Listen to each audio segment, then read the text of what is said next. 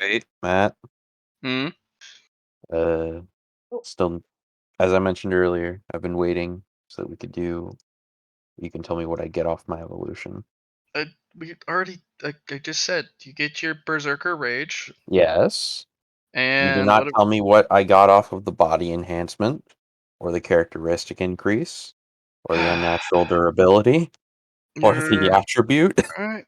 I thought we handled that. All We right. did not. Well, easy, quick and done. Let's do this. Sure. Characteristic. Your toughness is already 52. 52.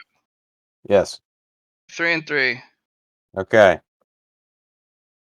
Claws. Yes. All right. Did you? Yep. Um. Add 2 pen. Okay. There you go. And you got a third unnatural characteristic. Yes. In toughness. Mm-hmm. Put that in there.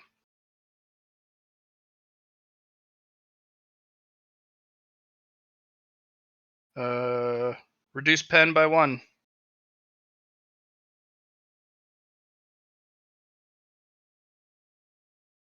Basically, if you get hit by something, it does 1 less pen. Okay. There you go. And then the attribute. Oh, Jesus, that again. Um. Hmm.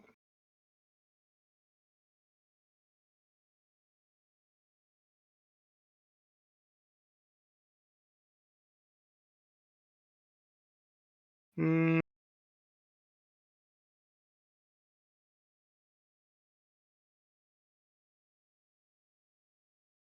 That's a tough one because you already got double damage. Increase dig speed. Yep, we can do that. Mess up those rocks. Yep. All right. Anything else? A percentile on that. Um. 25. Okay. Gonna double check.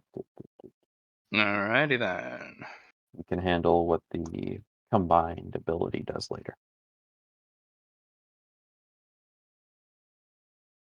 We're back to it, ladies and gentlemen. We're back to being monsters.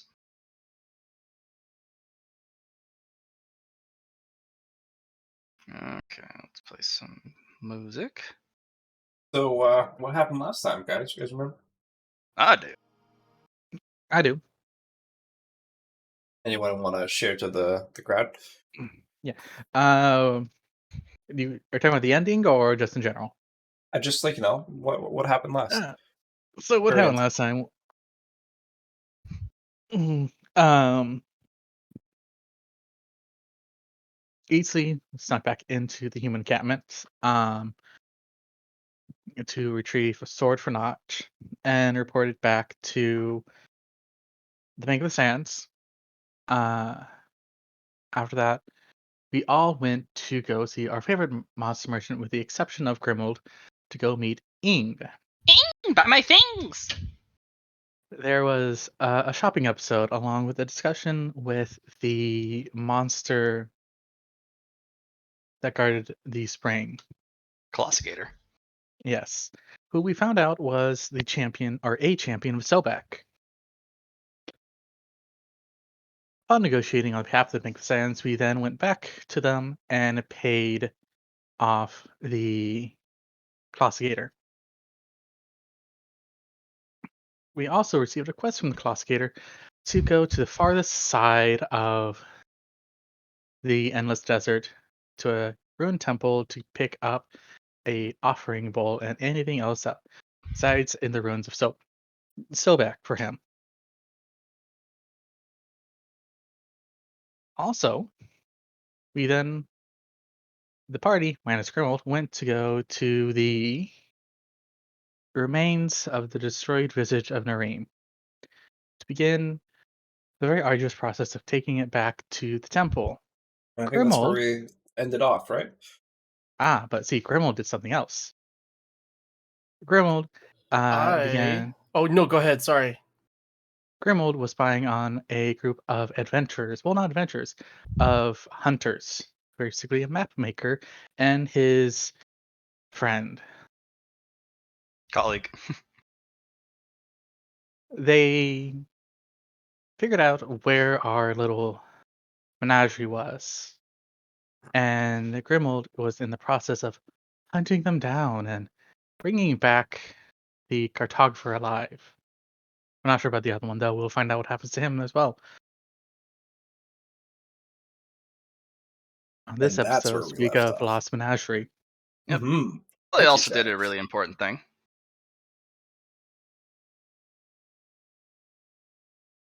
I think Indrid fucked some shit up with some rye beetles. Yeah. Yes, Indrid fucked shit up with the riot beetles, destroying part of the forward base Ascalon and injuring the captain there, leader. The leader, yeah, the adventure leader. Yeah, the leader. He is actually a certified hero, although low tier. Yeah. You know from information that you guys have learned from Notch, because you have the hero title doesn't mean you're strong. Yeah. It's a specific job class upgrade from adventurer that's really hard to get, but if you know the right people, you have the right amount of money, you know people owe you favors. It's something that's purchasable, a service to get you that hero title. Earning it is on your own is way too damn hard these days. But just because you have the hero title doesn't mean you're a badass. A lot of heroes are reliant on their gear, and if you run Right, into like that guy something that was. Yeah. if you run into something that really destroys and or just has a huge amount of object damage, including armor penetration and magic item penetration, then it really makes it so that the hero is in a lot of trouble. If you run into a hero that doesn't have a lot of gear that is really strong, that's a problem.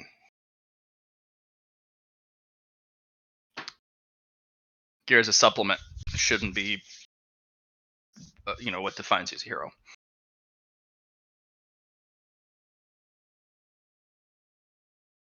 Unless it's, sword hero, spear hero, like that obnoxious title.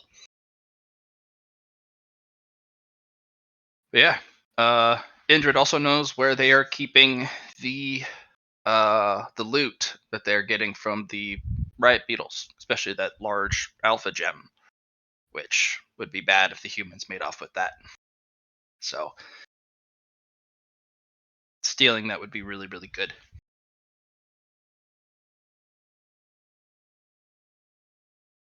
All right.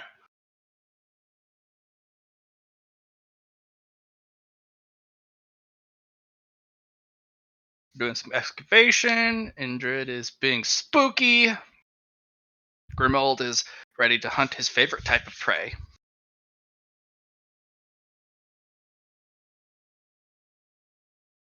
Humans. Humans, yes. So that means Indrid, since they don't have the Earth moving power, I'll share that ability, and then I'll also have the Earth moving power, so we can hopefully get this done quick. In the excavation? Yeah, for the excavation, Okay. or so we can all be working together instead of just Yeah, and Phil is there too, who's a master digger. Mhm. All right. So there's all three of you there. Should four of us be there, right? Did you want to bring Rask along, who is the ghost dog? It depends on if we go back to base, guys. Do you guys want to go back to straight to base? Or... We did go back to base because we picked up the kobolds. Yep. Okay. They all fit in the giant pouch. Sweet. Yeah, we can bring a Rask. No big deal. He's gonna grumble, but it's something to do, even if it's digging. He's actually pretty proud of his digging skills. Wonder if he's buried any bones lately. Oh, he'll fucking fight you if you're gonna throw that. You're gonna throw those fighting words around. I'll bite you. Arr. Making fun of me and my bloodline? Is that what you're doing, dragon? I'll mess you up. Fine, man. I bury bones sometimes too. Kind of just gives you a haughty. And Sure, eventually, if you- you guys fly over, and you guys are starting to pull the visage of Nareem.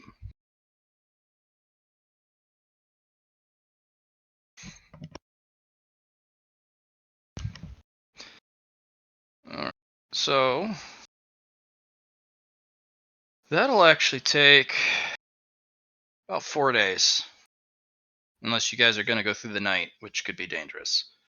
And you can't see. I mean, some people can see, like Indrid, for example. Yeah, well, Indrid could see it, but I don't know if Indrid's going to stay and fight basically take advantage of the situation at the forward base Ascalon, because it's in shambles. People are in bad condition. There's going to be people who are overworking themselves to help restore the base. It's chaos, which is the perfect time for a fear bringer to bring fear. What do you think about that? If Yeah. Indrid wants to do that.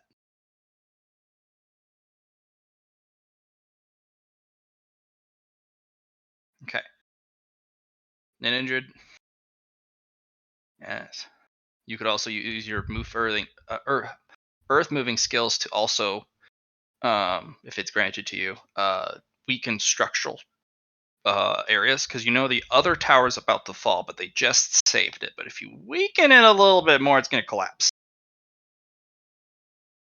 I didn't know I could get the earth move. Yeah, I just gave it to you. Oh. Yeah, through the friendship power. Susie has found a way to allow you guys to copy one skill or ability from another group in the friendship web.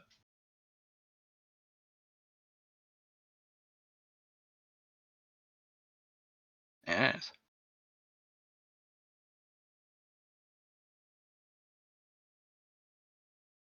Okay. Yeah. It's kind of weird to use, but you're just like, so I just kind of like hold out my hands and concentrate on the earth, and yeah, it moves.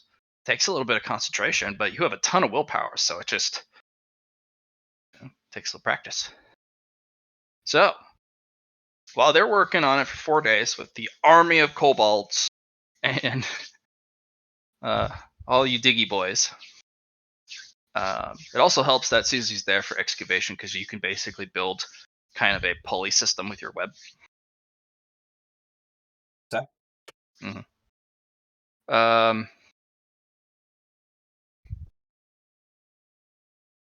We'll mostly dart back between Grimold and Indrid. So Indrid, if you'd like some time to think, I can jump to Grimold first.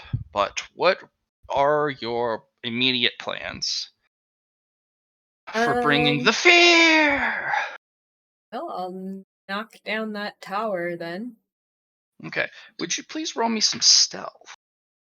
Yes. Yeah, you don't want to get caught.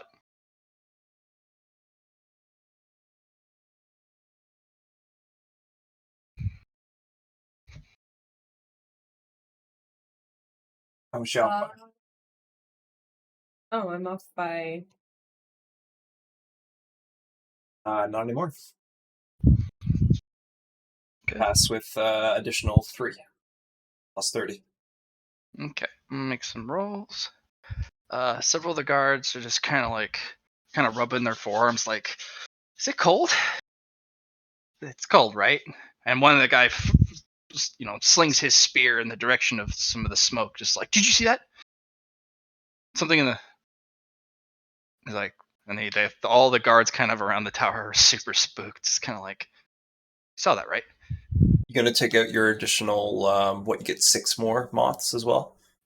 Yeah, I'm going to, but I'm not gonna get in the tower, right? Okay. All right. Go ahead and roll me a willpower test. Just wanna.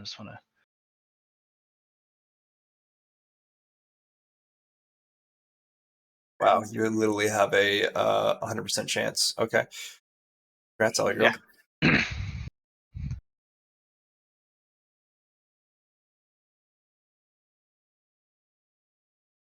Okay.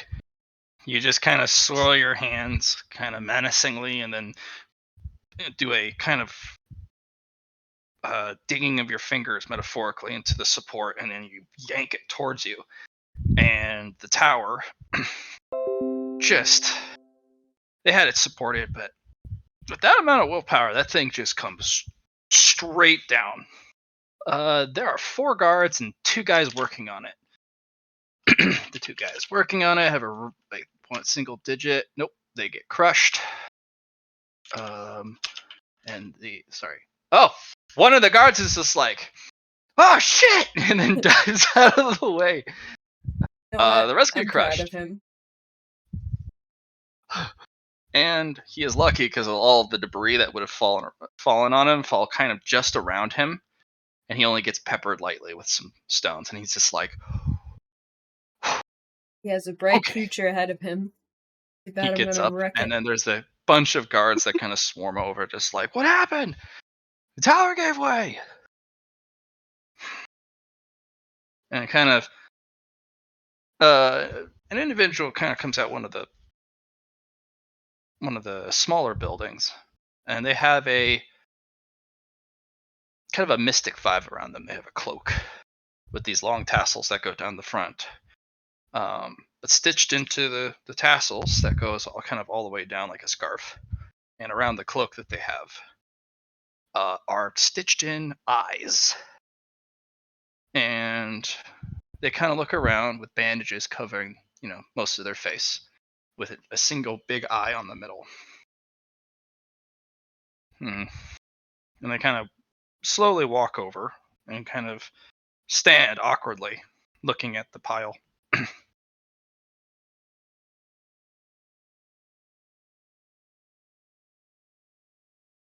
Hmm. Do you want to wait around to see what this is about? Or do you want to just use this moment of extra chaos to go elsewhere?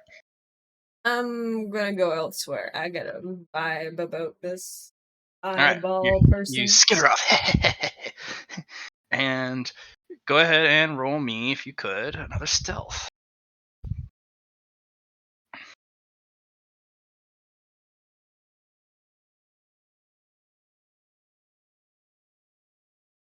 Let me try and assist Allegro.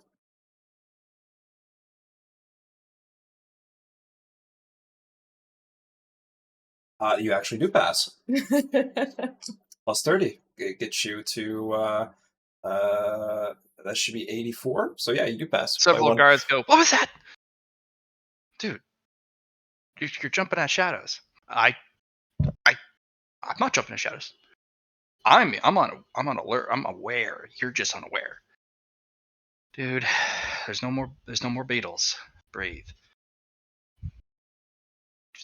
Well, what if it's not a beetle, huh?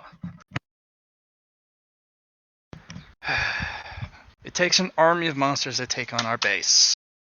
All right. Reinforcements are coming. It'll take them a bit, but we should be fine. Just. And it kind of looks left, looks right. Take a little bit of this. It'll take the edge off. And the guy takes a swig from a flask. Whoa, what is that? It's a concoction. Don't worry about it. Oh, that's gross. But yeah, I could. I would Yeah, that like takes. to drive the guy who took the concoction insane. Okay. With. Okay. Oh, dude. Oh, Here you go. Up. Dreadora. Okay. Takes over a minute to cast. Must be watching a person. Compounding madness that takes a very powerful blessing to remove. 1d10 insanity a day requires for a natural perception to 5 now Just because you kind have of willpower starts. of 5. Yeah. He starts scratching at his arm, just like, "You sure this works?" uh, mhm. Well, yeah. Um. I don't. I don't feel relaxed. Like, I mean, you can only help yourself, man. What did you say you put in this stuff again? I didn't. I drink it all the time. Helps me in my shift. Uh, I think I might be having an allergic reaction.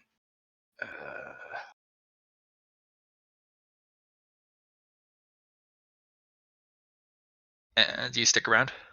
Nope. All right. I've been there for a minute. We'll leave. All right. Going out. You where you go next? Huh? I'm just gonna find a good vantage point to sit and watch the base from. Okay. Make me an awareness to find a good dark spot.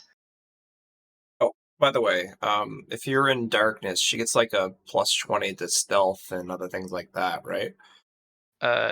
This is kind of into the evening. It's getting to nighttime, which Okay, is it's not there about to yet. be really bad Gotcha. for them. Still enough of the day, and you're kind of darting between the buildings in the shadow. Yeah, there's a good spot. Yeah. They actually have several spots. Some are a little bit more give you better view, but they're a little bit more dangerous. Some of them are really, really dark and tucked away spots, but they don't give you as much of a height advantage, a view across the base. So, I'd mostly just like to be able to see if people are coming and going. I don't have to see them real close. I just roll have me an to. awareness and a logic from one of the vantage points.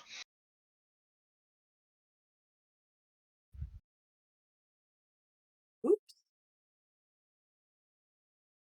Gonna help. Let's see if I can help. Matt, does Fate and Destiny pop in there with the 94? Um,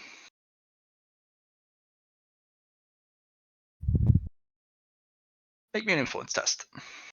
Oh yeah, that I can do that. Easy peasy, pump squeezy. And I reroll with my lucky. Still pass though. Okay, I'll get a bad vibe. I'll reroll my awareness. All right.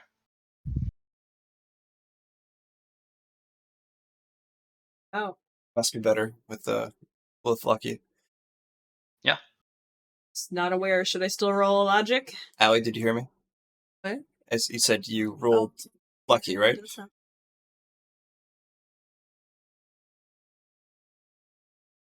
That's better. Also roll your 1d10, please, because you rerolled with lucky. Really, it's Johnny reminding me of that. You usually just throw me to the wolves, but I do.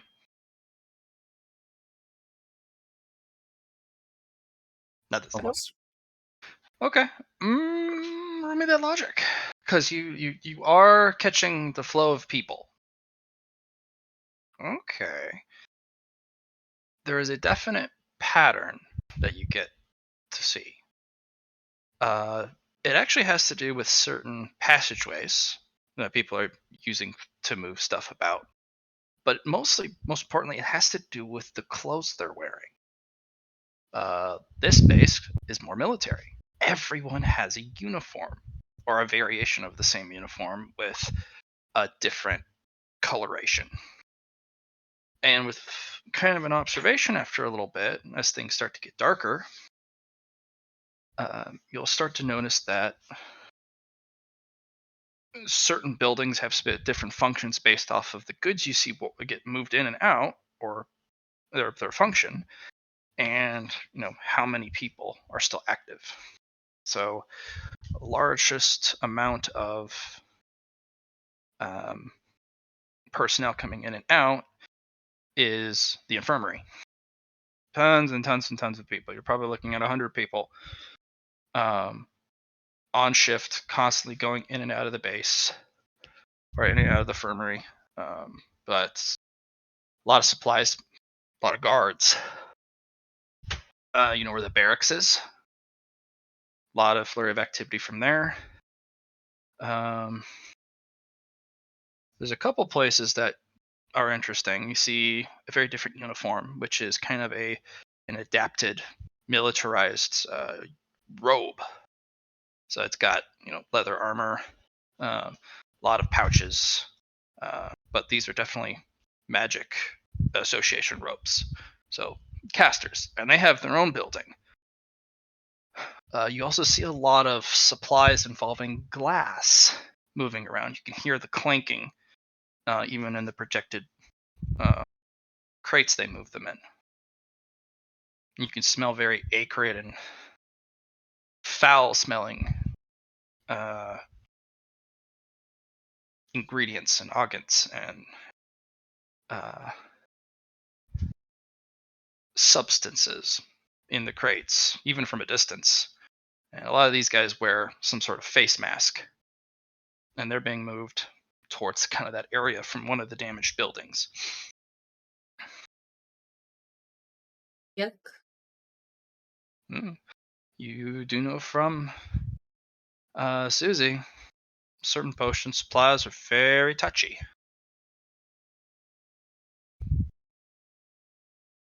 Go ahead and make me a troublemaker roll for logic. So you're a troublemaker, right?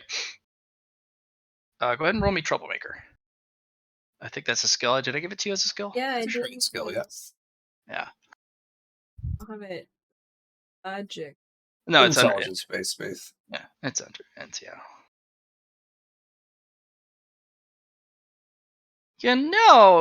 With this mind connection thing, and with the chaos on the base, you may not know alchemy, but you know how to make trouble.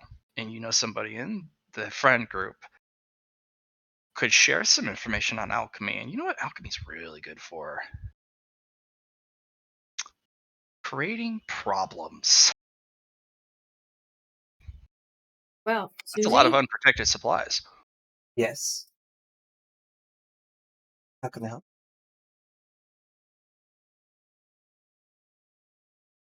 Make trouble. I always want to make trouble with you. It's very cool.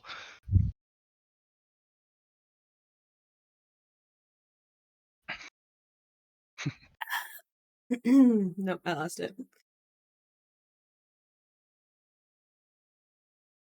Say, there's some alchemy bits over there.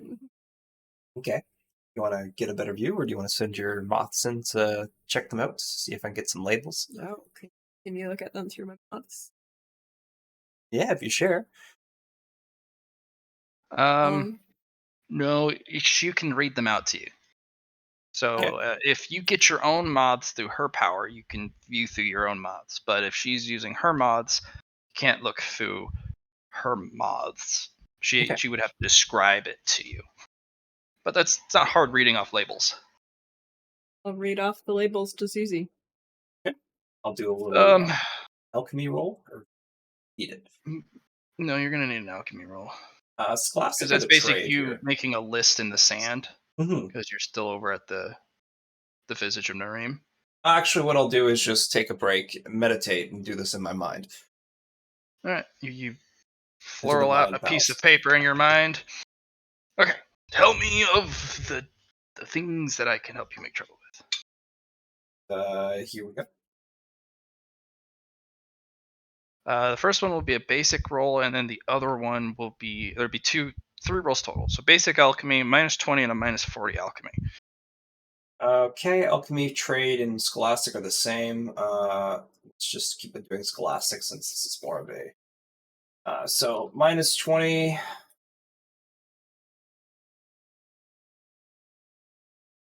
I sorry, I got rid of the 0. That's what made perfect, and the minus. Uh, uh, I might need a boon to pass this, but I will use lucky either way. Better than a 75. Not better than a 75. Again. Not better than a 75. It's 20. It is better than a 75. I need another. Almost there. I was close, but no cigar. Anyone donating a boon in the friend group? I'll donate a boon. Okay. So you're kind of scratching your noggin over this, and first alchemy roll is there is some formulas for or some you can pollute and destroy the ingredients and their efficacies and their usefulness. Some of them require you to expose it to air or expose it to temperature, but you can completely ruin all of their supplies.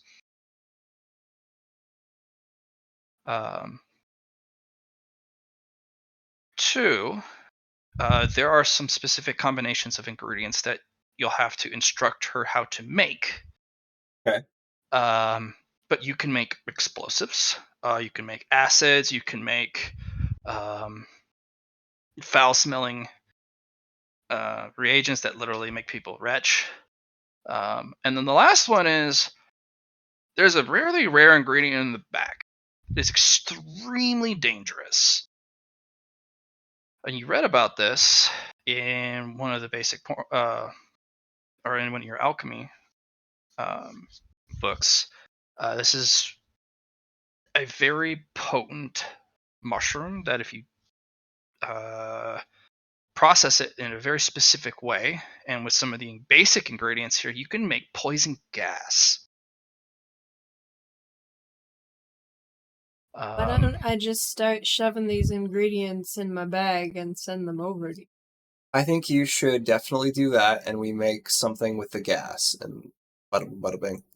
Yeah. Yeah. Okay. This poison gas specifically is used to clear out dungeons and or entrenched territories. It's basically smoking them out, but the smoke is poisonous. It is not subtle. It's not subtle at all. It's a creeping, noxious purple cloud.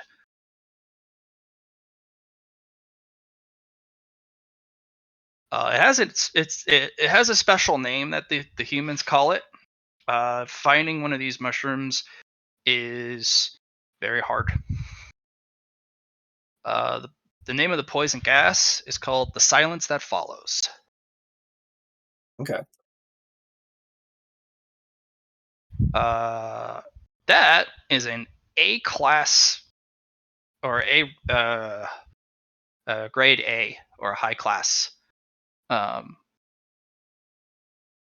material for crafting. Mm-hmm. Yeah, too, but I couldn't get It any of has the no spores. good uses. Yeah. There is nothing good about this mushroom. Besides death. That's what it's used for. It's used for poisons, toxins. It's used as acids too. This would be saved for like if they ended up trying to fight the Colossigator. This is what they would use.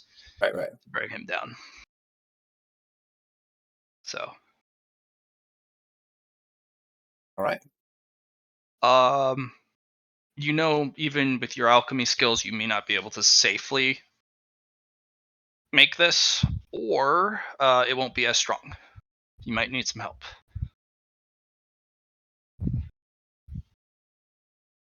Like Notch, for example. Notch would know how to make this, yes.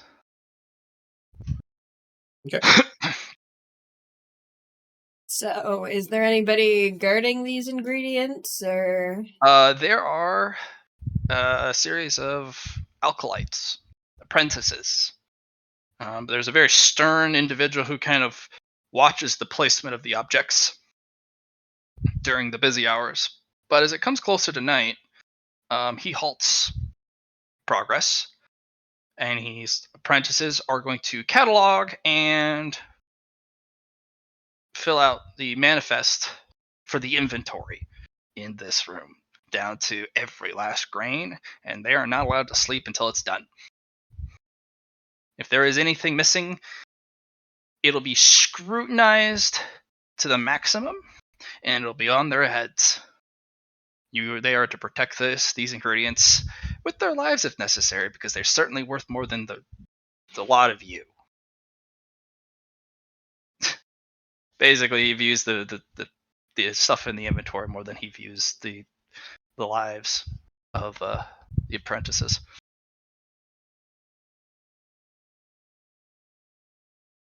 And there will be 4 people in that room. It's pretty large. Going over everything, categorizing everything, cataloging, sorting, all night. But they're apprentices. You saw what an apprentice could do. They somehow turned a firebolt into a fireball. How'd they do that? Some human witchcraft.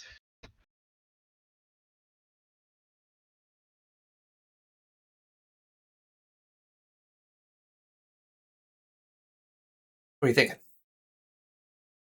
I'm trying to decide if I'm going to murder them or scare them all away. I guess you could just start with nightmares for the first night. While they're not asleep.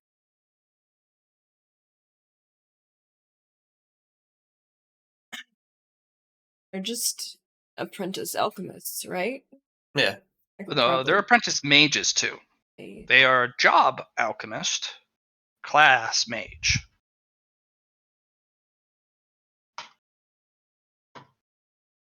So they will be able to cast spells, absolutely. They also have some potions on them, as alchemists do. Health potions, and mana potions, at minimum. And Matt, you said these guys are not sleeping. They're not going to. They're not going to sleep. Several of them dose up on stay awake potions, and they're going to be working throughout the night in a well lit room, except in one corner. There's one corner purposely kept dim because there are photosensitive ingredients.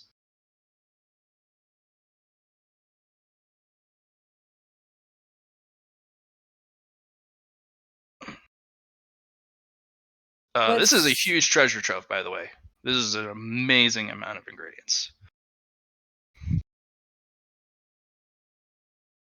Where's the mushroom at?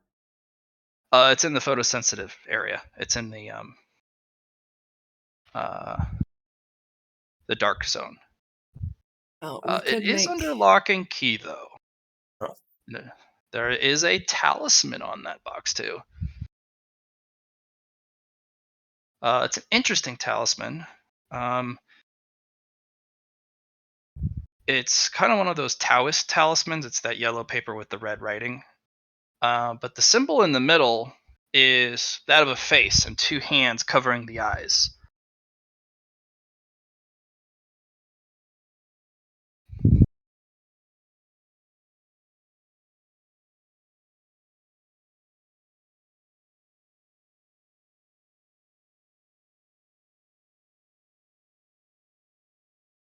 Yeah, I wonder if you could just put it in your inventory. I bet the talisman would stop it from doing that. It is a possibility. Try. Yeah. I was kind of thinking if we could make the poison gas. But maybe we could find a different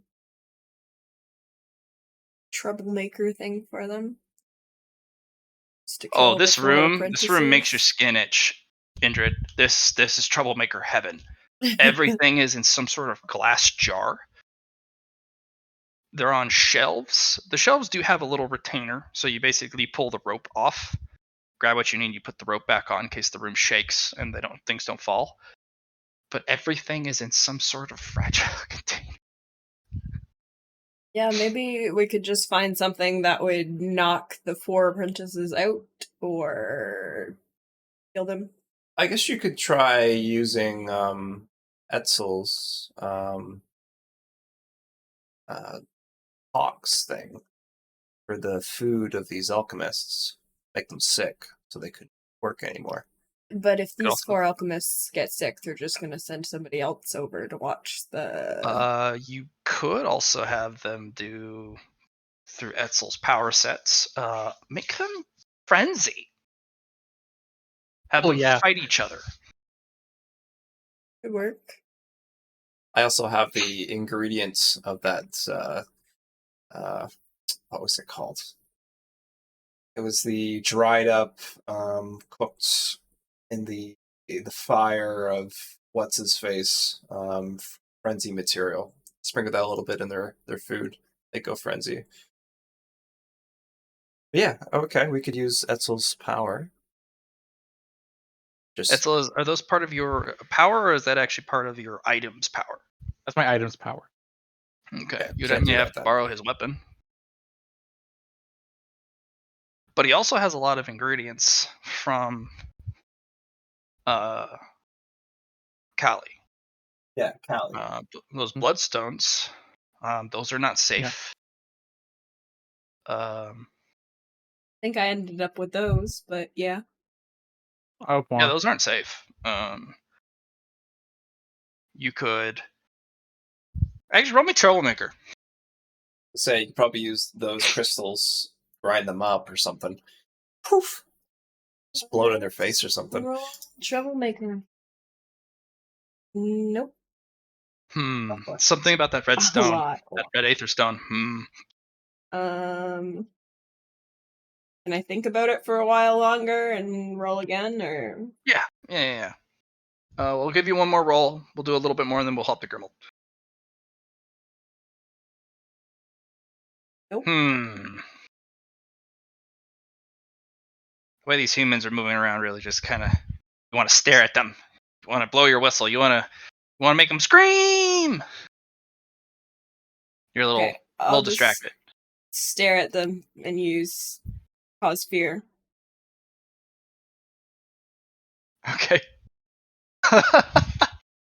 All right, let's see what we got. Cause fear. Oh boy. And that's a yep.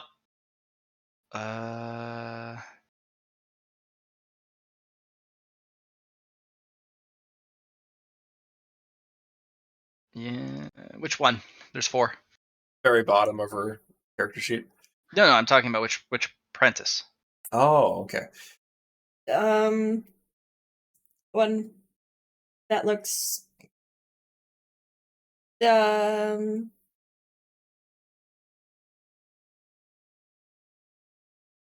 one that looks the tiredest. that'll just wake him up. The one who looks most put together.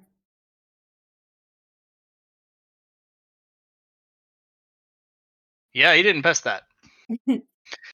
He will literally just start flailing and thrashing around. It's just like, oh god, bees, the bees, and he will literally run out the room, and everyone's just like, cause fear does?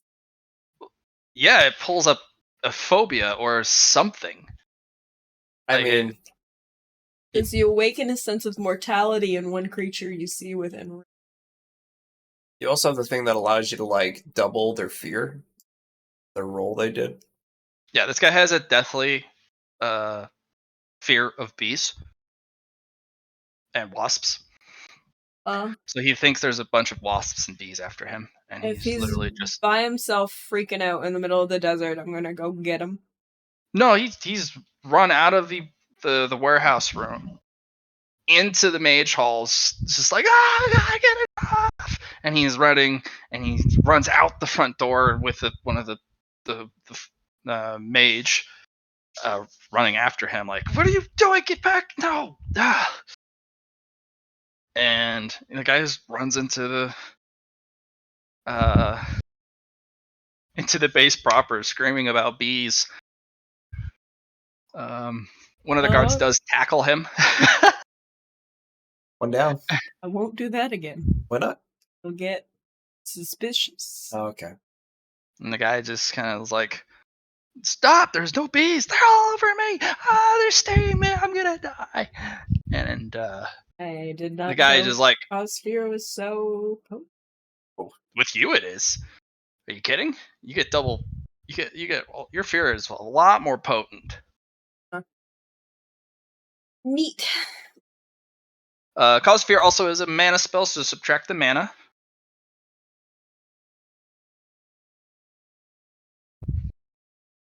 And the guy just kind of pauses, like, Is it 1 mana or what rank is it? I it think it says was. spell slot, and I can use a level 1 spell slot or a level 2 spell slot. It's so the way I had it work is your mana pool is, I think it was your int plus your willpower modifier. Mhm. Yep, But I've for every unnatural you get plus the bonus from that. So you have a ridiculous amount of mana. That costs you 2 mana to cast that because it's Cantrips are twice the 1. cost Yeah. of the spell rank. So a level 1 spell costs you 1, a level 2 costs you 4. You can even cast level 9 spells because you have 18 mana. I have 33 mana. I know. So You have enough for the 18, is what he's saying. Okay. yeah. Yeah. So Okay. yeah, he just goes running off, and then eventually he gets tackled. And the mage kind of studies him for a moment, and you see him put his hand on the guy's head, and there's a flashlight, and the guy's like, oh, oh, oh god, the beasts are gone. Oh. And he's like, picks him up, pulls him nose to nose. We're going to have a discussion about this. That was a spell cast on you. And if I remember correctly, I assigned you to cataloging and inventorying the alchemy supplies. That is a misdemeanor offense, even by our laws. Messing around in the alchemy storage, which means somebody cast this spell on you. And he kind of tosses him and he slams back into the dirt. Someone is about to have a very bad day as he storms in. And he doesn't kick open the alchemy warehouse door. He opens it slowly and politely, but then he just kind of looms in the door. Everyone out. But we're not done at category. Get out now.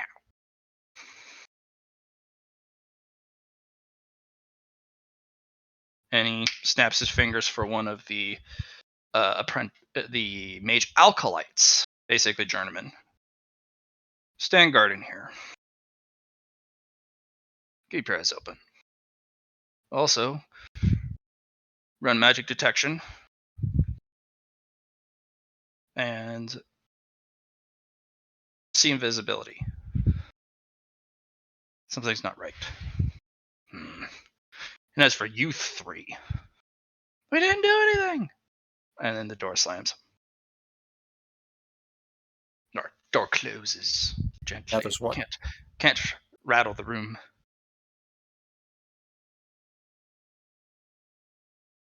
You want to scare the fuck out of them. I'll just run in face. Unless you kill him. Cause heart attacks with your actual fear. Can I? Yeah. Yeah, if you like jump him too. He needs to roll he needs to roll a willpower test, and however many you fails by is doubled by your effect. I gotta roll at a -10 anyway for fear 2. Do your scree or anything else, kind of just Enhances it, but that also scree is very loud. Yeah, you could do it. Be maybe your bone mask. I'm not sure, but just like jump scaring him might be. Give that smile. Do you want to? You want to jump scare him with your bone rattle mask? Yeah. All right. Might have you roll stealth. This guy is starting to, he's casting in quadrant 1, and you're in quadrant 3, in the dark corner. Are there windows to this warehouse, or does it just have one There entrance? is a funnel vent up in case of emergency fumigation. There are no windows. But I can go up a funnel vent. Can I? No, it's a small vent. How did I get in here? I thought you used Move Earth to go through the wall. Okay. Sure. No. Or through the ground. Yeah. Sounds convenient. Keep Mhm. Move Earth on hand. In case I need. All right. Roll me stealth. Nope. Ugh. Susie, help. Let's see how much I can get you, but you should probably use a fate point either way. I don't give Fate you point. any bonuses. Lucky. Oh, lucky. Yeah. All right. Pretty lucky. 1d10.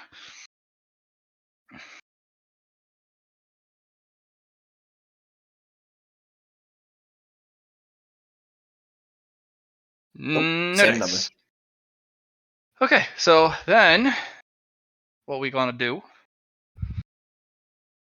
is we're gonna be rolling for him because it will be opposed. Blah! No, he's concentrated on his spell.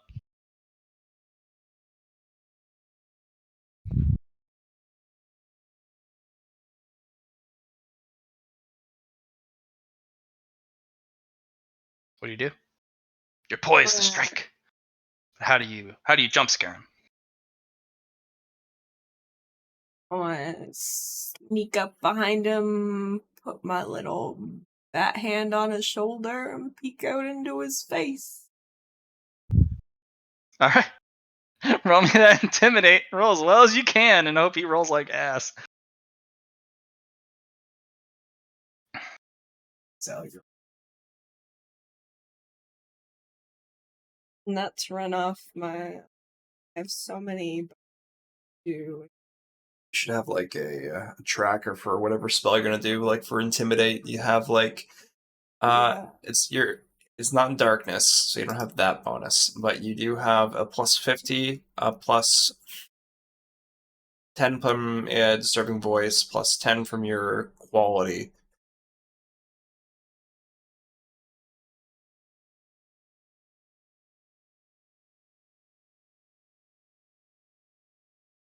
You also have, since you have fear, just the basic fear rating. Here too, it's a minus That'll 10 for them. also, Yep. yeah, it's minus them. Yep.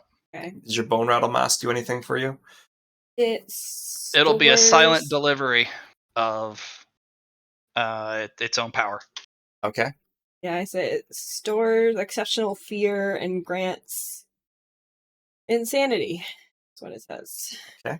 Yeah. So when yeah, if they roll poorly, they get. Oh. Okay. Uh, So, Alley girl, I can't wait. You have mastery on intimidate, don't you? Yeah. Okay. Roll that intimidate and then use a mastery on it after. gives you bonuses equal to your. What? What I would do there is add definitely the mastery to it because it's going to give you Matt. It gives up to the willpower bonus, but the willpower bonus is changed with unnatural willpower, so I don't know how much that would be. +1 per unnatural. +1 per unnatural, so you have a +10 applied to that. So 17 degrees of success. All right, let's see what this guy's got. Use your 1d10 as well. Ooh. Oh. All right, Didn't like let's. that. He's gonna fail. There's no way he can beat that. So But we're it's all gonna about go. degrees of success here, like because that reduces the how many degrees of success did He he had get? 4. 4. Okay, so at least it's going to make that a 14, no 13 instead of a 17. But it's still doubled. And the minus Yes, 10. boy. Oh, that's right. He's got minus 10. That would be 3 degrees of success.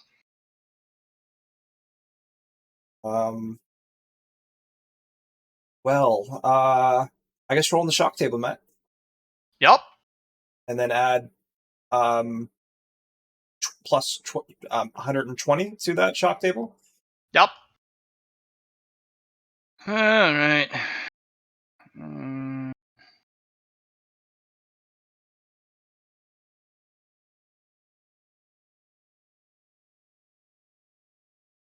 Fear, madness, and damnation. All right. Shock. Blah, blah, blah. Rolling on the shock table. Bloop. I think he's dead. He's a roll toughness test, I think.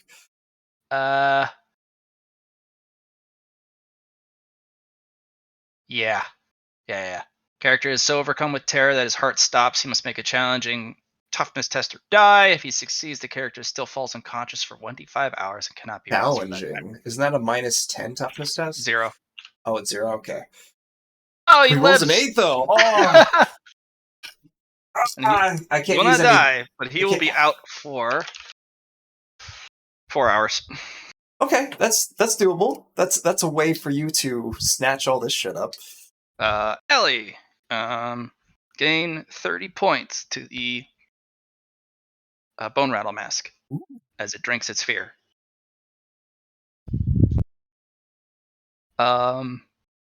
If you successfully fear someone, you can either choose to gain points or give points. Giving points means every point that you have in the bone rattle mask, that's 1 insanity given to the target. If you take points, that just adds points to the mask. Since you didn't have any left, you now have 30. Damn.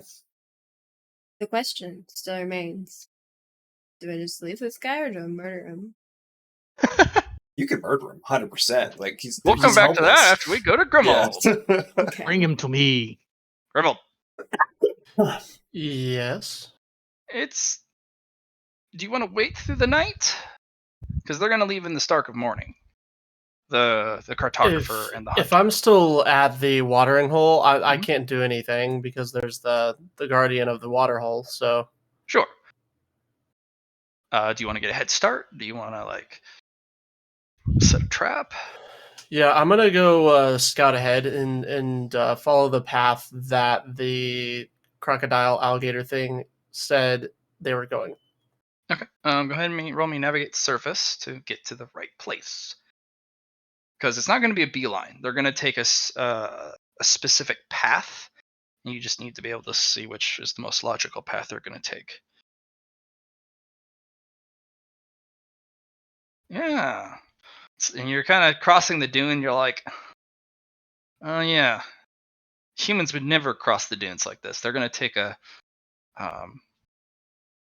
more, a less resistant path, and eventually you find exactly what you're talking about. It has a little bit more rocky area, but instead of sand, it's kind of hard packed dirt. Really good for actually moving. Not a lot of dangers in this area either, except for there's a couple Zorps, but I mean that's just lunch for you.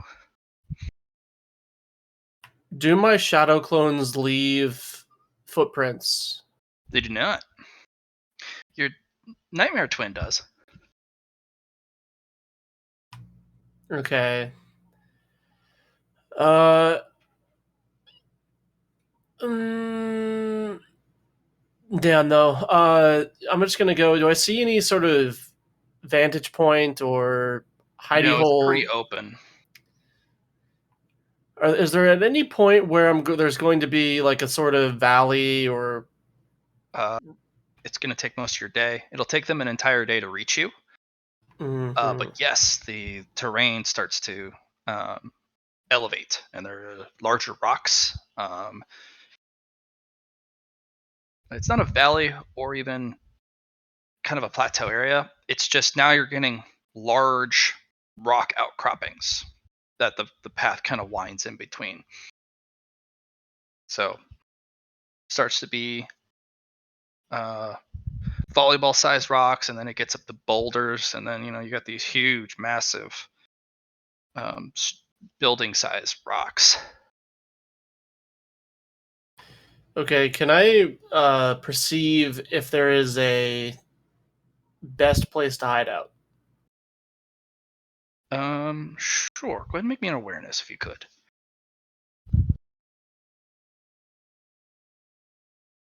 And I believe I have mastery, right? Mastery, what it allows you to do is, if you want, you can use a boon or a fate point to increase the degrees of success, pass or fail. So, mastery uses up your precious reroll resources.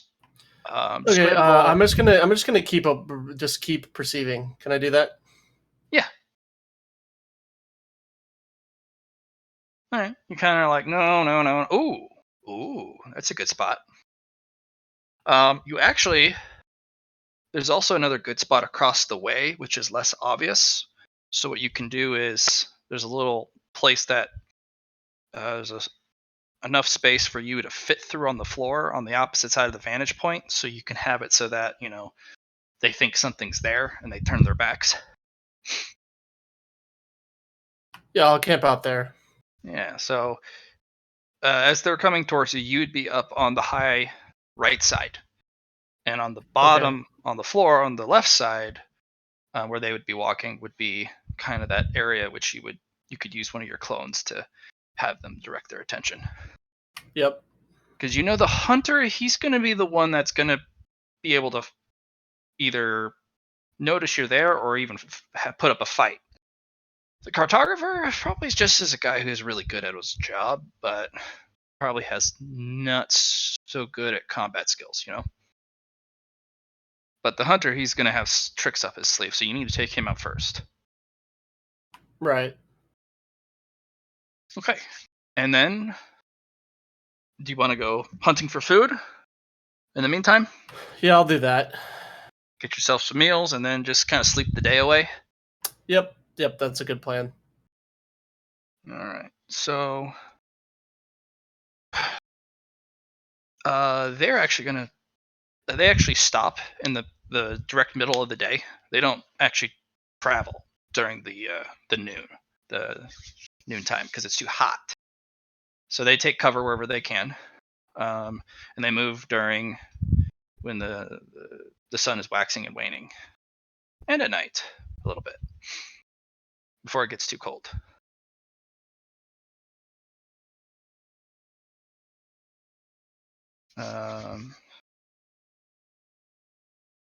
Maybe an awareness test, because you're kind of they're kind of moving at odd times. Makes you a little drowsy, Hold on. There's something I can do here. I have keen intuition, though. So does he. Oh, yeah, I guess do it up, because I have failed both times. Remind me again what that is? You can reroll your awareness test at a -10. No assistance for me, though. There you go. You kind of your ears perk up. Oh, they're moving quietly. Interesting. You'd think the cartographer guy's pretty chatty, but no, they're moving with purpose. Quietly. They'll arrive in about a minute. And what time of day is it? It's early morning. The sun is up well enough, but it casts shadows in this hall of rocks, this passageway of boulders. And in these shadows, will I get any of my bonuses, or Yes, is it? You'll get a plus Okay. 10 because it's right in between Okay. night and day. So instead of the plus Okay. 20, it's plus 10. Okay. And remind me, we had determined that my standard bonus during the daytime for attack rolls was 60, right? Yes. Okay. So 60 plus 10. Mm-hmm. Okay. Yeah. How are they traveling? Like, in what order? How many are there? It's just the two. The hunter in the front, cartographer in the back. And Oh, so they're they're walking in crew. single They're crew. file. Do I remember if there was any more at the Nope, just those watering two. hole? Oh, okay. Okay, so my plan is once they kind of fall into a shadow, I'm going to send one of my shadow or two of my shadow clones to basically attack, quote air quotes, the cartographer so that the hunter is drawn that way, and then I'm going to sneak attack the hunter, basically. Okay. Go for it. So that's the plan. Are they in the shadow right now? Yes. They pass in and out of shadows constantly. All right. So from the opposite kind of side of the little tunnel sort of thing that we're in, I'm going to have my shadow clones. I'm going to order them to jump down and snarl at the cartographer while I'm waiting on the other side, kind of behind them. He just kind of jumps. Oh no!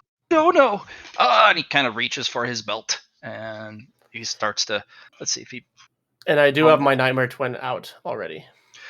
He fumbles whatever he had in his hand, like no, and he drops it on the ground, whatever weapon he was trying to pull. The hunter's going to get a series of rolls.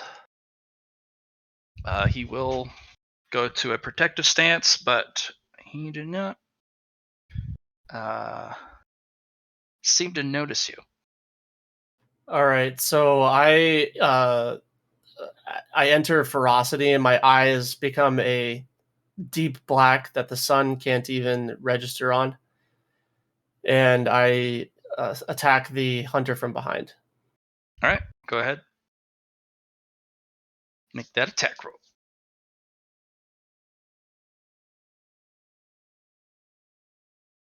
All right.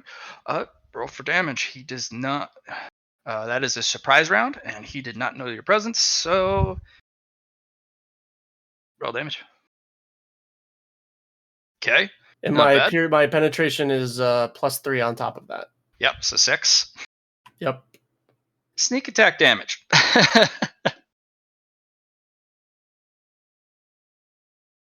Oh. All right. And then remind me again how this works. I can attack twice in one turn, right? For your tail barrage, did you get an upgrade that you can attack twice in a turn? There was something in here. Let me see. Let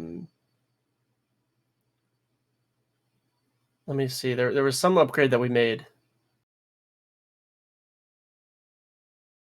Let me look. Good enough damage. It's a good amount. A lot of ones.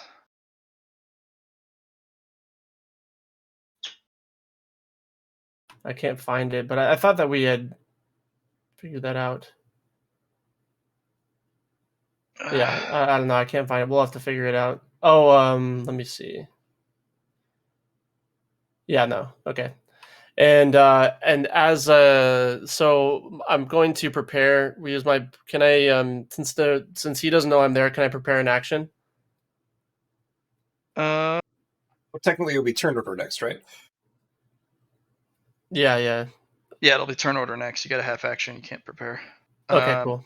Doing a hold action is a full turn thing, and you get a prepared half action to do something. Oh, Matt, here it says traits +1 attack per turn. Under my traits.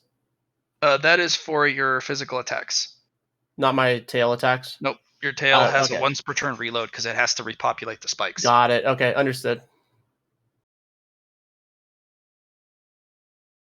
But you could blink behind him and attack him. I'm already behind him at the moment. So no, I'm talking like blink directly down behind him, not from your vantage point. Oh, and do a physical attack on him. No, Yes. it's okay. I'll hold my turn and then. Would that allow him to get the sneak attack again, though? Or no? Because we don't have stealth sniper yet, do you? No, never mind. Broke. It's been broken. Gotcha. Okay. Turn order. The guy looks like some sort of blue runic barrier had popped up, but it had shattered under your array, and some of the spikes hit him. But he is still up. And he doesn't know where I am yet? Oh, he knows. Okay. Stealth sniper. All right. Cartographer, hunter, and your initiative, please.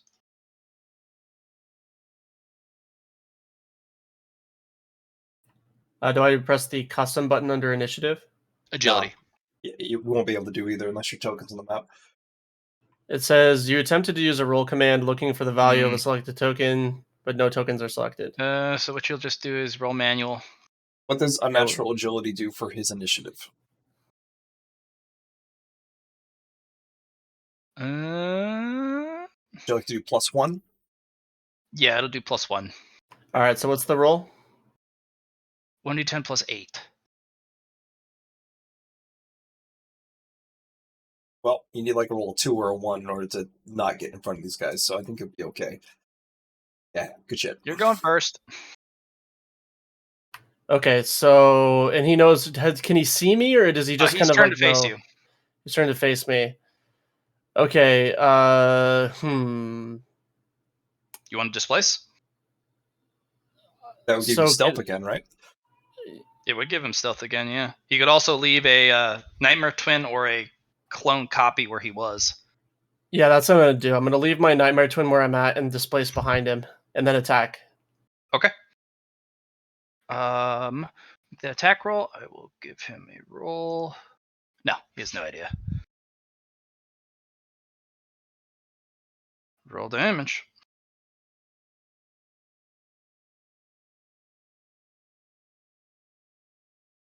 Very nice. And then that's +6 penetration.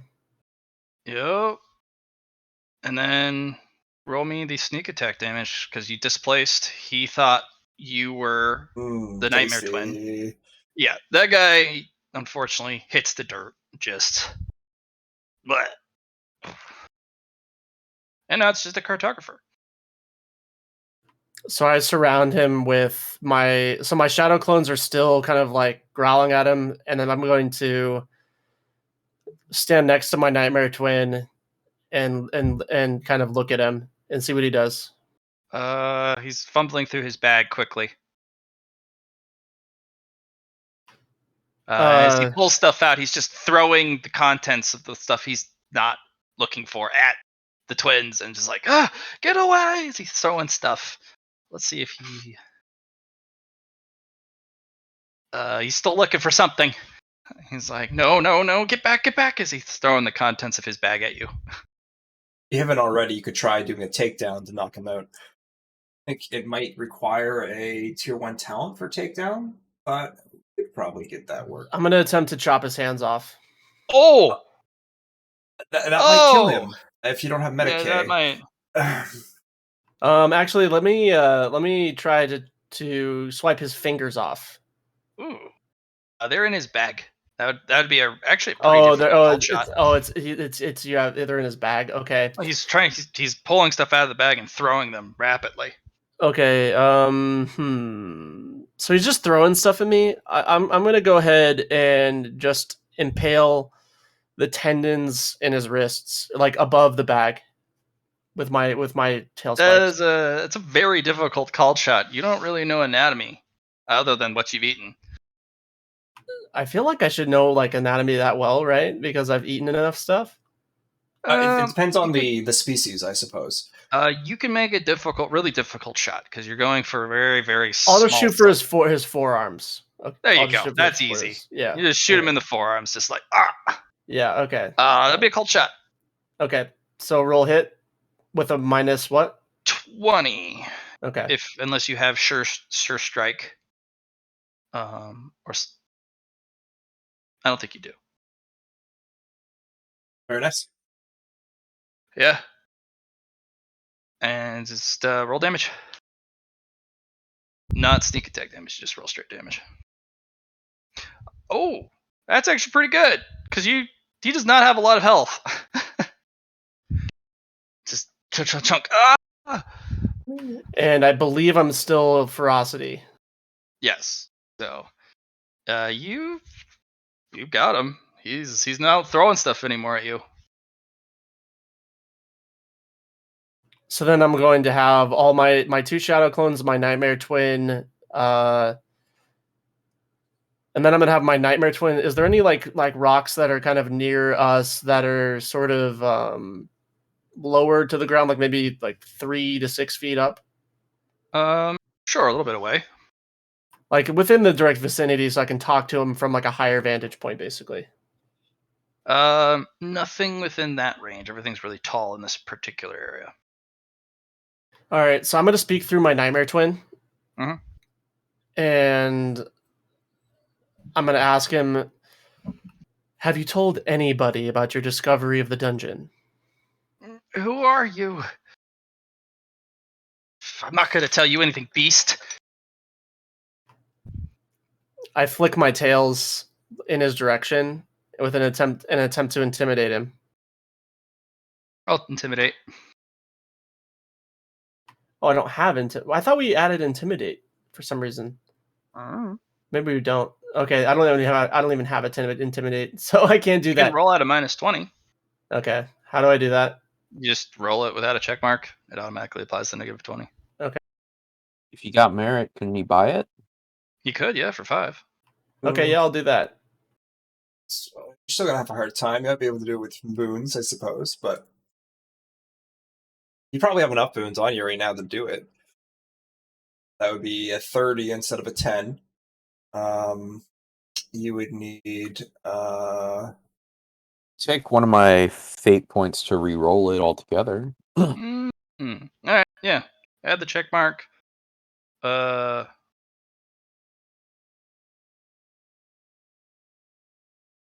fortunate. Yeah, I guess he's just not intimidated. That's fine.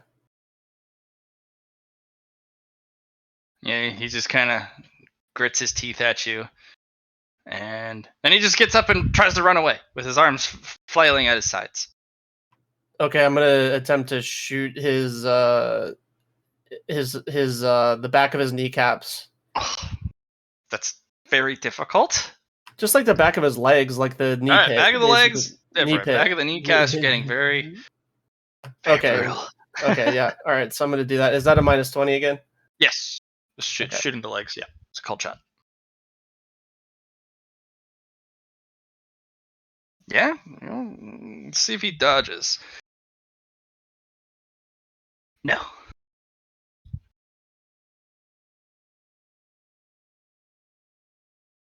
He'll hit his legs. Roll damage. Roll low. He doesn't have a lot of HP.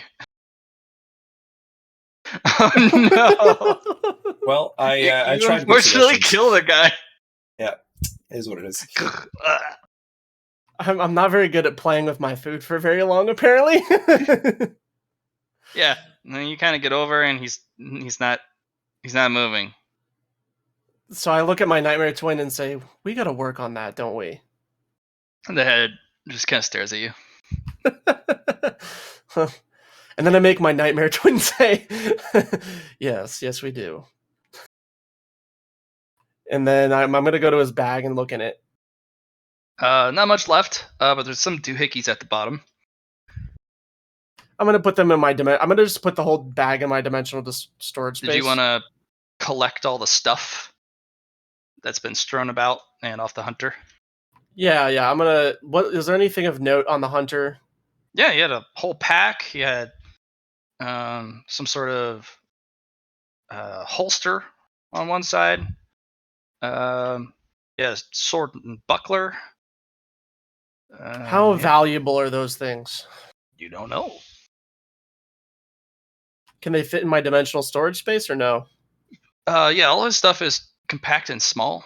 You would have to have Susie make a couple shifts through. So basically, you put the cartographer's stuff in there.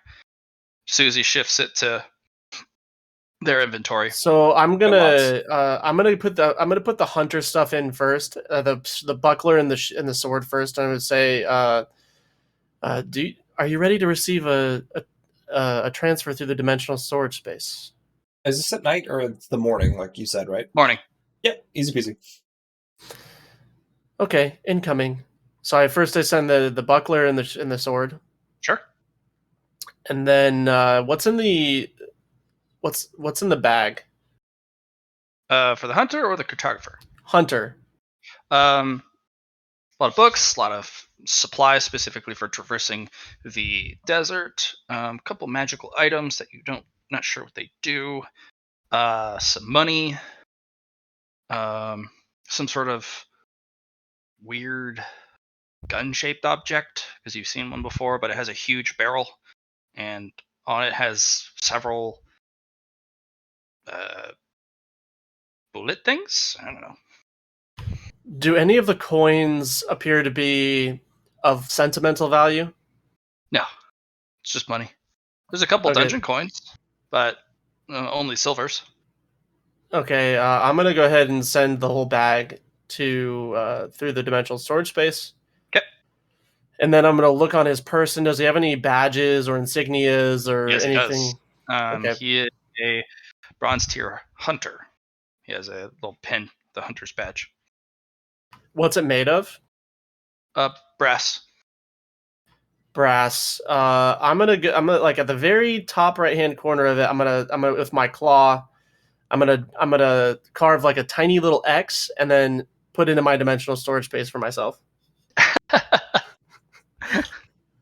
And then I'm going to take one of his fingernails off and put that in my storage space as well. Are you talking about the actual finger itself for the knuckle bones, or are you talking Nope, actual his fingernail? actual fingernail. Oh, which one? The thumb or the? I'm just gonna take his pointer finger. Actually, I'll Alright. take his pointer finger. Yeah. So you got your trophy, because Got a couple trophies, and then I'm gonna look around at what the cartographer threw at me now. maps, paper, ink, quills, food. Threw a water bag at you, whatever he can get his hands on. But he didn't get what he was looking for in time. All right, I'm gonna send all that through the dimensional storage space along with the cartographer's bag. Okay. He does have a pen. It's a silver one.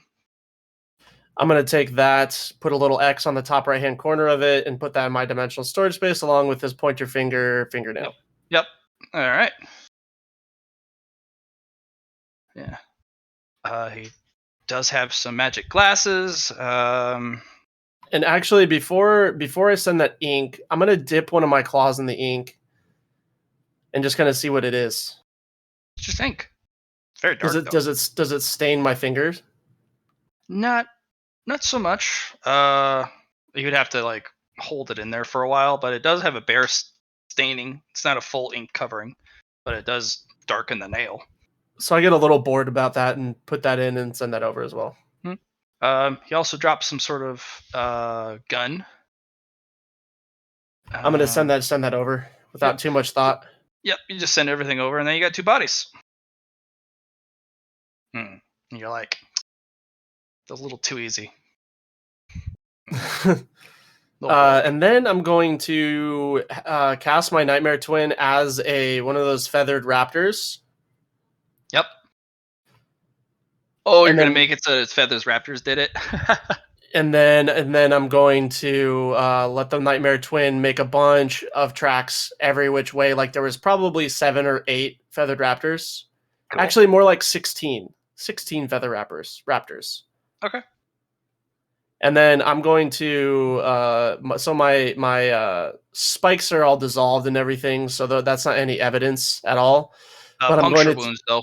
But I'm going to take my claws where the puncture wounds are and dig scratch it up so that no one would be able to discern that they were puncture wounds. You gonna leave the bodies here? I'm gonna eat most of them. And then do you want to pull them off the track off to the side? Depends. Do you want them to be found or you want them to be hard to find? Harder to find, but well, I don't want it to seem like they were dragged. No. Well, feathered raptors would drag their prey. Oh yeah. Okay, then do I know that? Mm-hmm. You've hunted them. Yeah. I'm gonna catch something. They kind of drag it off to not where they immediately caught it. Okay, I'm gonna do that as well. Okay. All right. You have set a crime scene. Okay. What would you like to do now, Rimmel? You've cut off the flow of information that they had discerned about your dungeon. You've bought your dungeon a lot of time. I'm gonna go back one last thing, and I'm gonna bite the hands of both of them so that no one can tell that I ripped the fingernail off. So they didn't notice you took trophies. Yeah. Yep.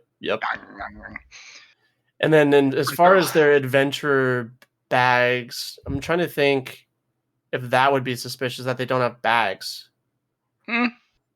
Thieves could have come by, Thieves could have come by and looted them. and they don't really care about the bodies. Okay. I'm gonna take this is all right. So I'm gonna take this might be a little too involved. Yeah, no, I'm not gonna do that. Okay. Yeah, I'm done. And then I'm gonna use my my mind communication to say the threat has been eliminated. I wasn't able to ascertain any additional information. I'm not so good at interrogation yet, unfortunately. Or playing with your food properly. I'm just gonna I'm gonna assume you didn't get the cartographer then, did you? Oh, he got him. He got him good. Well, I was trying to stop him from running, and he just died.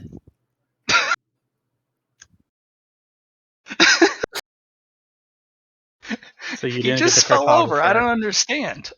Okay. He's not very strong, that one.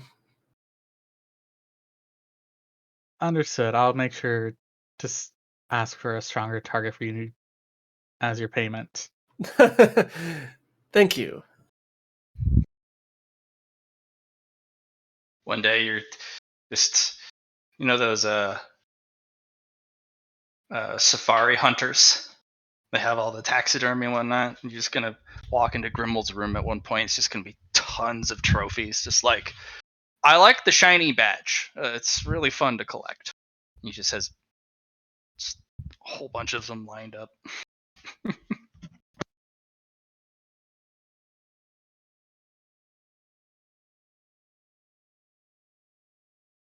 And then I'm going to start making my way. How far am I from the watering hole? It was about half a day's journey for you. Humans had to take it slower, but Okay, and I still have some time left on my use of the watering hole, don't I? Yeah, you got a lot of time. He gave you. So I'm gonna very carefully paying attention to every little thing. I'm gonna make my way back. Every little thing you say. For awareness, please.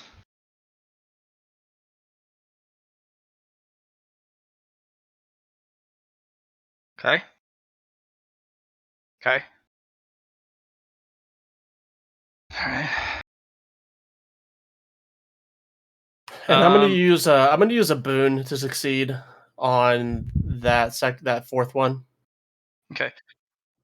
Oh yeah. Okay, can I use keen intuition on both of those fails? Yes, you can.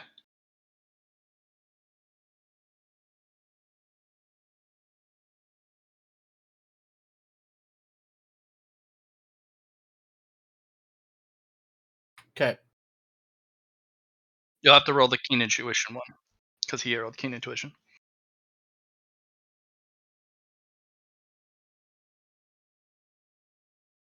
Yeah, you'll have to use the boon.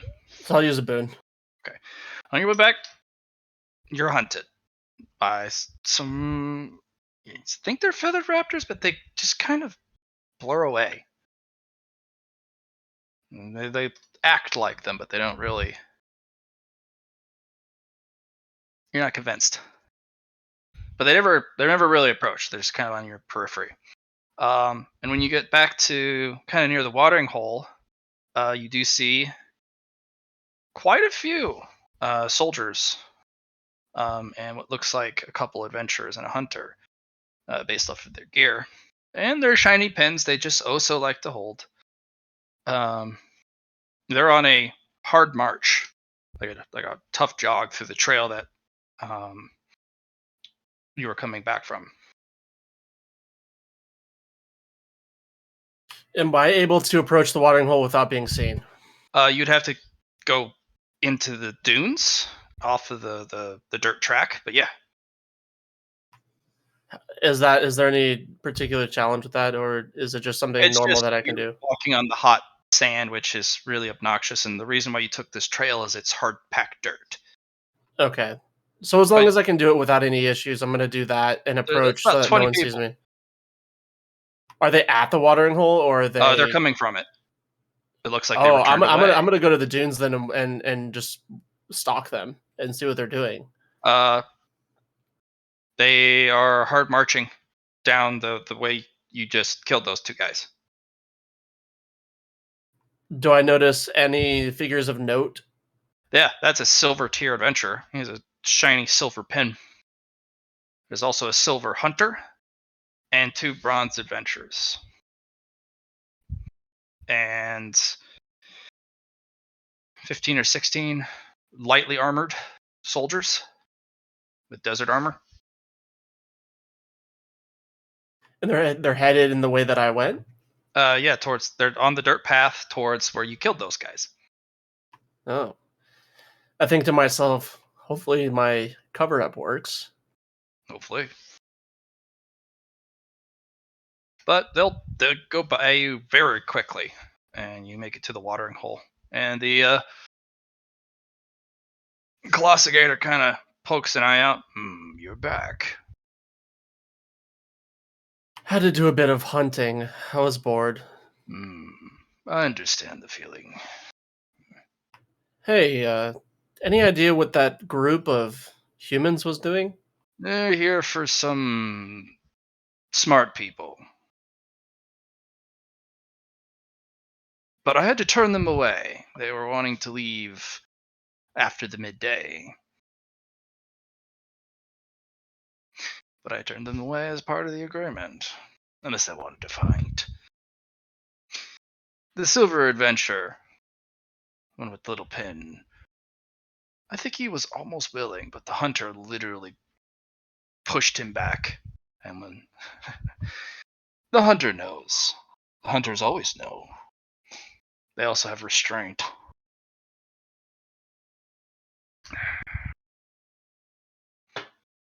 This is my territory. I have more power here.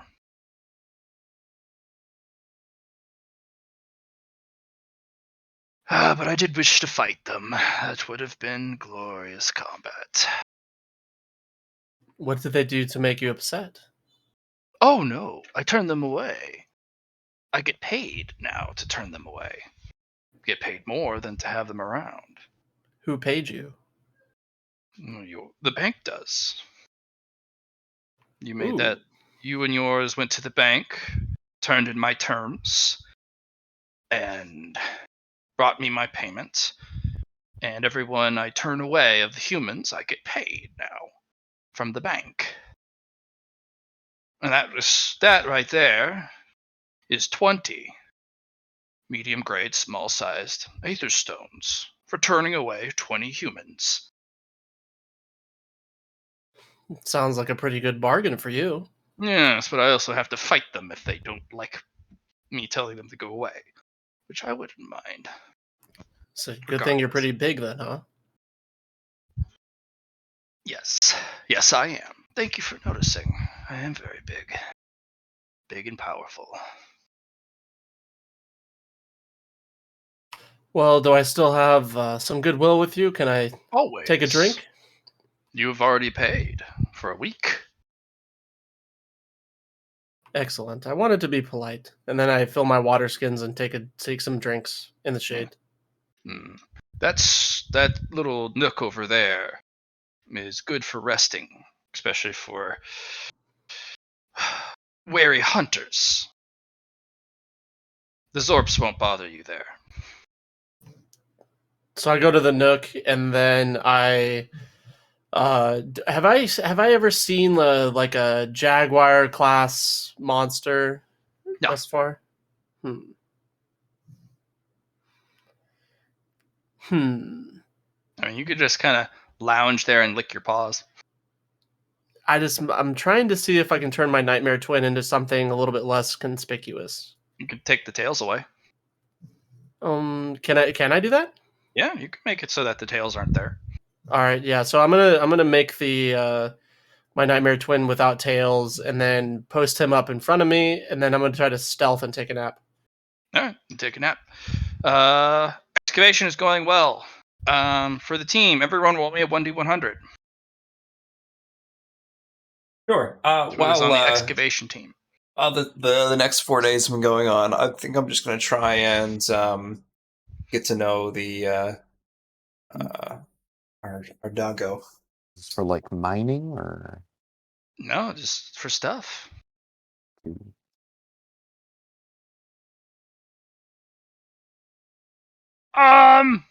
That's you too, Susie. You're on the excavation team. Ah, so close.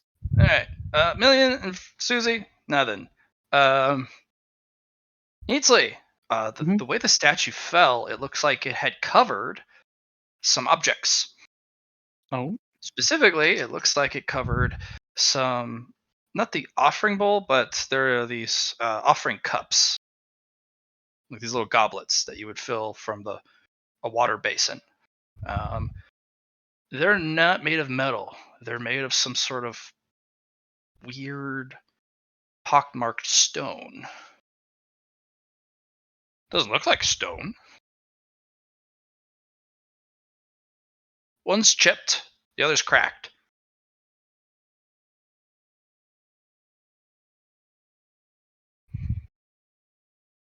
I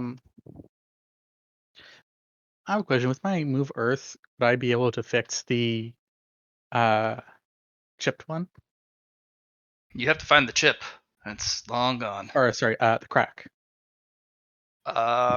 Move Earth, not reshape Earth. Okay.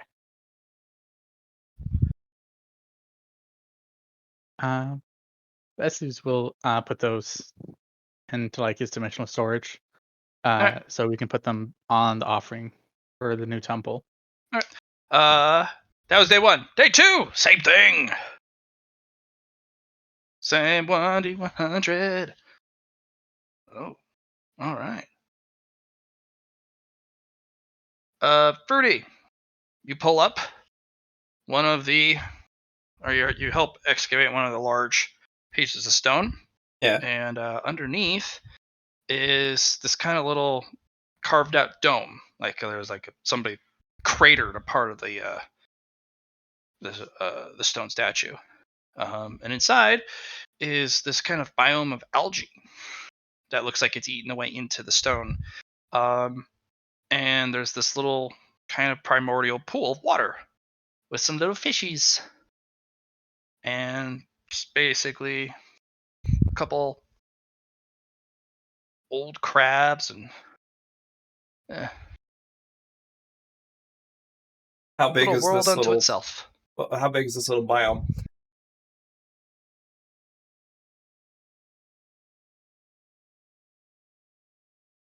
Matt?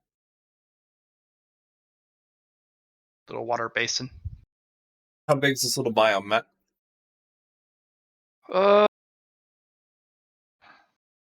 It's about 2 yards or 2 meters in diameter. Oh. So about 7 feet. I was thinking I could It's dig no it up. deeper than 6 inches. It's basically like cracking open an ancient geode because kind of the way the statues fell. Mm-hmm. Is there anything magical about this water? Not that you can tell. Okay. Warp sense doesn't pick anything up then? Yeah, Sounds good. You can roll Cynicians.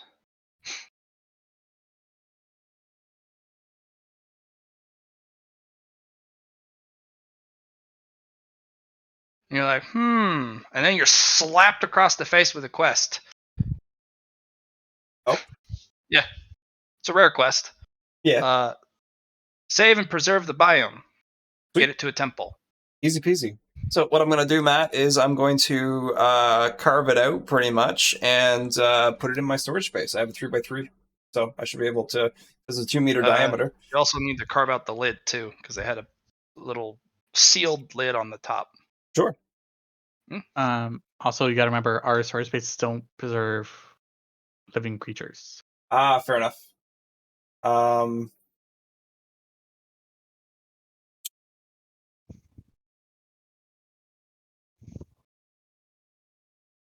Yeah, that makes things harder. Well, I can get the other things, I suppose, and put those in, like the. I could almost make like a. Could I use the earth moving to like harden some of the earth, like make it like a bath in a sense? You can move stuff around, but you can't really harden it. That's reshape Earth.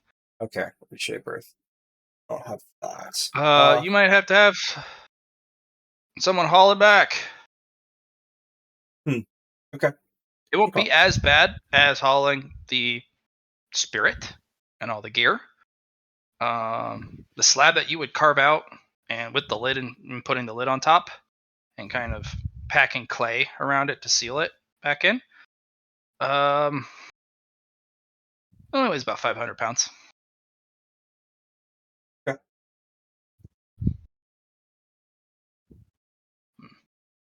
Sweet. All right. West. Excellent. Yep. Yeah, this is a save the primordial biome.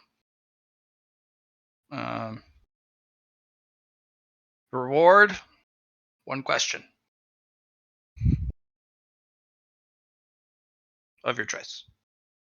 Failure, there's not a failure. It's just dashed out.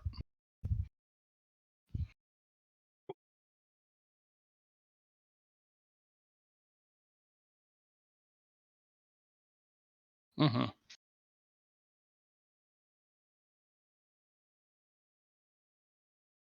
The About way of the 12. wording on it's interesting. It's more of a request than a quest. A request. Sure. Yeah, I get that. All right. Easily, you're digging through there. Find a bent and smashed water basin.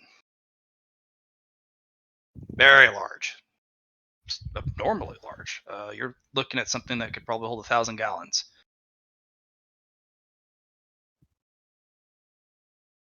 Okay. Or we're talking like swimming pool size water basin. It's just gonna. Go ahead. Yeah, no, that's you're kind of excavating it, and the metal keeps going and going and going. You're like, how big is this thing? And it takes you most of the day to get all the sand out of the way. Meh.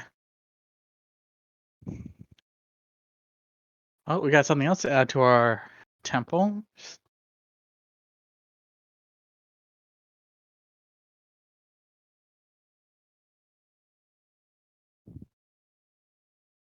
Phil, you find a lot of the kind of scattered fragments.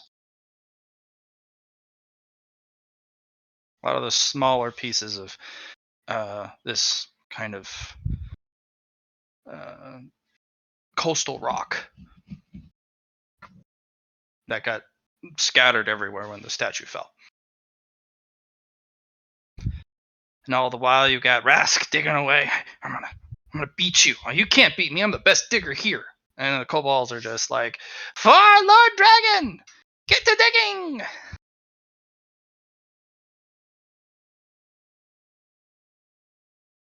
Matt, I'll be trying to befriend Rask in these next 4 days since we're working together in a project. He's gonna be asking you a lot of questions. Like, I bet he's cheating, right? Yeah. Dragons think they're so good at digging. They're not as good at digging as me. Is he using any magic items? I bet he's using magic items. Of course he would. Can't use any magic items. Rask is very competitive in the competition of digging. See? Mm-hmm.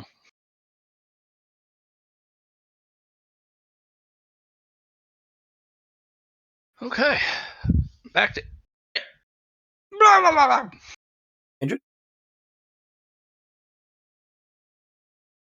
So I want to do signitions on this guy and see if he's got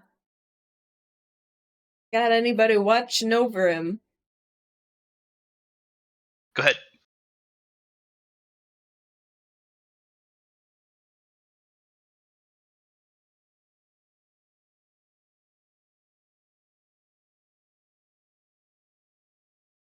Now that you can tell.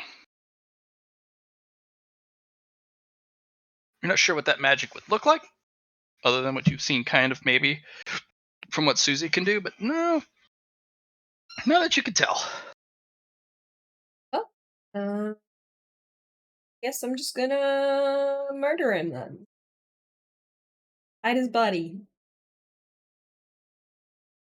Where are you going to hide it? There's nowhere you're free to drag it. Unless you want to pull it into the hole in the floor. Or just make another hole, make a grave. Yeah. Yeah, I'll just Oh. bury him real quick. You for sure want to take him out? Yeah. But Susie will. I was gonna say. Too late. Too late, Susie. you can pick up a bronze mage's badge. Oh, okay. Yeah. Humans like their badges, you know?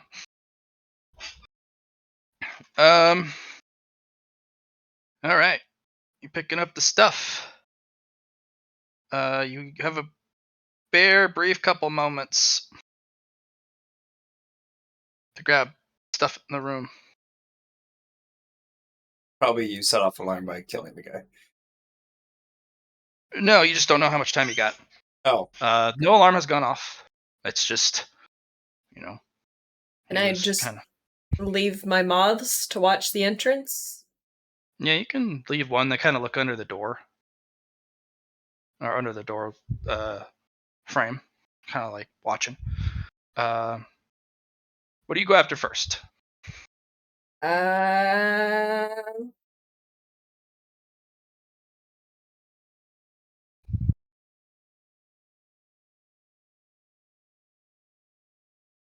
Could start with the mushroom. That might.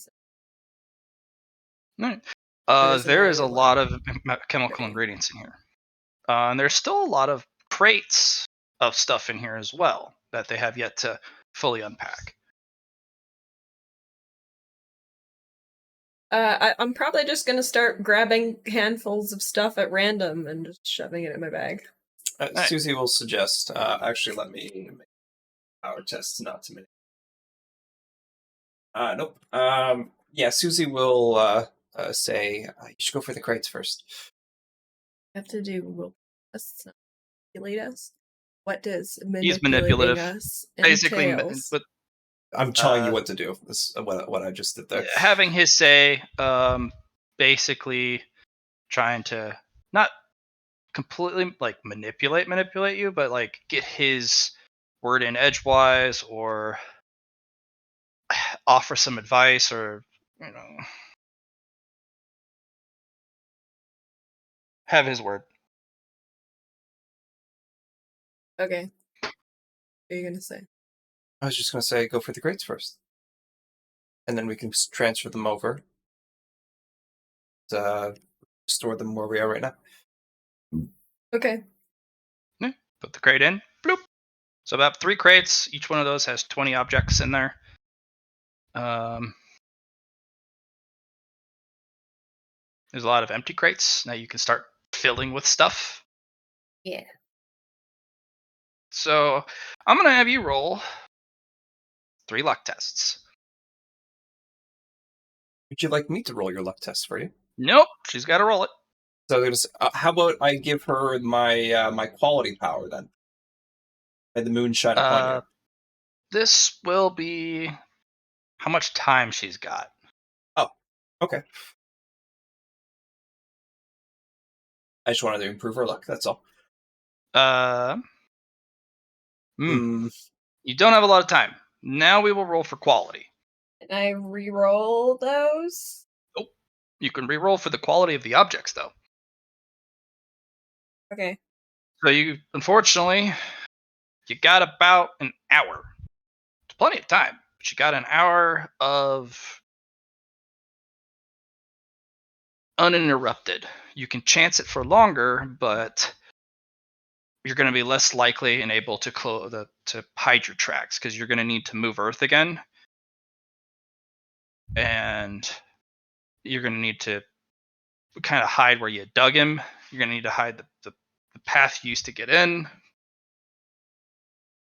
Or you could say, screw it. I don't care if they know. You could also roll me. I don't really care. All I right, roll me mean, troublemaker then. they're gonna know something's up when they find all these things missing. Yeah, roll me troublemaker then.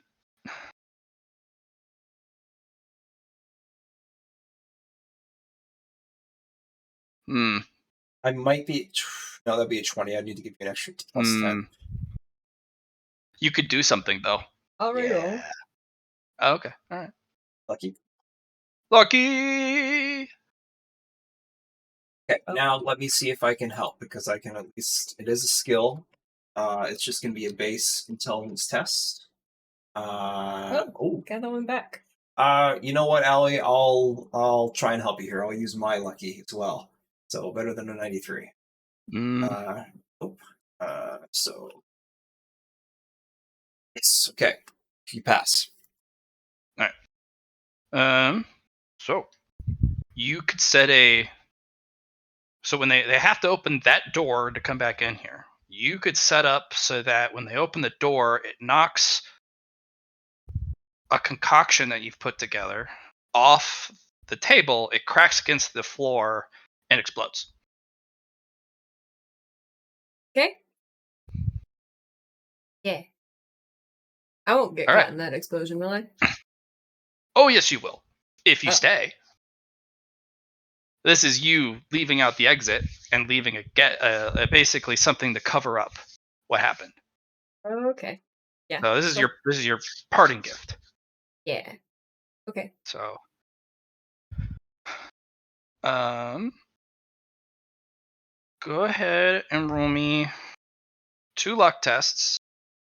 This is for quality of stuff, and yes, you can use a fate point to increase the quality with your special quality. Would you like to use your fate points for that? Yeah. Okay. Okay. Two fate points used. Use roll 2d10 and roll your 2d100. Mm-hmm. Ooh, a 7. Beautiful. All right. Then roll your 2d10 to see if you get any of them back. Almost. Not this time. Okay. You're pulling stuff. You're pulling stuff. And then you find a crystal thing. And you're like, your troublemaker's like, psst, hey. That looks really unstable. Your subconscious telling you right now. Your consciousness. It shines. It's this molten miasmic, like obsidian crystal with pulsing veins. And you're like, I wonder what would happen if that. That doesn't look stable. Not at all. You could take it home, because that's the 7, or you could make something interesting out of it with your troublemaker.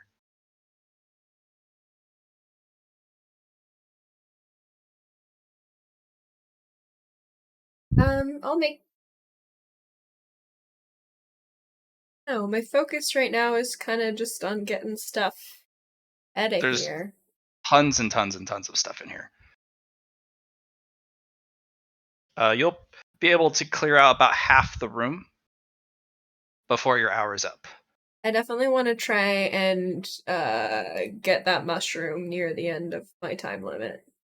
Okay, cool. I might just set it near my escape route so I can grab it on my way out. Okay. Do you want to try and troublemaker with whatever this obsidian heart is? This obsidian power core stone.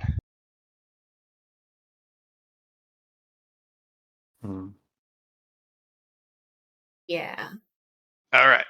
Let's have you roll a troublemaker to figure out what you need to put together with this to make it go boom.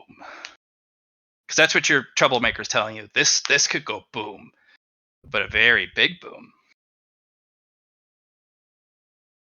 Nice. And you're kind of looking over. You're like, oh, yes, that's it right there. There is, interestingly enough, there is a vial of this malt kind of bubbling blood kind of thing.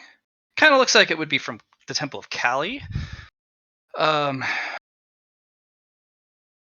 it kind of has this pink hue to it. Kind of glows neon like. And your brain goes, that? And that gray stuff there, that gray blackish stuff. And you're like, okay, this is it. So all you need to do is set it so that when they push the door open, all three of these things mix together.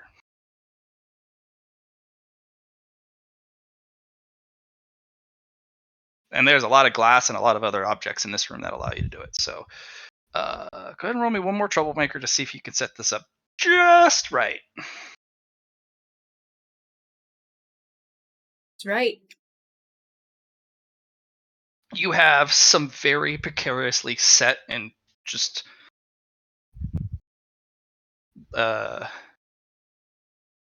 wired, tipped. Just it all looks like if you breathed on it really hard, all this would come crashing down to the same bowl. And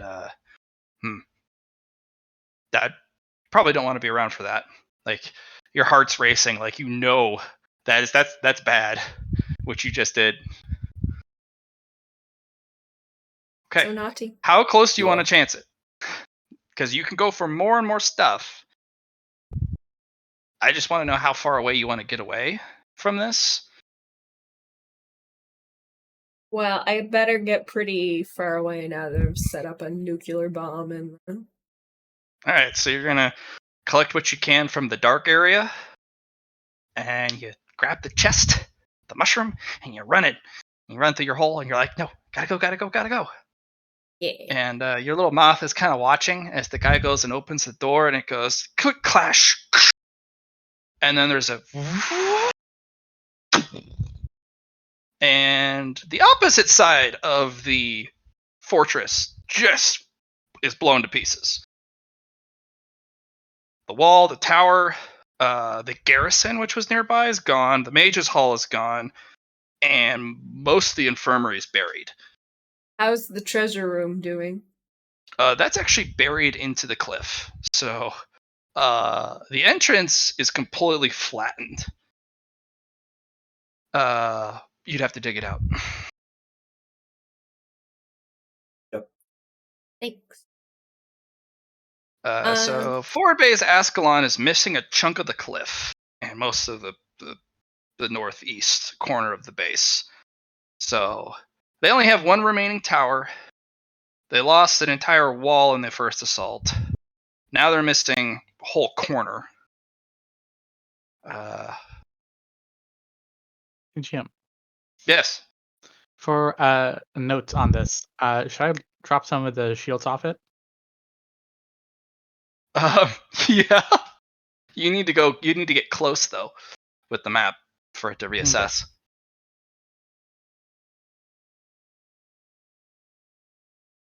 Yeah, if you get close to it again, it'll reassess it. And I'm gonna make a luck test. Okay. Yeah, you get away and your big red eyes are like, oh, look at the boom, it's huge. And you're filled with insidious joy. That was super cool.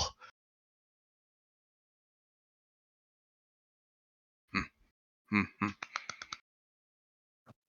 right, what do you do? So I don't want to go home until I know what's up with this mushroom. I'm gonna describe the talisman on it to Susie and see if she can ask Ghoul about it. Okay. We'll have to do that on a night shift. Go back to the lost. Yeah, back home. But yeah, I'll talk to Notch. Not Notch. Ghoul about it. He's never seen that before. He doesn't like the look at it one bit, though. Something's off about it, too. I will make a trip to Notch then. Okay. You get to Notch. Notch kind of rolls an eye over. Notch. We found looks like a mushroom. My notes. She'll describe the mushroom from her alchemy notes she has, and Oh, It's that's the a primary talisman that I'm ingredient worried for. about. I haven't even opened the box yet. I'm just giving her context. Okay. Yeah, and That is a primary ingredient for poison gas. yes, it was in the adventurer's face. But Mm. there's something odd about the attainment, and she'll Yup. describe the talisman. It's a see no evil talisman. Okay. It's not the only talisman that should be on there, because you shall see no evil about the defenses of the box, nor shall anyone sense any evil about what is within. It is a very insidious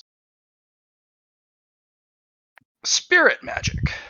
See, It actually uses ki to put this up. Not magic, not aether. So you won't be able to see the other 6 talismans on there. Sorry, the other 5 talismans. There's see, speak, and hear no evil, but there's also do no evil. And one I'm going to hold to the chest. I'm not going to tell you about that one. okay. The sixth sense, so to speak. So, what should Indra do then with it? It can't burn it, I suppose. No, just bring it here. I could use those talismans. Those are hard to get. Can they go inside dimensional storage spaces? I can just Um, carry it. Theoretically.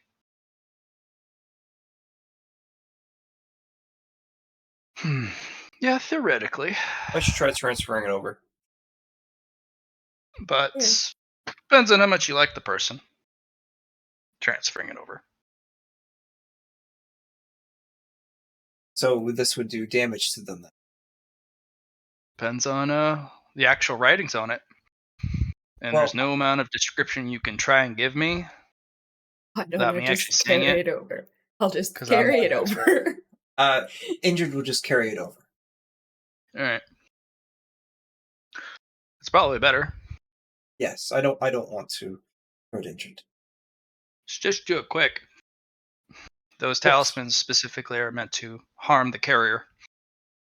It's not. Injured has fly, so it should be okay. Adrian, when you kind of get over there and you set it down, you're kind of woozy, and your vision is kind of blurred. You can't hear very good. Your mouth is dry. You feel sick. I'm gonna make sure Susie knows about the treasure that's hidden away in the remnants of the camp. And Sure. then I'm gonna go take a nap. I think I need one for fatigue anyway. Yeah. Notch will kind of take a blackened, sharp, long nail and kind of start pulling away at the corner of the See No Evil talisman. And it's kind of a black aura that flows over their hand, and she just slowly, painfully peels that talisman off.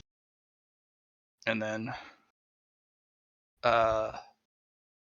from an ear, they kind of punch a hole through their cartilage, and they kind of hook kind of a little piece of wire or string, and they attach the top of the talisman to it. And they do it for each of the 6 talismans. 1 on each side. Or 3 on each side. Matt, each can I gear. activate mutualism here? Maybe. Roll fellowship. Hmm.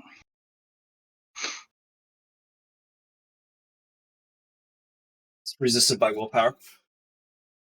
You're not beating her willpower. Kind of looks over at you. You're eyeing me. What do you want? It just it looks good on you. Yeah. Oh yeah, you're a moon spider. Actually, she kind of does a kind of a calculation, doing the touching your your tip of your thumb and your pointer finger, and then doing it with the middle finger, the ring finger, back and forth. How much for some of your thread? For you, it is penance of what it could be. You do so much for us already. Well, fork it over then. She'll take some time and give her a good spool of it. Yeah, and she'll use that as string, and it's kind of interesting. She's kind of made these dangling talismans as this kind of draped kind of earrings out of it. Very nice. You're gonna want to close your. Actually, she'll tap the "Hear No Evil" and then kind of point at you. You're gonna want to not hear this. Okay. And then she starts to do this kind of a low thrum of a chant that you can kind of feel through your chest. And then the talismans kind of shift and change a little bit. And you feel bad omen. Something very bad is happening. You want to get out of here. Willpower to stay. Fun. I need one. Let's use lucky. I'll still fail by 30 points. I have 5 put towards that, but it's still not enough, right? You'll have to come back tomorrow. That's everything is wrong about the world in that single moment. We tried.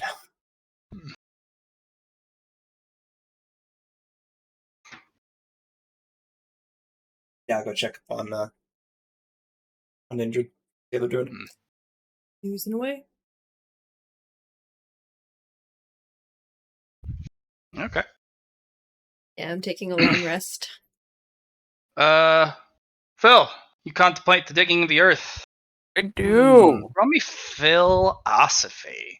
Yeah.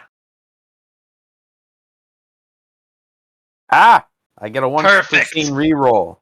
Do you want to reroll it? It's green. Good color. Wow, that was a brutal roll. Do you want to reroll it or you want to keep it?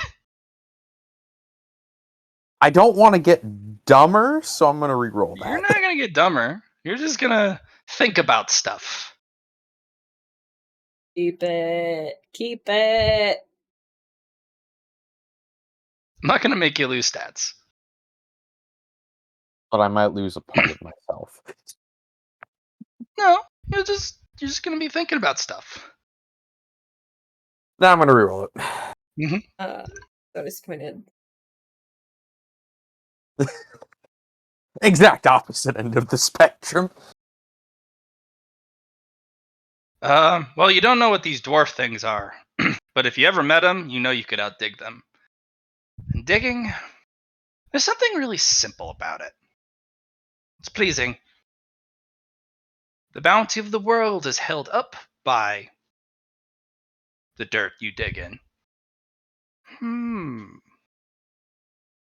What if there wasn't enough dirt under certain things and that dirt couldn't hold up those things any longer? Mud.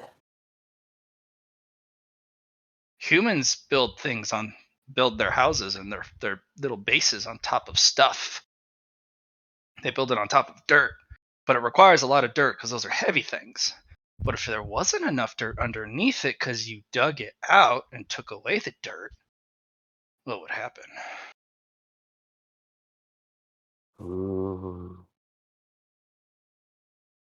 Because the dirt, it holds everything up, but only as long as there's enough of it.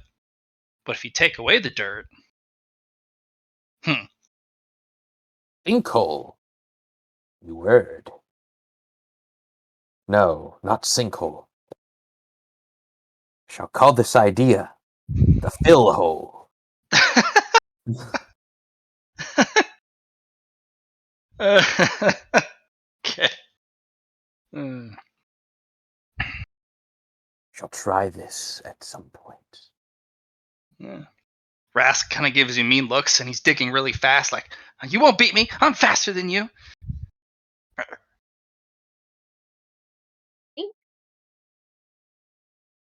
Rask. His name's Rask. Yeah. Rask, Arr. do you know why Earth is hard? Because the gods made it that way. Why water is wet? Because it's water. Why fire is hot? Because it burns. Why the wind goes whoosh? That one I don't know. All It's right. really annoying.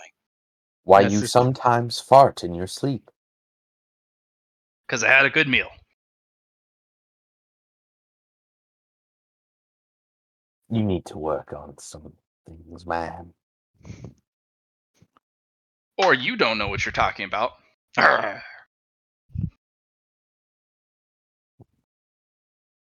The Earth is hard because it is scared of someone. Water is wet because it has not been burnt. Fire is hot because it is terrified of being cold. Mm-hmm. And the wind goes whoosh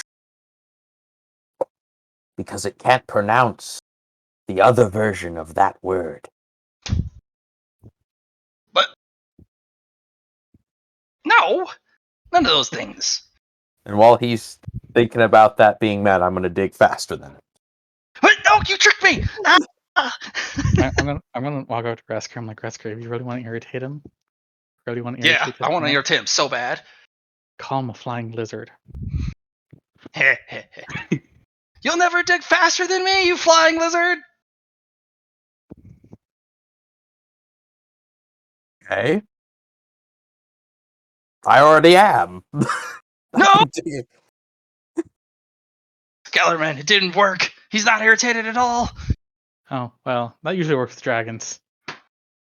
Fortunately for you, Phil has accepted that he is a lizard that can fly.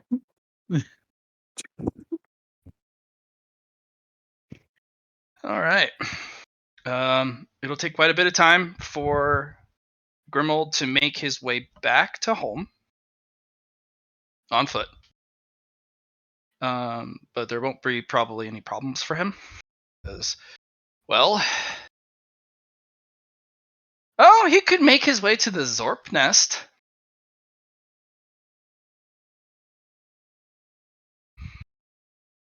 Taylor. Is that a suggestion, or I'm trying to figure? To you, but you're on foot on the way home. Yeah, I'm just thinking about how I'm going to deliver some of these adventurers badges to my Gekkasan tribe pack thing. All right. Well, on the way home, you can either steer clear of it, or you can make a little side trek to the Zorp nest. But you also know there's something dangerous about the Zorp nest. Yeah, I'm not sure I'm willing to take that risk. You know there are not hundreds, but thousands, if not tens of thousands of Zorps at the Zorp nest, led by one powerful Zorp, which is actually really hard to distinguish from the others. Yeah, not trying to test fate here at the moment. I like how you're not so much afraid of the Kazdor, but you're afraid of Zorb. Grimald is very risk averse. Okay, There's nothing wrong with being risk averse. he's very calculating, and if he doesn't know he can win, he doesn't engage. It's a good strategy. Very good strategy. All right, so you're gonna make your way back. That'll take a while, but you'll get back by the time they're done excavating the. Okay, before I head into the Lost Menagerie, I walk up to Gekko-san and his tribe. And he orders them into rank and file, and they all salute. He gives you a salute. Gekko-san, I have in my possession 2 relics that I wish for you and your tribe to keep safe. And I present the adventurers badges. He will hold them up one at a time and kind of show them to the troops and give a moving speech. And they will haul them off and have them enshrined. Guard these with your life. They represent a powerful foe defeated. And then I walk into the Lost Menagerie. You really like your gecko archers.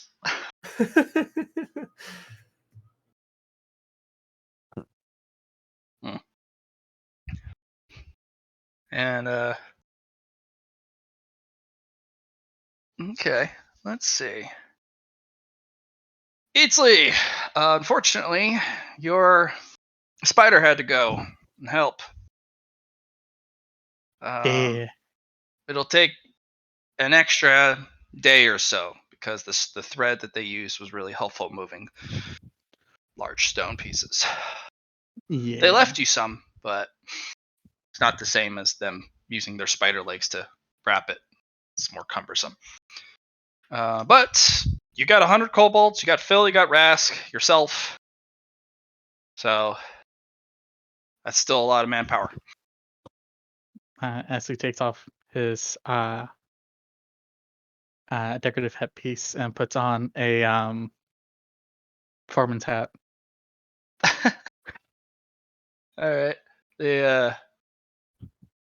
I'll have you guys roll 2 more 1v100s apiece. And then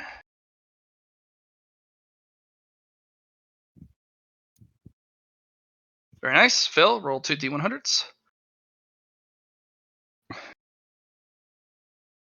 All right. Phil, you find all the remaining scattered pieces you could find. Everything else was pulverized to dust and part of the dunes. But that's huge. The more you recover of the statue, the more complete your temple can be. Even with the stones, there's use for them. They can be used to line the bottom of a pool, and then you can see the primordial life from that basin in there. Yeah. I'll take a small sand break afterwards. Yeah, just Nom nom nom nom nom nom nom. Num num. Eatsley, you find some more of that kind of old relics from the 42. You find a big old seashell. And you're like, fuck is this? Oh no, the seashell was important. I remember that one. It's a big one. Yeah. So he's gonna make sure to pick that up. And lastly, you find a staff, broken in half, the gem shattered.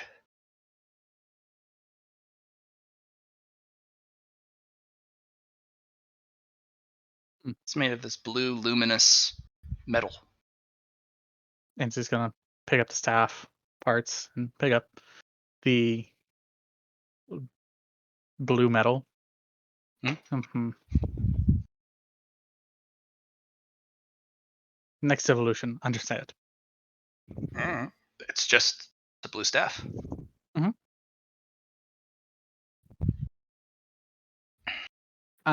Could I roll something to figure out if this staff's made of like I guess out of character, I know it's probably made of like coral, but could I Those would be the cups. The goblets were made of coral. Okay. This is a metal that looks like it was sculpted, but it's cold to the touch, icy cold. Hmm. Even in the desert.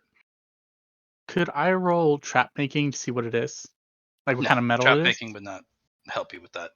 Okay. Logic. It has something to do with the Temple of Narim and one of probably the head priestess's staff. Okay. But just like the statue, not doing so good. Hmm.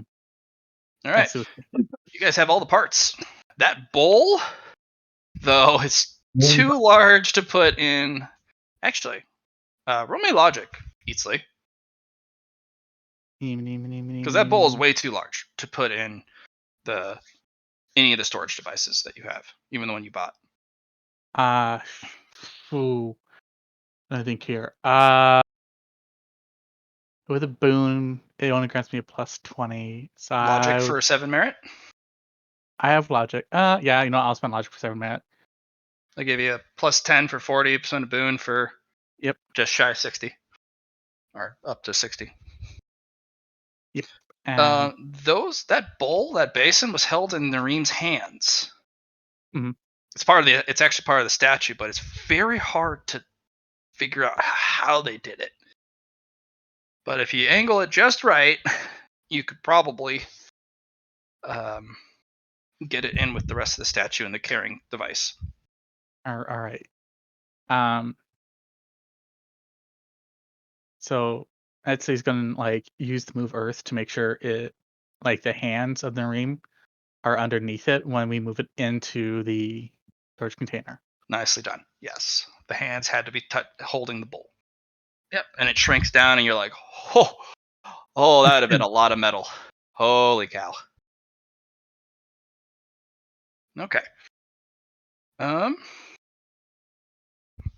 We are going to remove the desecrated visage of Nareem from the map as you guys have cleared up this place. It will be labeled something else.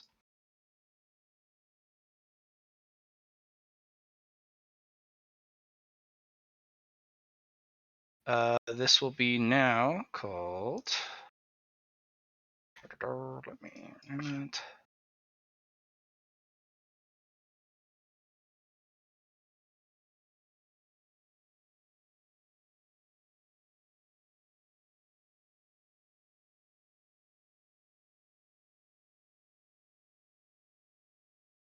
Unknown dig site.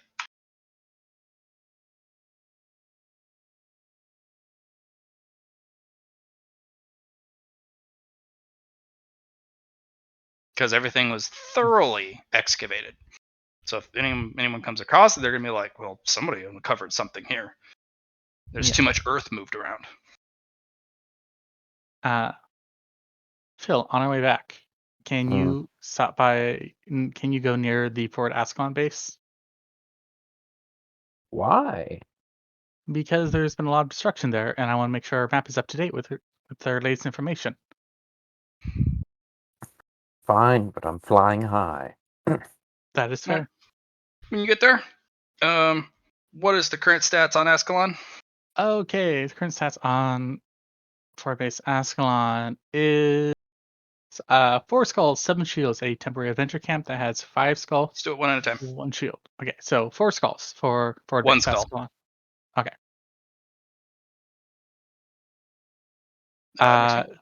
7 shields. 2 shields.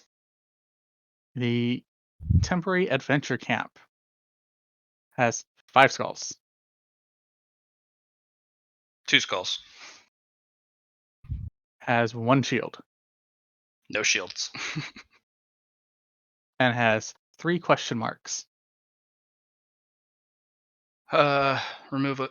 No more question marks. All right.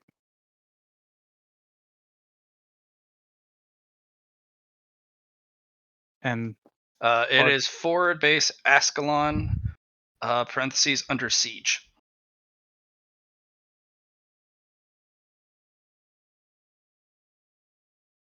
The picture of it is different. One of the walls is gone, and one of the corners is just, it's blown to pieces. Yeah.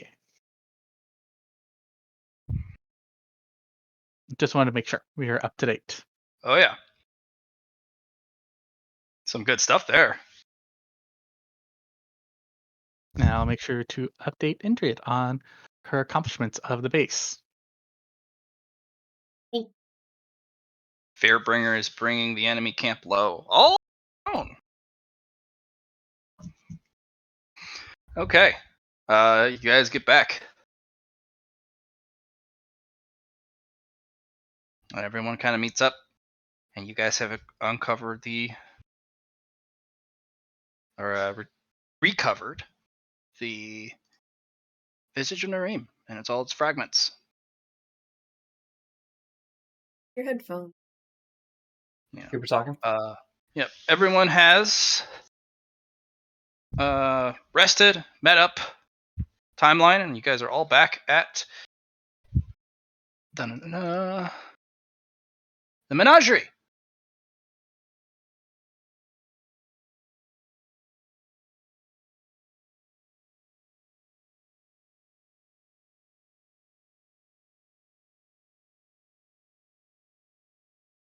Ah. I'll walk up to the Disney kitty, give it some alcohol.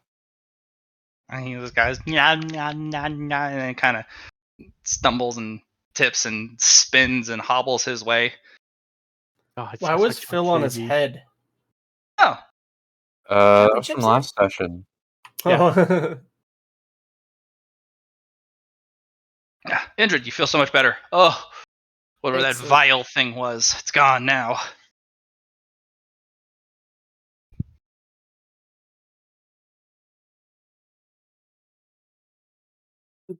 Is it?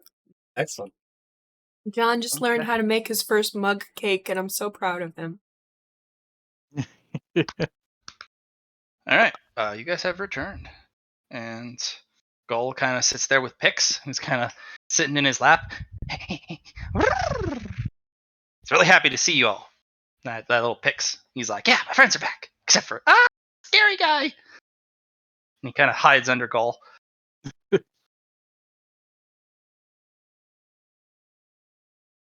Indrid, Pix is deathly afraid of you. I wonder why. Good.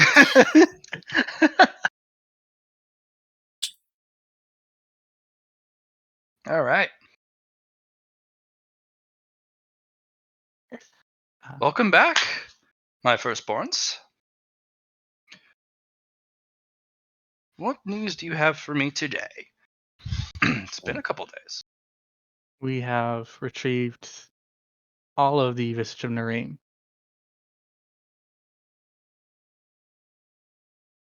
And Interesting. Indrid has done a great accomplishment call, and I'm going to hand her the map. Oh, Indrid, what a wonder you have become. To single-handedly plan, plot, scheme, and execute the downfall of a fortified base of the I humans is am no the small feat. spookiest. You are not done with your task yet. Uh, there's still hope for the base. I'd like to task you with replacing that hope with despair.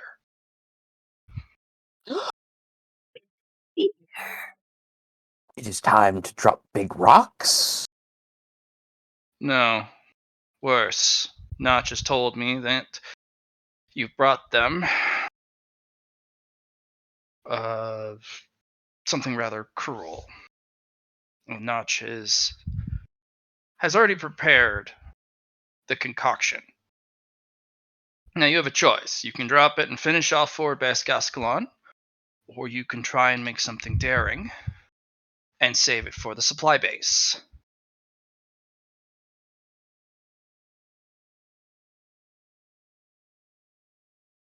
What do you mean, something daring, my lord? They will have means of counteracting it at the supply base. If you were able to remove that, or create enough chaos that they can't employ it at a quick enough interval, then the poison will do its work. Or you could drop it on the forward base, and there is no means that they have currently that they could defend against it. It will be the executing blow. In fact, it might scare off the supply base entirely, avoiding that fight. Or it might embolden them that something more sinister is afoot. My I'll leave it thoughts. to you.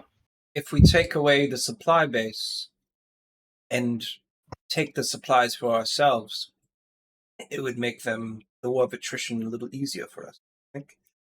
Yes, it would, especially if it's all just sitting there with no one to overlook it.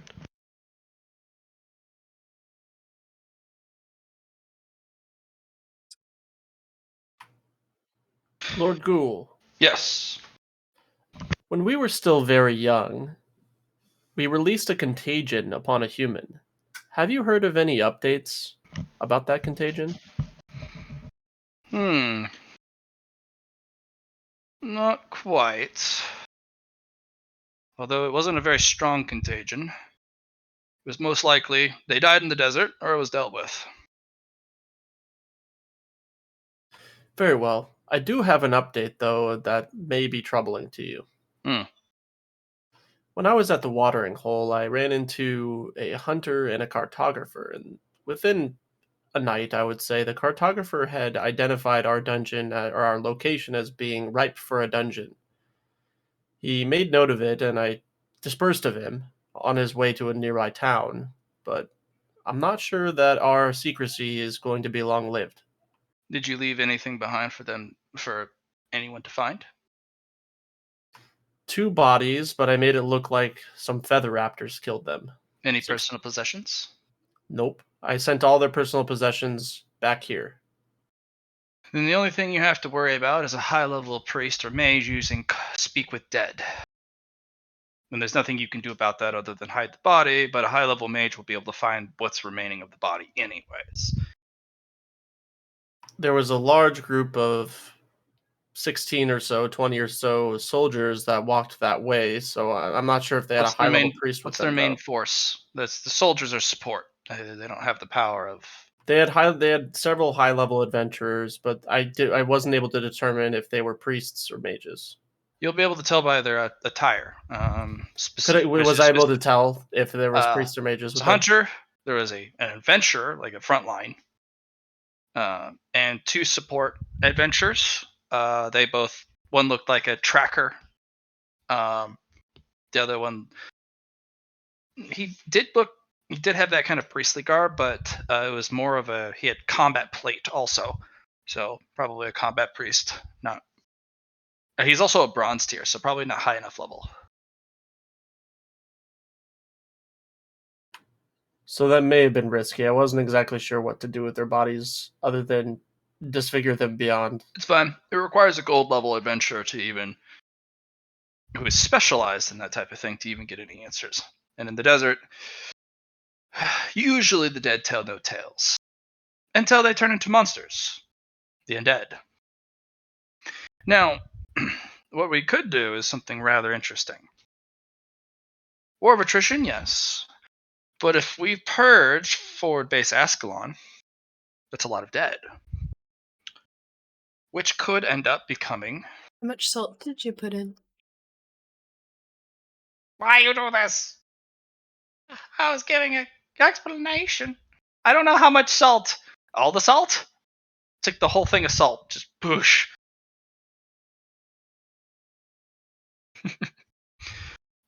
We can make it a graveyard for summoning undead. Easily, you could even utilize that as an opportunity to gain commander status.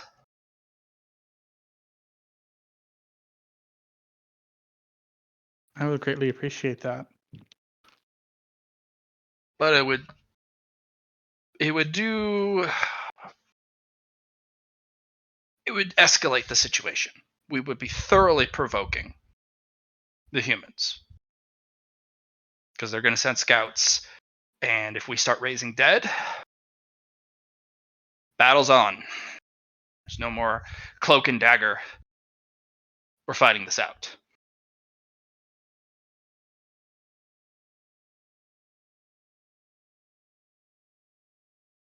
A lot of choices. We're getting down to the fight. Humans are no longer safe in their bases. They're going to change strategies. They're going to definitely increase the security of the supply base, and they're going to send as many reinforcements as possible to the forward base. Which could mean, if we can attract enough reinforcements and use the gas then, that could be also a good use. Increase the the potency of the graveyard.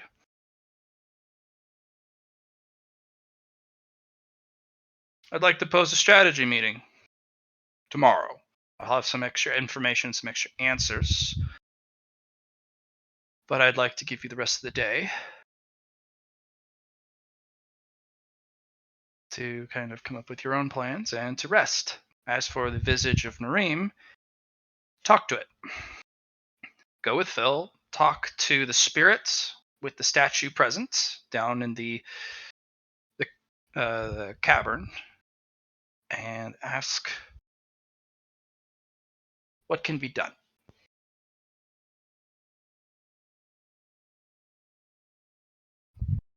What shape does it want to take?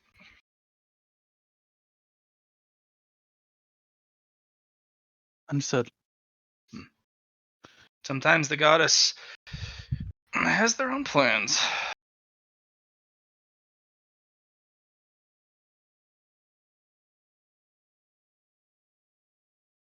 All right. This will be an excellent addition. I'm proud of all of you. Yay! And Oh, Indra, thank you, don't my lord. stop. You've put them on what is called. You've pushed them to the brink. Do not let them come back. Won't stop. If you need supplies from the armory to make sure this happens, because from your report that I've been receiving, there's a wounded hero. You could be the first among your number to ensure the downfall of a hero. And you could earn yourself a title, Hero Slayer. Which even I haven't had the opportunity of earning. He'd have to Sounds die by your own spooky. hands. You'd have to kill him directly. But if he's wounded through your schemes, that's all fair game.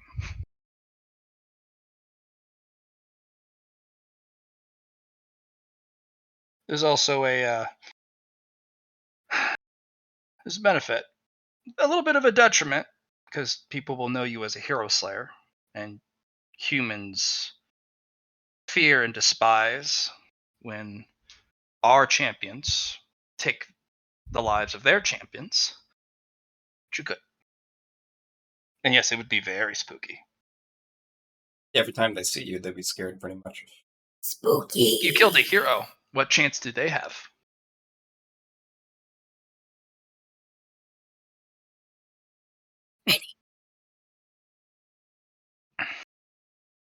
Dr. Notch, before you go, Indrid, she'll give you some advice and equip you with the tools you will need to make sure it sticks. Heroes sometimes are gifted with the opportunity of resurrection within a certain amount of time. It's why they're so hard to put down. Notch knows how to make them stay dead. Wish I learned that trick.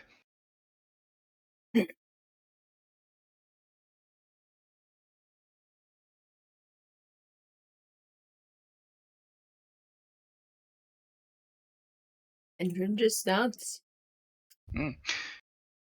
Rest, prepare. If you need anything from the armory, let me know.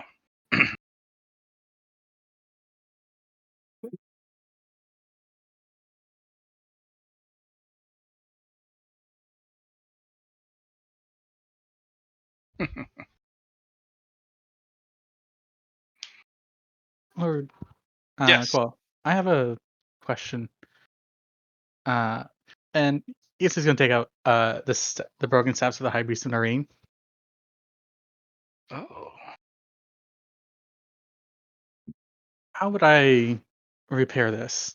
You won't. It's not Hmm. possible here or anywhere.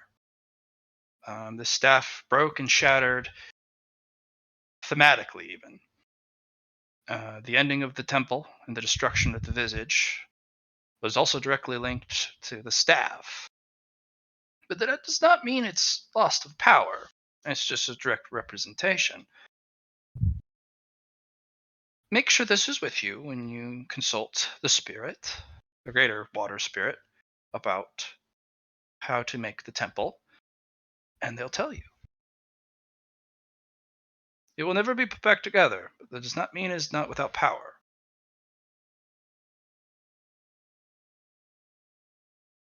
Understood.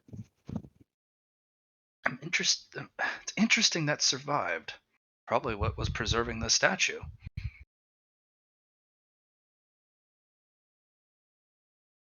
Curiouser? Curiouser.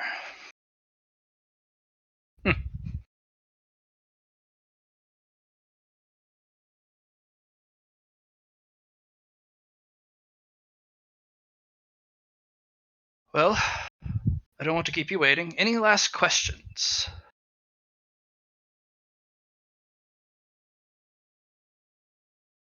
The only thing Susie will bring up is the rare quest that she received. Yeah, you guys will have brought it back through a lot of effort. Make sure that massive primordial biome, kind of geode you guys have put together, is part or down in the cave. Yeah. When you consult the water spirit. And once the temple is completed, you may ask the water spirit or Nareem, if she appears, a question. Perfect. I know what question I'm going to ask. Okay.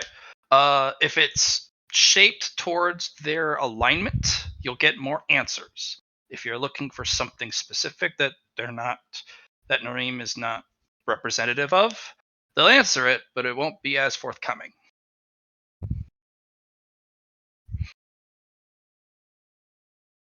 All right.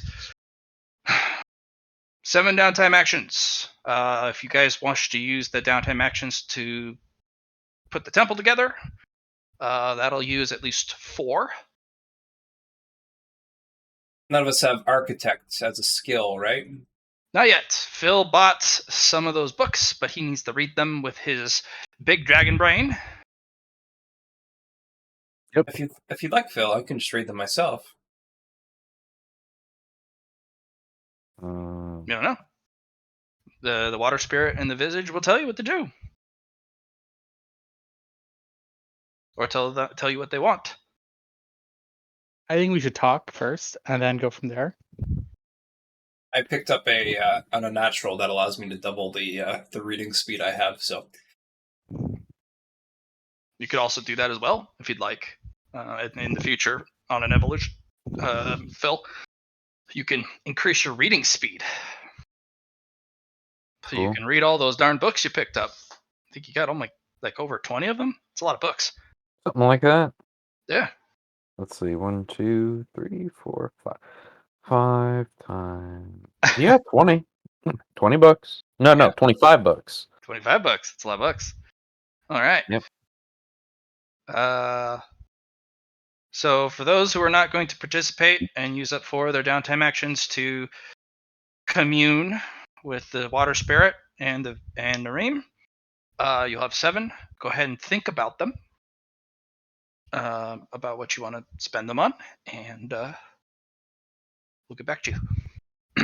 So who's going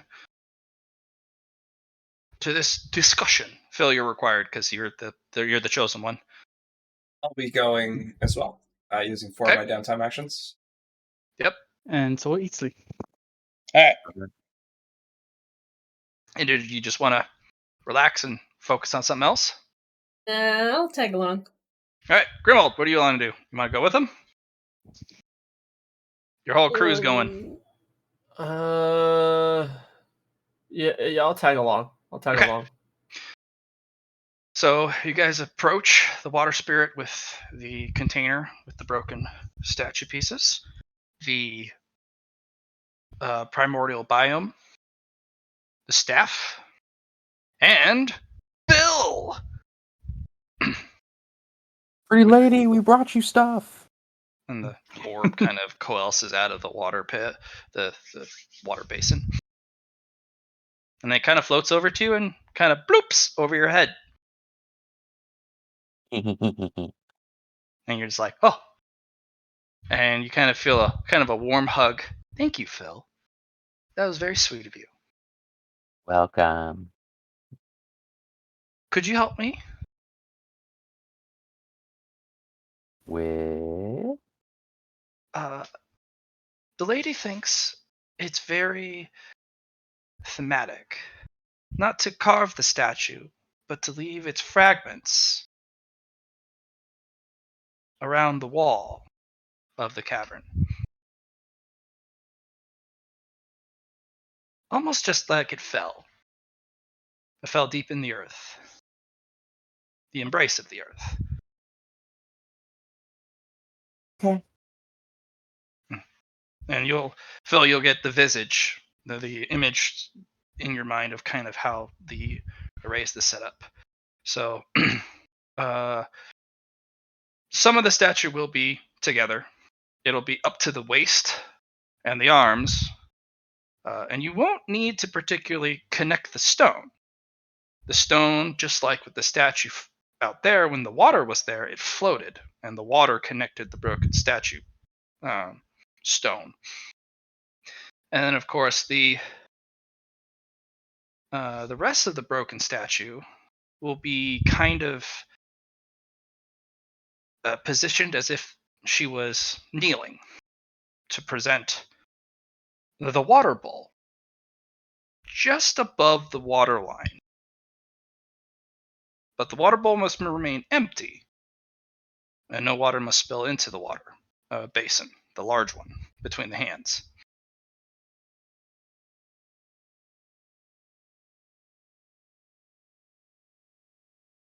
Hmm. Sorry, I'm a bit confused. Wants it to appear on its side Nope. along the walls or upright? Upright. The cavern's big. It's huge. Water goes deep down. You can dive down 100 feet. Alright. So the upper Over there. portion, the bowl will be held out by the hands, and the chest will be upright, and the head will be upright. And the head will be kind of stooped over, looking down into the bowl. And then the other part is it's kind of kneeling. And you kind of get that image, and you know what to do. You just got to tell the others how to do it. Okay, guys, listen up. Pretty lady has a way that she wants statue to be. Okay? I'm take my claw. Gonna take the claw in one hand, and I'm gonna prop myself up with the other one against the wall. And I'm gonna carve into the wall with my finger. A basic stick figure of a kneeling person. Everyone roll logic. Phil, roll philosophy to help. Like something like this. Andred, you're like, oh, yeah, I get it. Yeah. Each you're like, okay. Fruity, you're like, kind of. No, you're actually drawing. It's funny.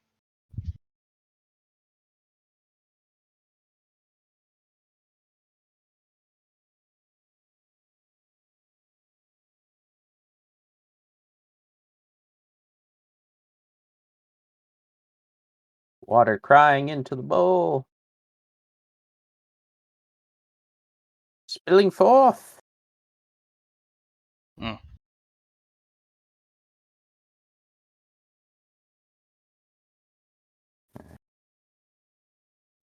So Phil,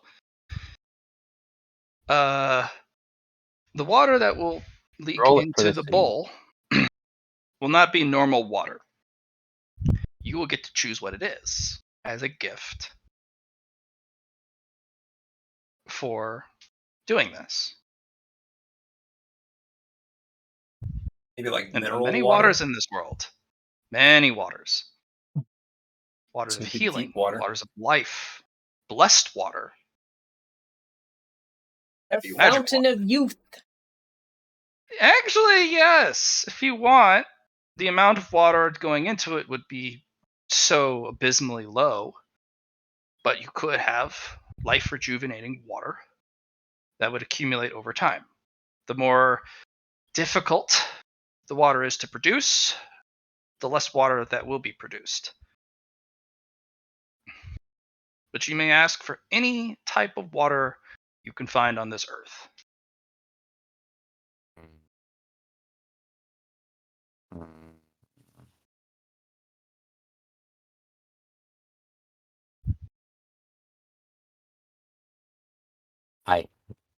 I I hesitate to actually say this, but it's such a Phil idea. Oh my god. Do it. Like, do I ask now? Yes. So upon the construction, it may immediately happen. Yeah, okay. Um. Hmm. Heavy water. I Heavy considered water that. is an option, yes, and it would produce a decent amount of heavy water. It's not too difficult for the statue, but you can get more difficult than that, or you can ask for something frivolous. It doesn't have to. I'm really considering asking for tasty water. Water's pretty tasty as it is. I mean, yeah, it is, but hmm.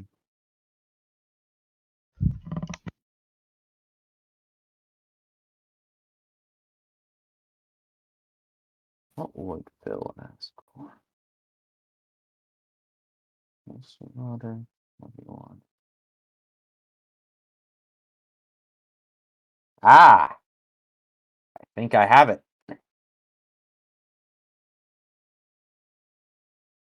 Icy heavy water. If that is what you wish, so it shall be. Thinking like That maybe taste? detoxifying water or No, on, hold on. they can get you icy heavy water. That tastes Mhm. delicious. Well, you are any water that comes from the bowl will taste delicious to you because you are Nareem's chosen for this temple. Nah, but tasty to everyone. Well, the icy heavy water is not going to be drinkable by anyone but you. yeah, they For would you kind have of the die. ice and the water element, Oh. and you are my chosen. If the others drink this water, they will freeze to death. Oh. Okay, hold on. I have to think about this more. I can't go. But I could summon up the heavy waters trapped within the ancient glaciers.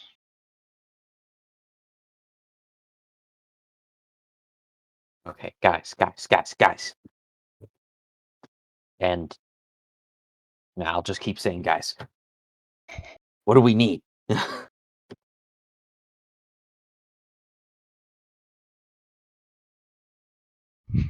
Does the water need to be drinkable? I mean, outside of me, obviously, but I would like blessed water. I would like. you want blessed water. How about you three? I don't drink water. That's fair. Dizzy Kitty kind of rolls underneath you. You know what Dizzy Kitty wants. Alcoholic water! I wasn't Dizzy Kitty asking you, wants- Dizzy Kitty. Hey, Dizzy Kitty's important here. Dizzy Kitty likes alcohol water. Or in this case, fire water. Dwarven fire water. It's a water, right? That counts. There's water you to make it. What did Indrid say? Scary water. Scary water. There's scary water. Oh yeah, there is. You think there's not, Indrid? There is some very scary water on this planet. I imagine there is. No, I have no doubt. Most terrifying is probably riddled with diseases. Yep. I Uh, mean, we could use that. Put a little bit of that in some town water. Put that right in the town well. okay. I think I know what I'd like, pretty lady. You I didn't would ask like. Grimmel.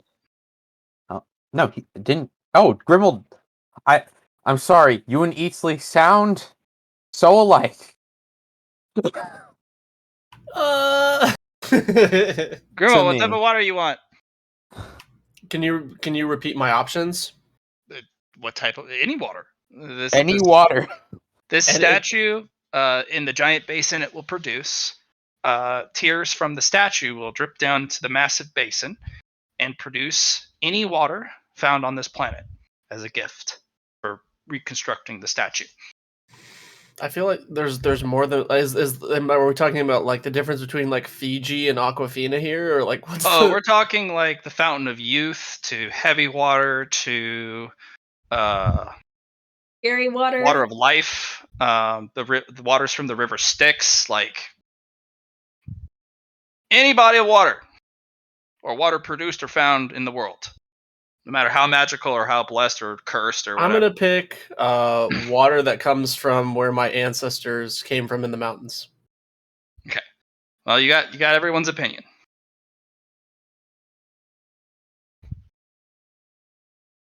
All right, Phil. What shall the statue bless your dungeon with? Okay. I'm gonna go for a very Phil answer that also has a lot of personal hopes that me being a bit cheeky and abstract will actually work out. Mm-hmm. Okay.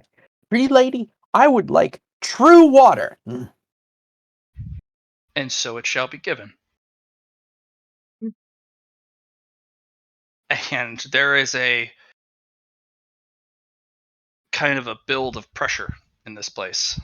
You must construct the temple now by placing the stones in the right place of the statue. Go quickly, the lot of you. Power is building. And Goal actually will come down kind of an hour in, like, what did you guys do? That is a lot of power building. I asked the pretty lady for true water. You did what? Do you even know what true water is? No. It's water from the. Oh. It's But it's water everyone from wanted something different. their plane, from Nareem's palace. That's perfect, actually. It is true water. There is no true water other than from their plane. Everyone wanted something different, so I figure we just. Nope. All right. Well, we need once you do this, we need to act quickly. Things are about to Escalate. escalate. All hands on deck. Get this built. I'm gonna prepare. Oh fuck! And you've never heard him curse before. He just kind of runs up with picks. Nicely done, Phil. True water it is. Yeah. I was thinking, like, I originally thought, like, Yeah. maybe I could ask, like, those who have volunteered, you feel almost a compulsion overcome you, and you feverishly and fervently work to place the statue in just the right places, pushing yourself harder and tirelessly to get this just right. And when it's finally done, the staff will flow up the broken pieces and will rest, still broken, on a little pedestal very far back of the wall in a little alcove. And a massive blue energy pulls from it, goes into the statue, and shoots straight up into the sky. A massive beacon of powerful blue light to announce the temple is restored and the greatest of all blessings will be granted and found here. Oh, Phil, you know that thing we're thinking about being subtle? I think we destroyed that. And it only lasts for all of 10 seconds, and then the light goes dark. Somewhere in the desert, Nareem has resurfaced.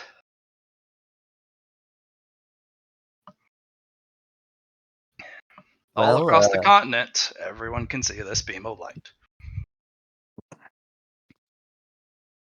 And as a gift, there is 1 dose, 1 use, 1 cup of true water will be waiting for you, anyone who wishes to claim it. In the massive bowl, the basin will produce 1 drop every month.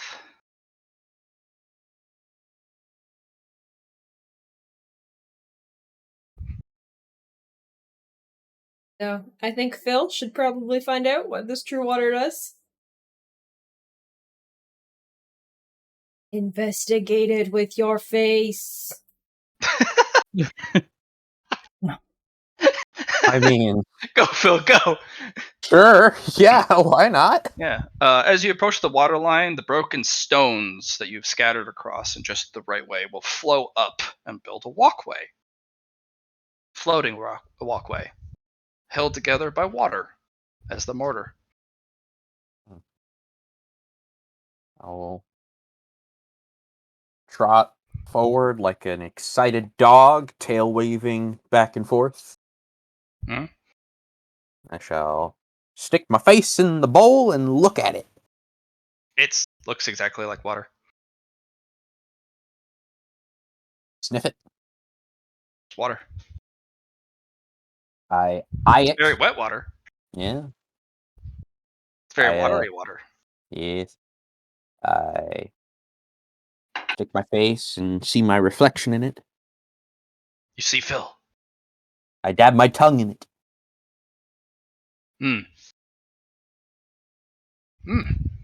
That's some tasty water, Phil.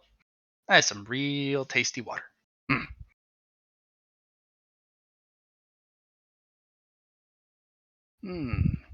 I look up at the face and I say, and I wave at it. And I say, "Thank you, pretty lady." And I will drop back down. Phil, true water is the perfect ingredient for any substance, creation, part for manufacturing, for any plant. No matter what it is, true water, if water is to be used or some sort of liquid, or you want something to improve it, even a single drop of true water can increase the grade by 1 to 3 tiers. Oh. The more you use, the more higher chance it can go up the grade. It also can cure any disease, any curse, any poison.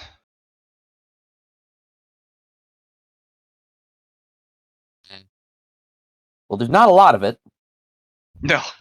so we best use this. It can also cure any wound, no matter how grievous, and it can bring back the dead.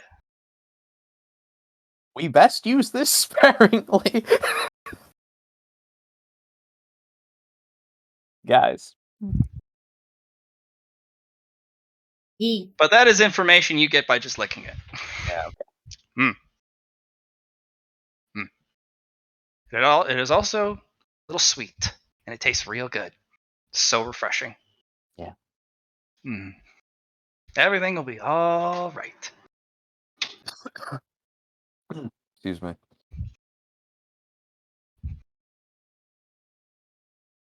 So yeah, guys, we got water.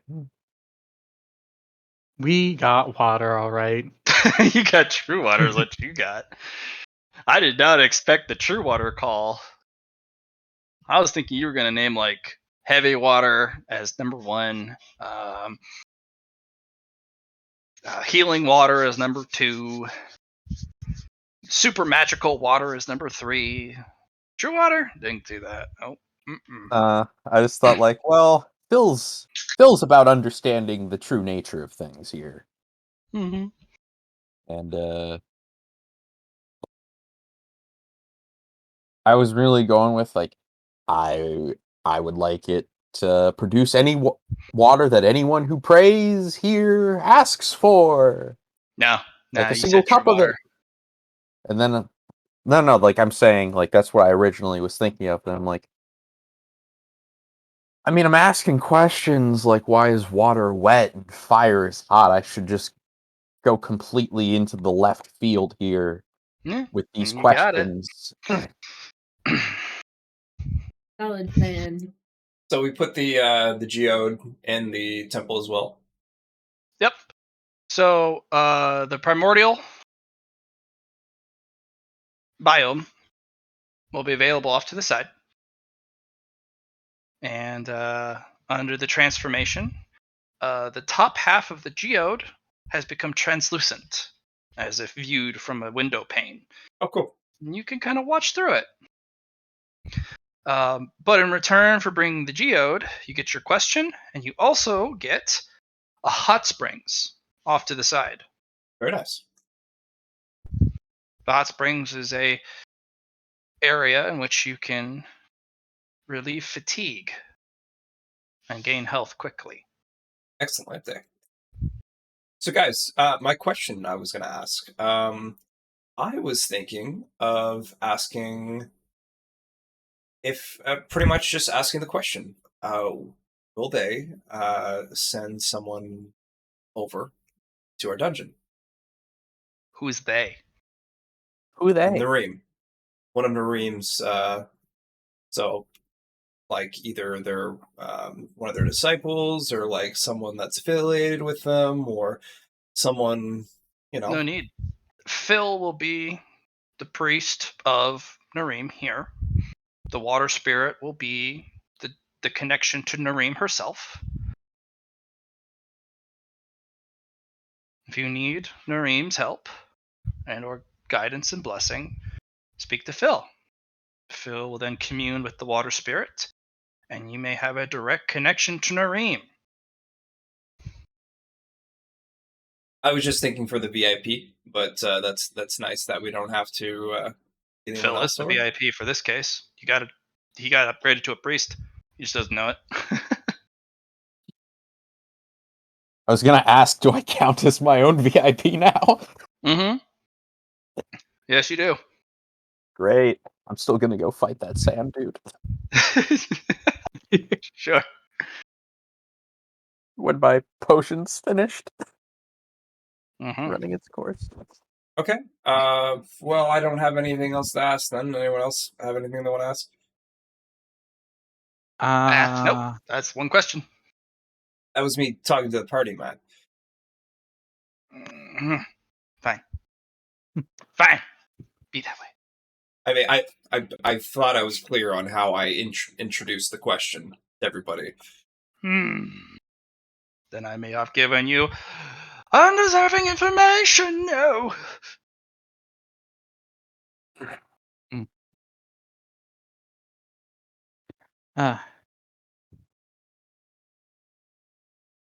So, anyone else have a question?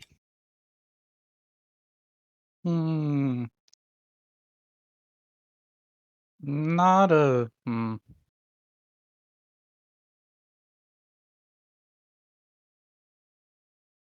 A question for the water spirit or Nareem.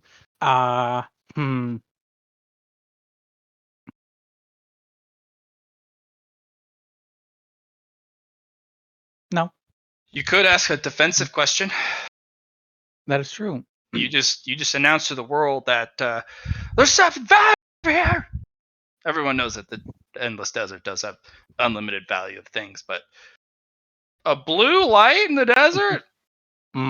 That's Uh, Nareem. That means there is a blessed water source I have an idea. in the desert. She is of Hearth and Home. Mhm. You can ask her how we should defend our home. Yeah, that sounds good.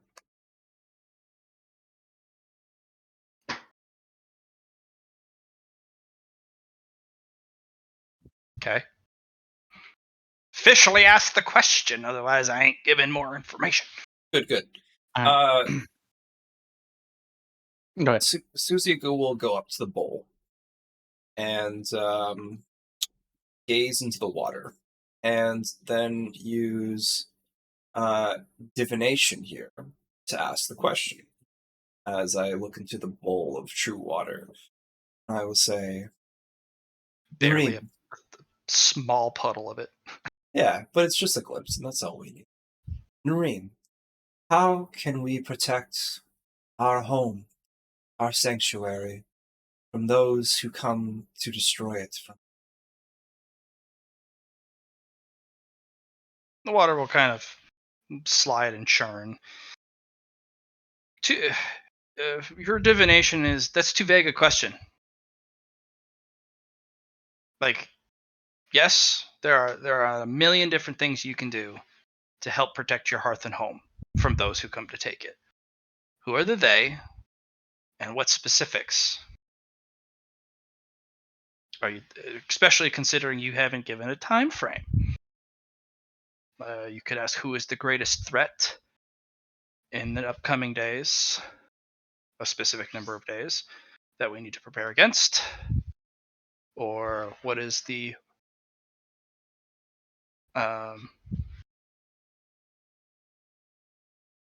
who is an ally that we could acquire quickly that would an ally that we do not know of that would come to the aid, especially that if Nareem is here. Like Okay. No super vague questions, because I was vague on like 8 different vectors. Can't give you an answer. Of course. How can we, as the citizens of this home, protect our dungeon, your sanctuary, or this temple within the sands in the next month? What are the threats that we need to prepare for? Months, as in plural, or month, Month. as in singular? And that's 2 questions, by the way. Is it 2 questions? Yes. How 'Cause can you- we help protect in the next coming month? And then what are the threats? That's 2 questions. Oh, okay. Pick one. We'll just choose the protection then. Get the illusion array up and running. Doesn't matter what humans come looking. They won't. You're not going to be able to protect yourself physically from an assault. It's not possible. If a human were to come, your greatest protector, Notch, will not be there to stand with you. They do not owe enough for that. They're too selfish. They're too dark. Keep them at bay. Keep them away from the heart of the dungeon.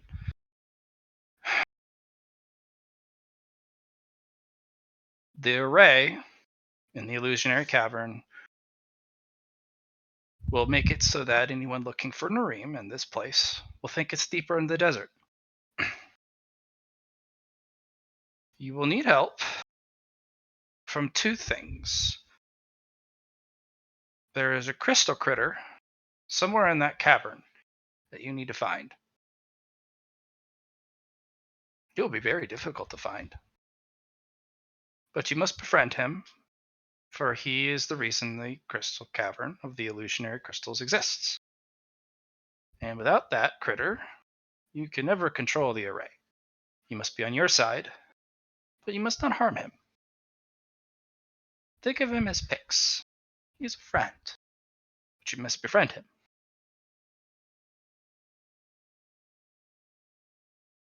And the second thing you're going to need is a treasure or divine grade lodestone sized aether gem. But I know where I can get you one.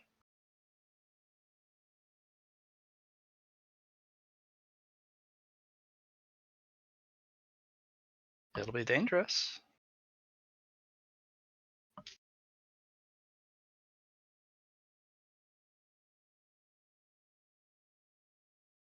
Thank you for your answer. Hmm. We will take the quest. The quest is outwit the Desolator for part of his horde. Challenge him, and there are several options. Challenge him to a game. Challenge him to combat. Challenge him to a competition. Challenge him to a race.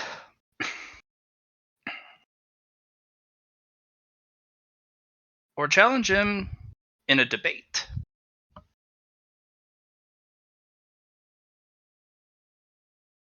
Well, philosophy could probably do something, but we're gonna have to get the numbers up, I think, before we're gonna achieve anything like that. He will have that crystal, or the gem that you need, of the size and the quality.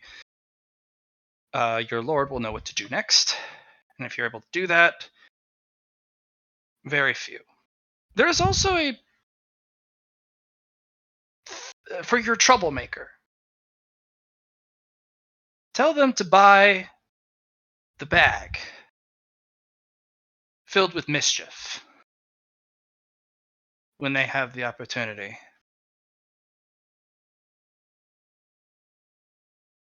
I cannot say any further, for I will be meddling beyond what I am allowed. I'll relay the message. And no, it's not from your own kind. It's a more esoteric way of acquiring the bag.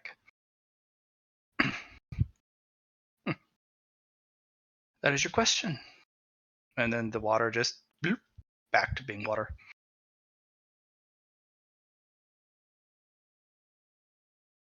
I guess. It's like we need to make an illusion array. Yes. All right. 4. Completing the statue, or the new temple of Nareem. Congratulations. 2 types of gifts that you can pick from. So the first option of the gifts, and these are from the gem. You can either pick merit, or you can pick aether stones, or stone, as in singular. Mm, Is it how much is the stone worth if we had Lord Ghoul break it down into Aether? You don't know what you're going to be. You don't know the quality or the grade of the stone. You also don't know how much merit's going to be. Susie will pick the Aether Stone. Okay? Everyone must pick before I tell you what is what. I would like merit. Okay? Got merit? I picked the stone. Okay? I'm just gonna guess that that's a superior, but All right. Type it out so I can hobble in the chat. All alone here, eh?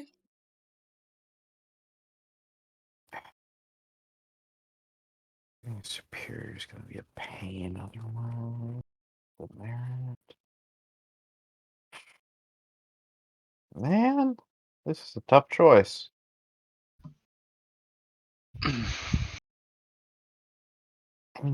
2 ether stones. That's one Well, stone. I know. I'd need to find another somehow. We already have a quest for another, remember? And you have a perpetual quest from Notch. Killing that hero would also get a superior Great Ether Stone if you brought back that guy's head or main weapon.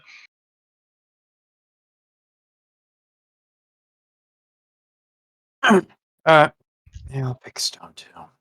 Yeah, Notch is willing to pay for the fucking kill bounties. Injured, Okay. I hope you get a For those who fuck have ton. picked stone, it is a superior grade, but it's also mid-sized. Cuckoo. For merit, 40 merit. Thanks.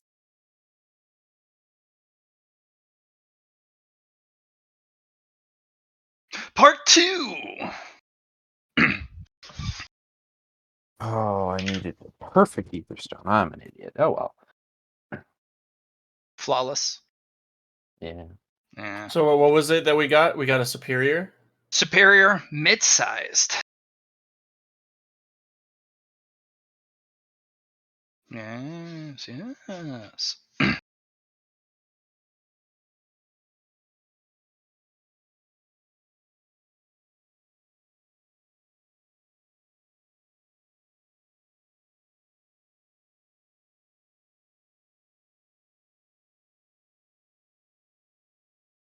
Two, Blessing of Water, or store size +1.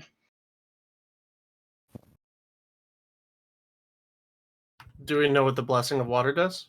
Nope.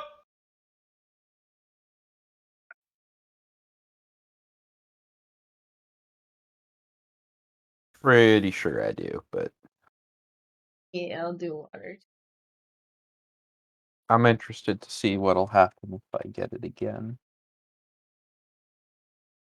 Who knows? Maybe I get true water element. No.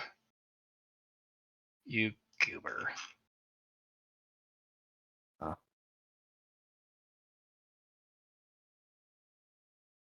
Uh,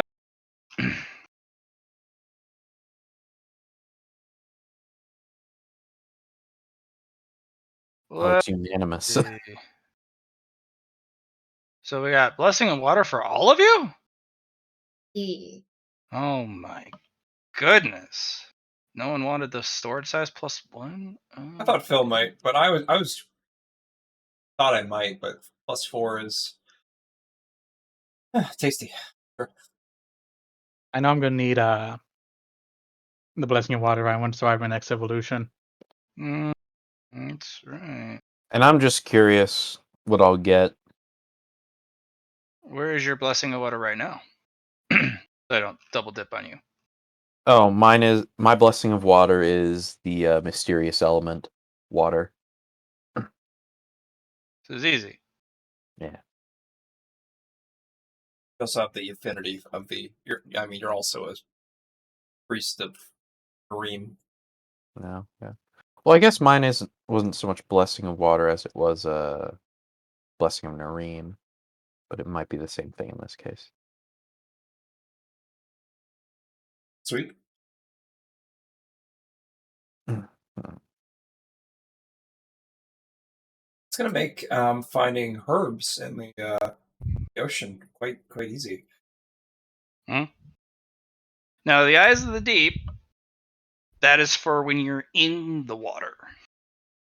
I realize I made the mistake of not specifying, but it's while you're in the water. For sure. But it also makes it so that if you make rooms literally completely submerged in water, any of you can just dive in and be like, see you later, nerd. I'm removing fatigue, gaining health. I can move at full speed. I have water breathing. I can fully see under here.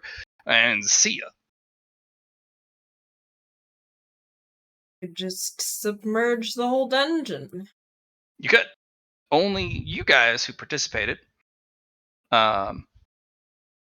get this blessing. So the rest, like Gulper, he would Yeah. not do well with water. We're not gonna do the whole water. Okay. On the bright side, I can now more easily submerge my own room.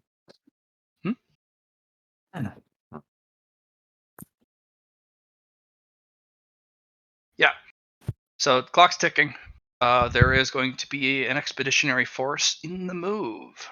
You need to have that array up and running by the time that expeditionary force reaches the supply fort, so that they are misled deeper into the desert, most likely through the Fire Ants territory into the Desolators territory.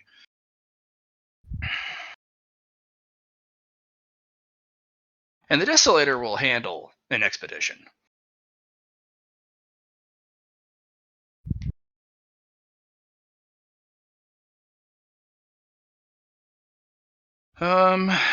We get all of that for Ocean's Bounty, right? Not just one.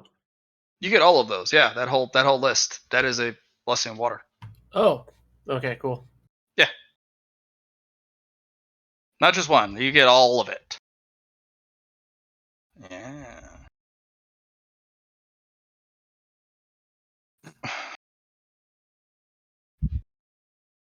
Pretty cool.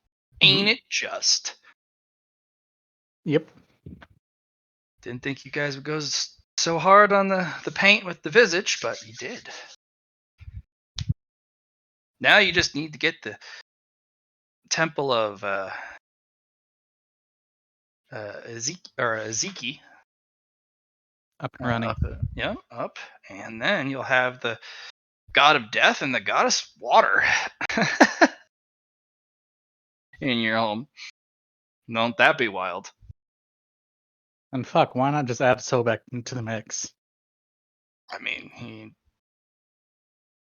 you could, yeah. River You Styx. could also have a Colossigator who would be like, yes, this is my home now.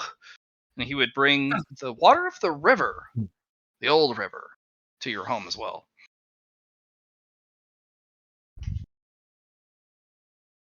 Because that oasis is the last of the water from the ancient river before it dried up.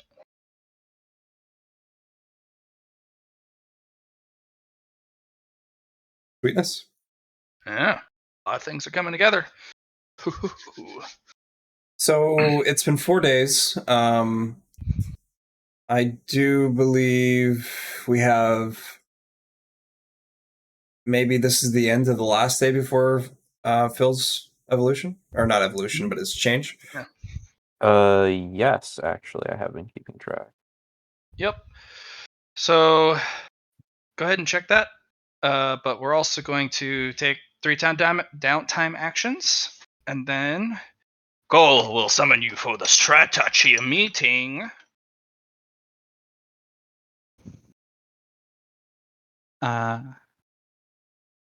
Eatsley. What are you umming? Eatsley will go to the Wanderer, as he should still be here. Yeah, he's like, hey, Skellerman, how you doing? I'm doing well. I How was can I help wondering, you? I haven't seen you guys in a while. I'm almost on my way out. we were building the temple to Nareem. He kind of points at you, points up, points at you, points up. Oh.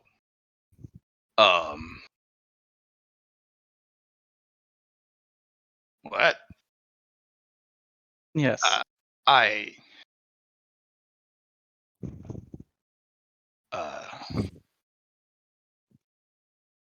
well, okay then. Could you be so kind as to ask your lord and master if he would be willing to, if I would be permitted to extend my stay a little longer? I will ask. In return, I wish. I can't believe I'm going to ask a human this. I wish to be your apprentice in swordsmanship. Look at the wall. In those days, I've carved my instruction on the wall. I don't do apprentices because I don't teach the talentless. Hate to say it, but only those who can understand what I have carved into the wall that your lord told me to carve it into is worthy of learning my way of fighting. I understand. There are 4 techniques. Those are the core techniques of what I use. After that, that's the practice of using them in real combat. What I can do is leave the next. Can do another carving for 2 of the advanced techniques, or intermediate, sorry, techniques. I would So appreciate that. But I will put a condition. You must master the first 4 techniques, and you must never look upon the next step until you have successfully mastered them. Because you cannot successfully use the next 2 intermediate techniques until you have mastered the basics. And if you do not master the basics and try an intermediate technique in combat, you will surely fail and you will surely fall in combat. It's also detrimental to your health. These are very difficult. There's a reason why I am the Wanderer, and why I am still alive, yet I wander alone in this dangerous world. Understood.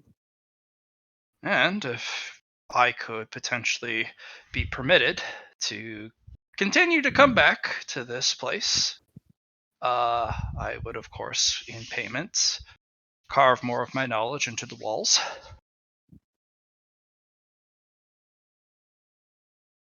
I will see what our Lord Goal says. If you'd be so kind. I know that may not be I am a human, and that may not be permissible, but I don't know. But you're also here. Would you like to buy something? Yes. Etsy's going to hold out his Maka wheat. Do you have something along this level of strength? The basic mockweed, or are we talking the big ass sword? Mine is a basic Maka wheat right now, but Hmm? when I do my next evolution, it's going to be a big ass sword.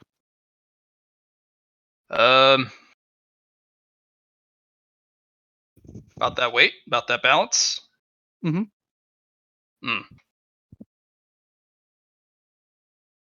If you put in a good word for me, I'll give you a discount. I will. Okay. Well, I have something interesting for you. It's janky. I've used it before. I approve of it. And yes, it's a magical weapon. We will pull out somebody carved a plank of wood, like a really sturdy plank of oak wood, like a 2x4, hauled out a handle for it, like whittled it, and then put all sorts of like serrated spikes of jagged shrapnel, like a spiked baseball bat, out of a 2x4. It is a magical weapon, I kid you not.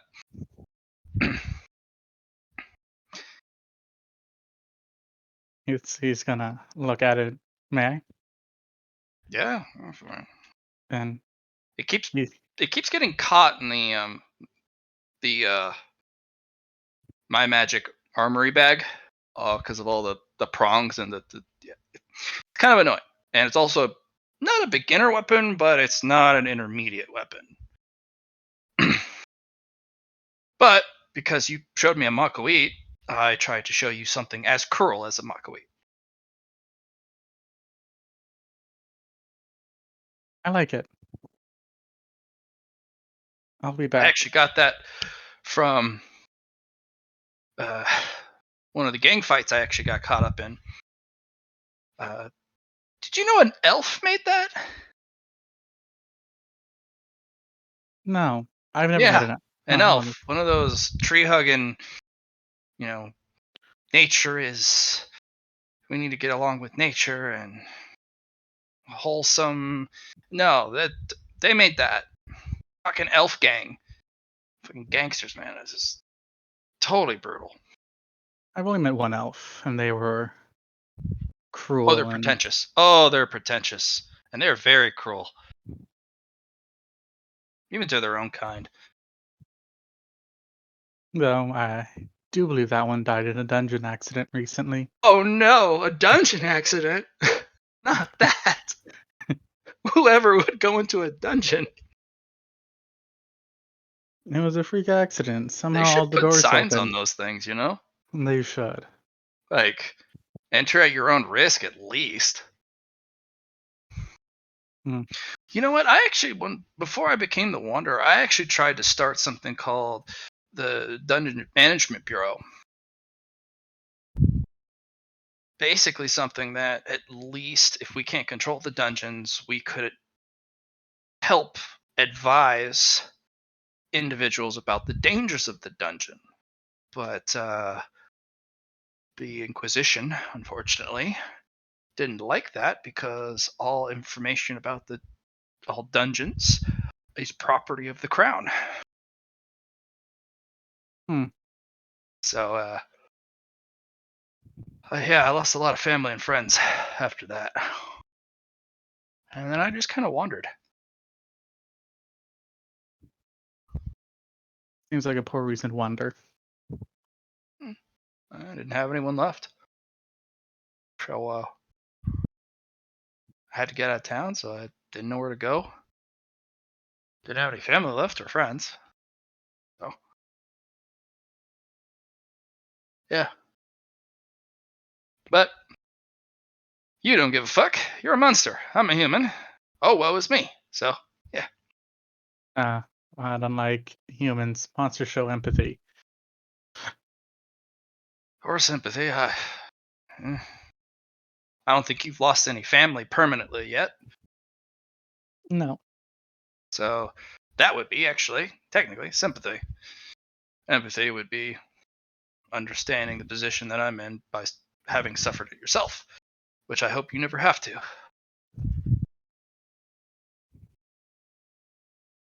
But Fair enough. regardless, undergold, dungeon gold, none of that human crap. They keep shrinking the size of the coin. Would easily take out 100 gold for him. Yeah, it's a it's a spiked bat +1. 1d10 +2 and plus your strength, of course. It's got a pen of 3, and it's got vicious.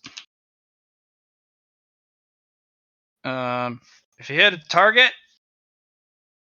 that's the pen removes all the armor. So if they have 3 armor or less, and you hit just straight health bar, you get an extra d10 of damage.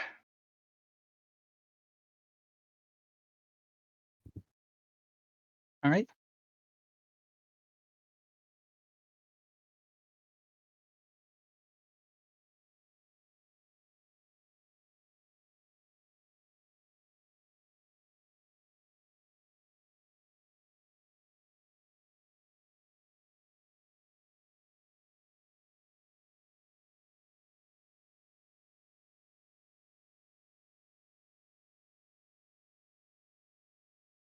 There you go. Yeah, it's vicious. Mhm. Less armor they are, the more it hurts. And then he's going to go talk to Lord Gaul about keeping allowing the humans safe for a bit longer. That is it. He's going to lean close. If yes, again, say I'm in deliberation. But on the last day, I'll permit him to stay longer. Him staying here is a huge boon. Because if humans come by, they'll most likely attack Wanderer. Because he's here selling wares to us. And that is treasonous. Doing business with monsters as a human. hypocritically, if a monster does business with a human, that's okay. But a human doing business with monsters it's treasonous. Of course. Of course. Such as, Monster Merchant Aang can do business because he's selling out against his kind. But not really. He's a weirdo, even among our people. But humans cannot do business with monsters, especially selling arms, wares, goods, services, anything. And they'll attack them on sight. That is treasonous. And Wanderer kind of has a. We noticed he doesn't really give off an aura of danger. He's very. No. You really can't read it.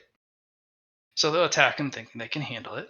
He doesn't look very armed because he has a robe and a hat, and you can't really see underneath. And he will murder the fuck out of them.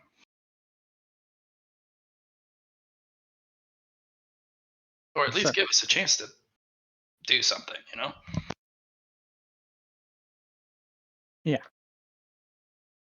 But I'm gonna play it so that he understands it's privilege, and that you convinced me with your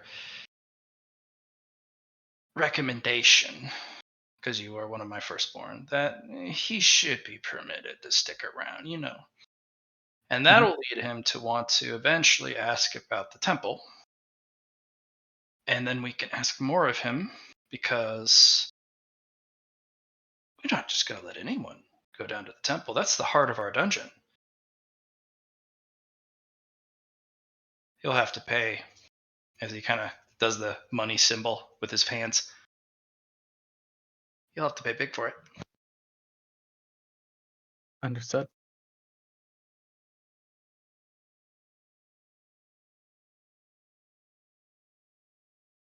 Now, if you want to grant him favor, that's different.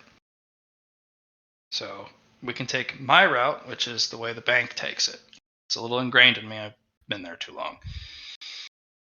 Every service, every privilege has a cost. If you want to take a different approach and grant him access, I'll leave it up to you and your kin. The others. Understood. He did say that when he would like to be able to come back at times. I'll leave it to you and the rest of the fam to kind of discern how you want to interact with Wanderer. Is it business? Is it transactionary? Is it you owe favors? Are you trying to make a friend? I don't know how you want to approach it. I know how I would approach it. I would extort him for this type of privilege. But he's also a wanderer, which is inconsistent. But I don't know. I don't know how to approach the wanderer in this. Notch, it's all transactional.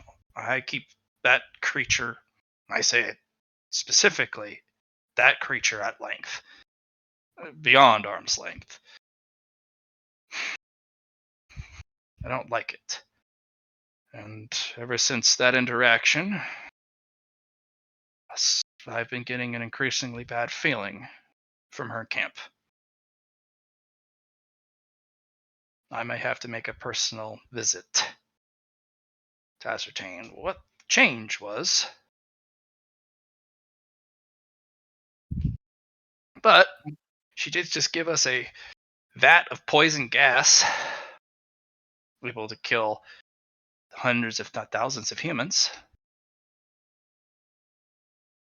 Because they are a master alchemist, plus whatever the heck witch does to that as a class. I mean, it could kill a city if you didn't want to hit the camp, Fort Base Ascalon, and the supply base Ascalon. You could take it to the nearest city, drop it there. Of course. But we'll see. Strategy meaning tomorrow, remember. Yes. Alright. And then Etsy's just gonna start go to the wall and start learning the first technique. Technique 1 requires 10 downtime actions. 2 requires 12, then 14, then 16. Okay.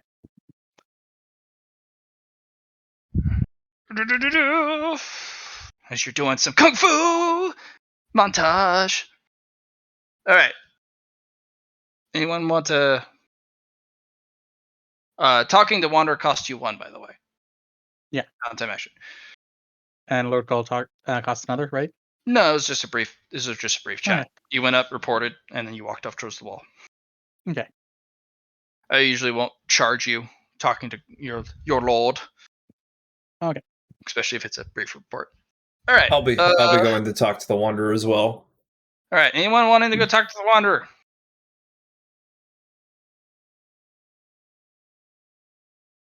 Phil? 9. Grimald? Nope, wanna go that talk guy, to Wanderer? that guy spooks me out. Indrid?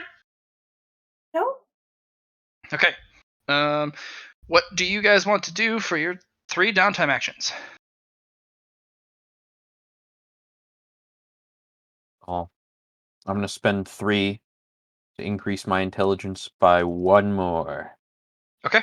Good. Done. Indrid? I You have already can got. also one of your downtime actions to go to the armory. Goal promised you could go to the armory and pull something for your quest to bring despair to the humans. Oh. Yeah, sure, I'll go grab something. Okay. Hopefully it's some armor. But if you want some armor, Goal has also prepared you a Troublemaker's kit if you'd like. Oh, It's not yeah. it's not as super strong, but it has all the primer and reagents for some troublemaking. But it's not an advanced kit; it's a beginner's troublemaker kit. Or you can get some armor. Yes, you could. Absolutely. I'll grab the Troublemaker's kit. All right. This will give you plus 20 to all troublemaker rolls. Okay. It's filled with things like caltrops, diuretics, firecrackers, grease. It has potions of slipperiness. It has glue, like super glue.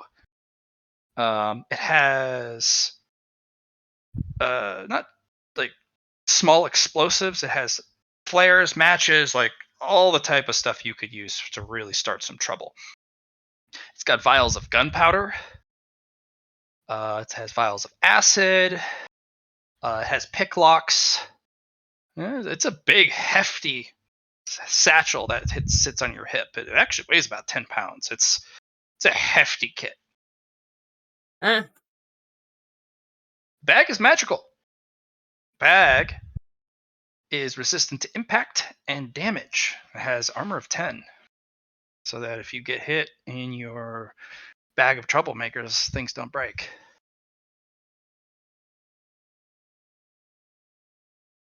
It does not reduce the weight, but it is slightly dimensional. It has a slight dimensional distortion, so it can hold more. Okay. Mm-hmm. Gives you plus 20 to all troublemaker rolls. Pretty good. Occasionally, it returns basic ingredients. So if you run out of matches, the next morning you might find yourself some more matches in the kit.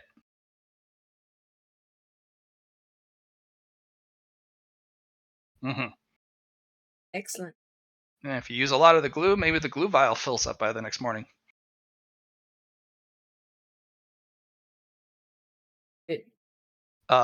This device, if you use it to do crafts and art, it's a minus 20.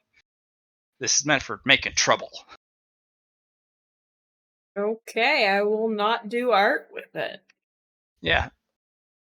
Well, if the art leads to causing trouble to someone else, so if you like make an art of like someone like flipping someone off, that'll help. You also have a couple really small spray paint canisters in there. What would it do if I created a forgery of a masterpiece? plus 20 to roll because you're gonna steal somebody's. Excellent. Yeah, if you're making a forgery, that's troublemaking. There is basic forgery stuff in there. Still give you your plus 20, but you'll need the forgery skill. But it offsets the negative. Yeah, you kind of walk out like yes. There's smoke bombs too. It's stuff. If I didn't give a description of it, and you want to ask if something's in there, just kind of ask. If it's usually for making trouble, it'll probably be in there. It's a basic kit, so not a lot of magic items, if any magic items. If you get the master's kit, there could be things like sovereign glue in there.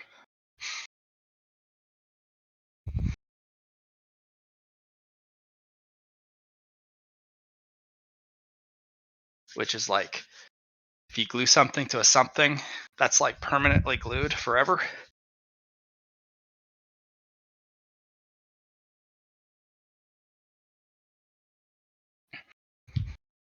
Very magical glue. Should glue some that adventure's butt cheeks together. Dude, that would be the worst. It would be the worst. I don't think I, as a person, would be able to do that. It'd be bad, man. Why would you do that? That'd be horrible. Oh wait, you're a monster. Fuck the humans. Ah ha ha ha ha.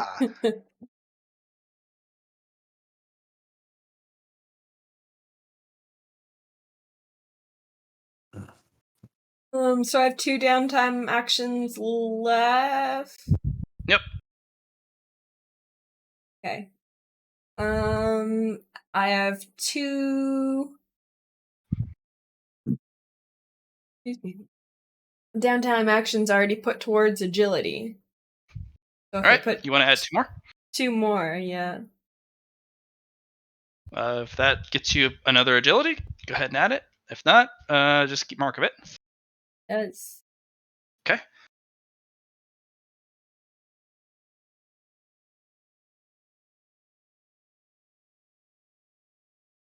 I guess so. Alright, Grimald, you have 3 downtime actions. And now, you can stalk your prey through water.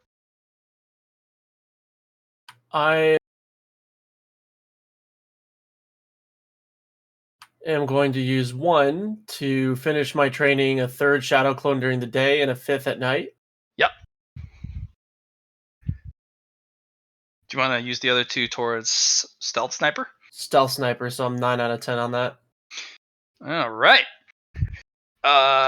Fruity, let's go talk to the Wanderer. Cool. And then you kind of, because we have him on the map. You know what? Let's actually move you over. Oh, that Indrid is no longer the Indrid. We need the real Indrid. The big spoopy Indrid.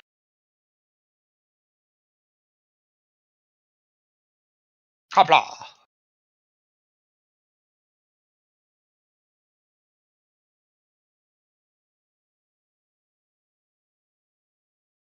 Hey, this is Spider. What's up, Spider? I don't know what gender you are, so I'm just gonna call you Spider. You can call me Susie. Hey, Susie, what's up? What can I do for you? I'm here to call upon the favor. Right. Well. All right. So what are we doing? I'm looking for a blade. Blade? A butcher's knife seems to be the one that comes to mind. But I don't know Like if a you have something kitchen else. knife? Like a kitchen knife? Something to carve up creatures. Skin them. Oh, this is a carving knife. I was thinking a carving knife would be a good Yep, kitchen no worries. utility. I got you. Either that or a butcher's blade. Mm, Butcher's knife. well, the favor will get you the butcher's knife. I had a better blade, but your favor will only cover only a fraction of it. I still want to pay. I just want you to put it towards that. Well, the favor will cover the butcher's knife. It's a magic butcher's knife. It's kitchen utensil. It's made of really good metal, like really good metal. It'd be hard to lose the edge on this thing. The other one is a super magical knife that requires very little. As long as it's not used in combat, it does not require much in the way of mental or physical force to cut anything to pieces. But what about when used in combat? It has a dull blade, See. and it's not meant to harm others or the taking of life of others. It is meant for once life has been taken, you can then cut it into its constituent pieces for food. I see. Well then, of course. Can I use the butcher's blade in combat? Oh yeah, are you kidding? This is a basic blade, hack and slash. How much for the other then? 25,000 gold plus the favor. 25,000 Dungeon gold. Yeah, are you kidding? Check this thing out. I actually used this blade to carve that wall with all my instructions on it about my my technique.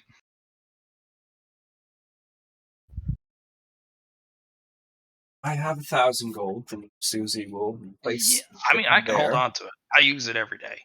Like, I am putting a down payment on it. What about?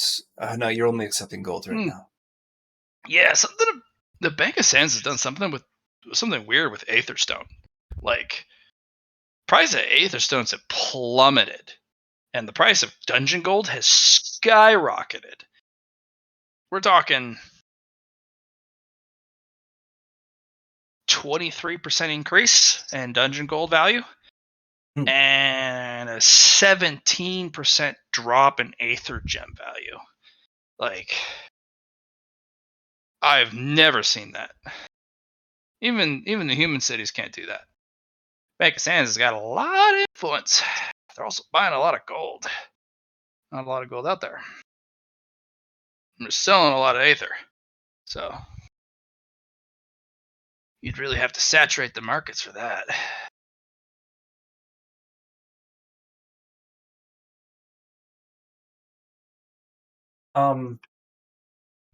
So Susie will send a message out to the party and request 1,500 gold.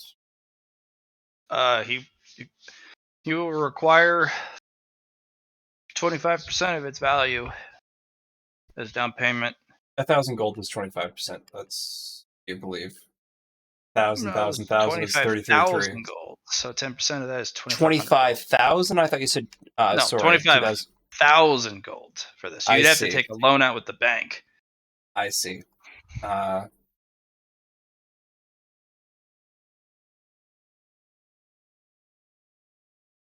Sorry, man. I've never come across a blade like this ever again. It's just too good.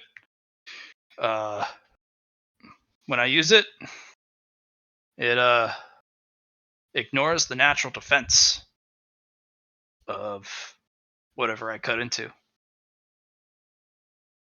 Within reason, of course. Like, it needs to.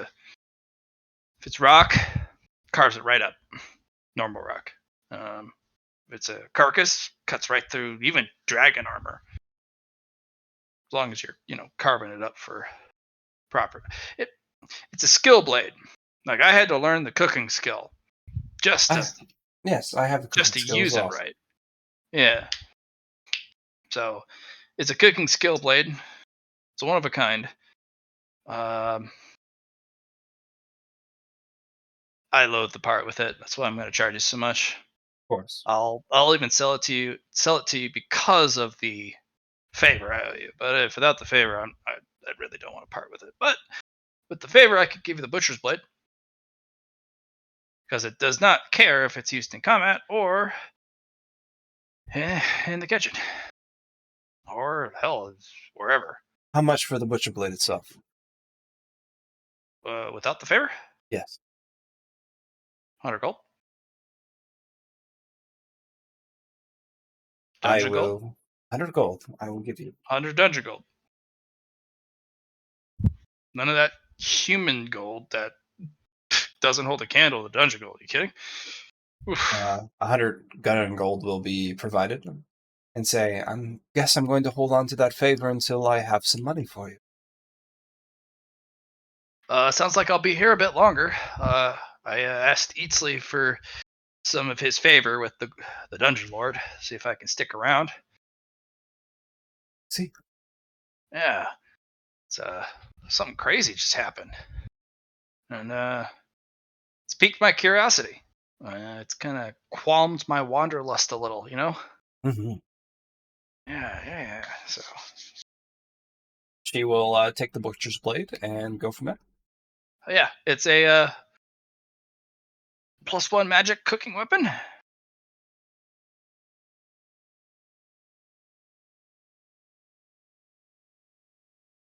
Mm.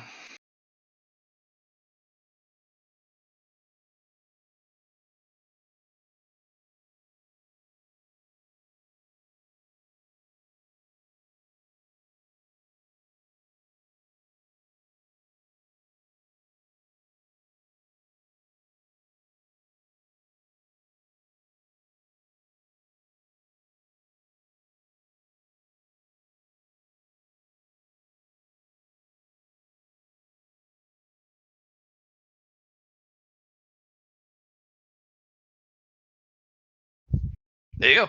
And that's your blade. All right.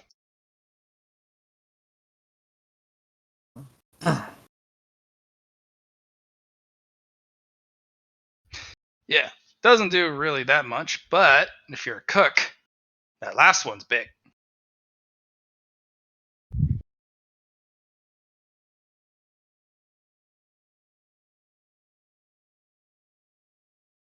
It is 7:30. How much time do I got left with you? Million.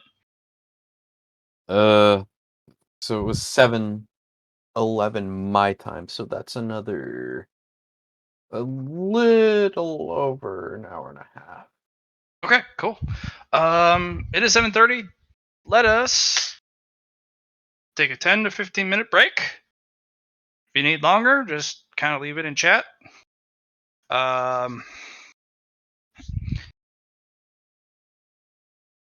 Yeah.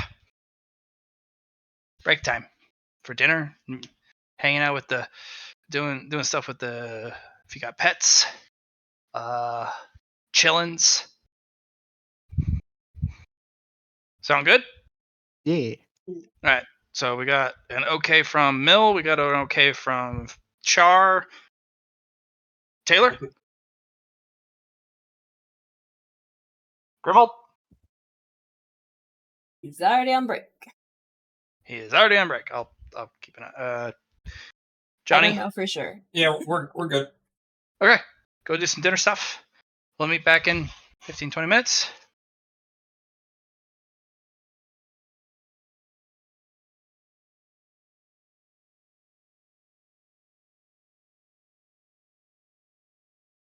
Mhm. All right. And let's go. I think we had 2 downtime actions left with Susie.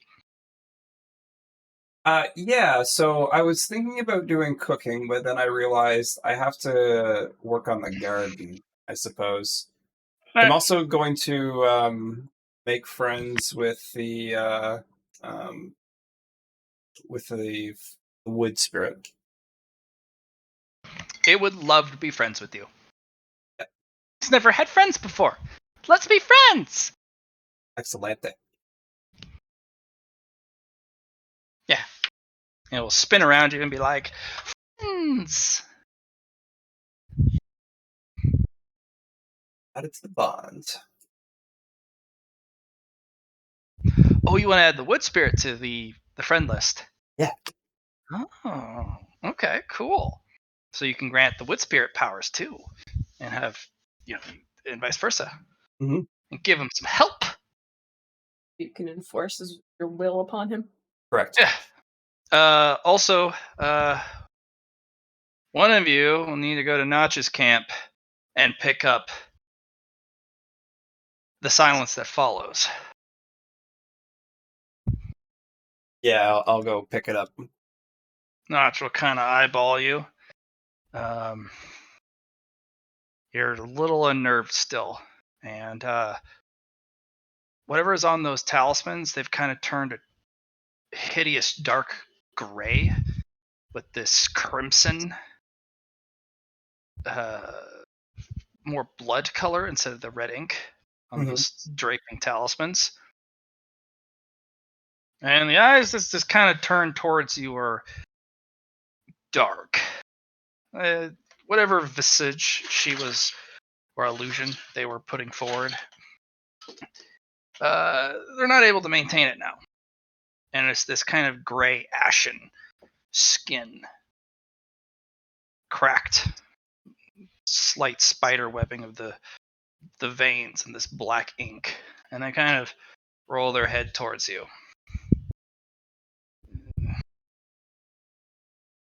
Those eyes are nothing resembling humanity. Spiderling.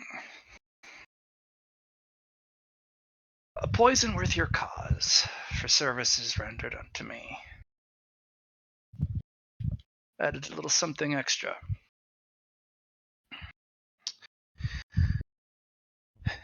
It shortens its use, but there is no cure, and there is no item, save one that I used to own, one that was stolen from me when I was betrayed, that will save you from this concoction. It has a kilometer radius, and it will spread slowly. Anyone caught in the gas will die painfully. And there will be no resurrection, no blessing, no divinity, nothing. How long does the gas stay for? 24 hours. And then it disappears upon the morning dew and the morning light.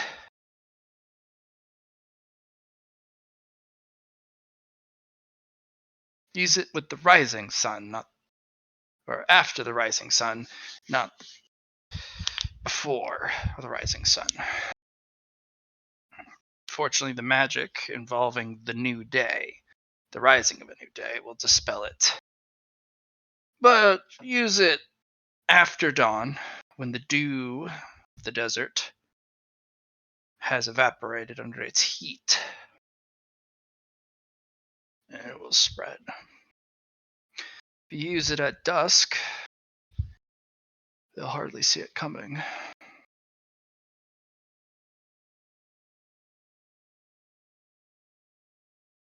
Something about the magic of dusk, where darkness approaches.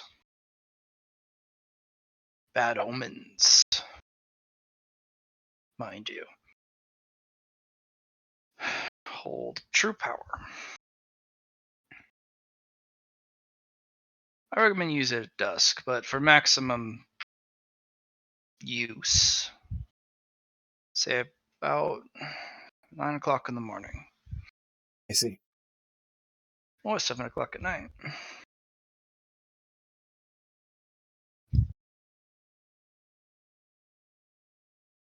People will flee. It's a slow poison. It's a visible poison. But it's an absolute one.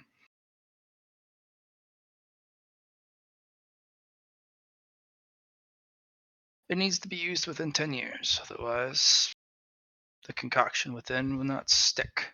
It'll decay and, like wine, turn to vinegar.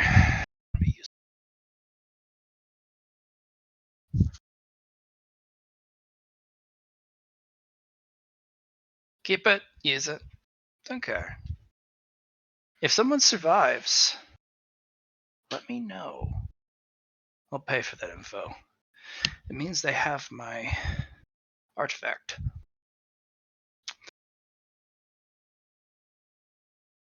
Would be quite the coincidence if they were around. No. Oh, I know who took it. And I think I know who they gave it to. It'd have to be one of the royal family brats. see, Or one of the pinnacle tier heroes. Subservient, of course, to the royal family.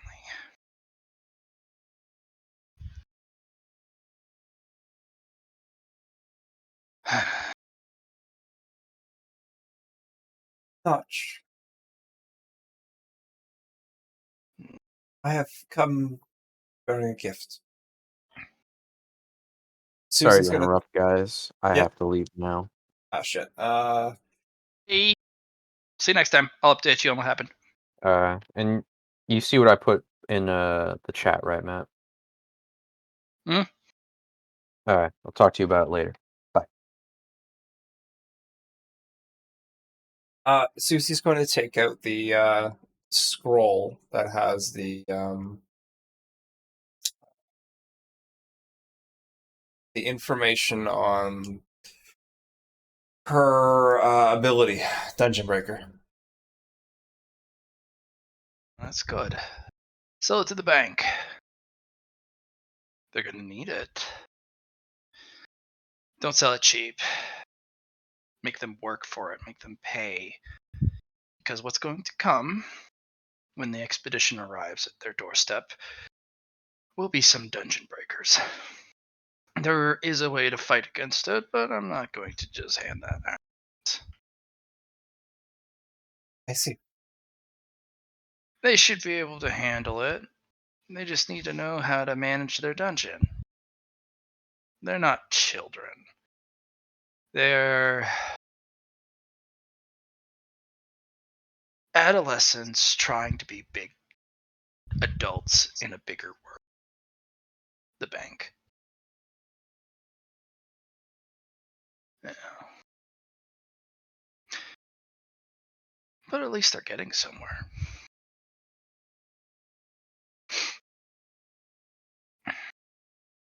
I was actually going to give it to you as a gift instead. No, I don't do gifts. Everything must be a transaction. Everything must be give and take. Everything. Generosity is dead. Kindness is dead. Hope is dead. See. Very well. She'll put it in her storage. Take it away. And this ashen, almost all dark aura just kind of turns its gaze away from you, like the weight of the world, shifting its point of view.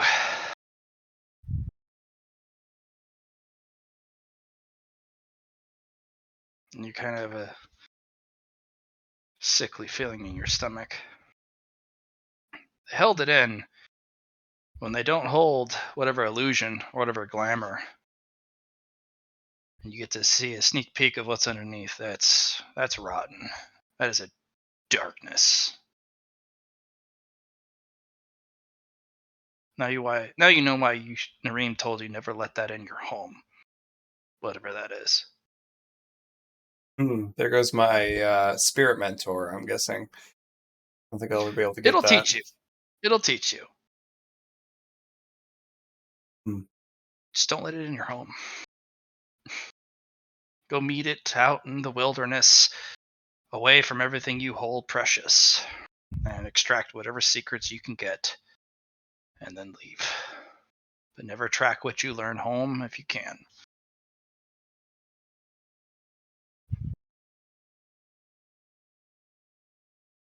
All right.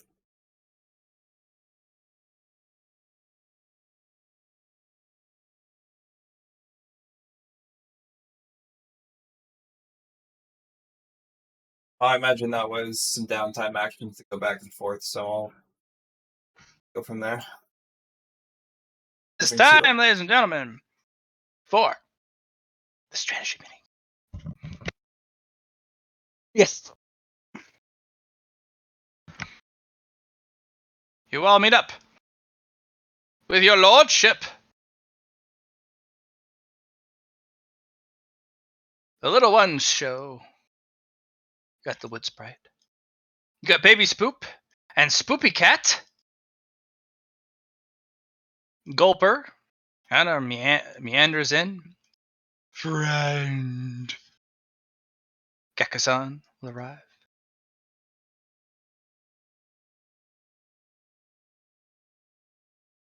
With his army of gecko archers and cactus pups.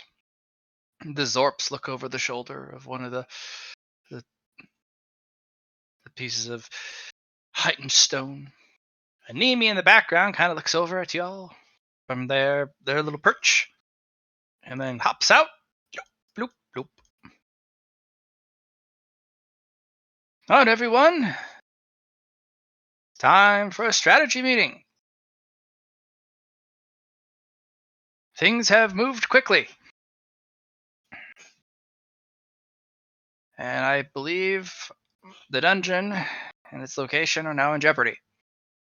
I would like to hold a strategy meeting so that we can proceed forward with all information that we can assemble and the best collective action forward for the survival of the dungeon. And, of course, the future prosperity of the dungeon.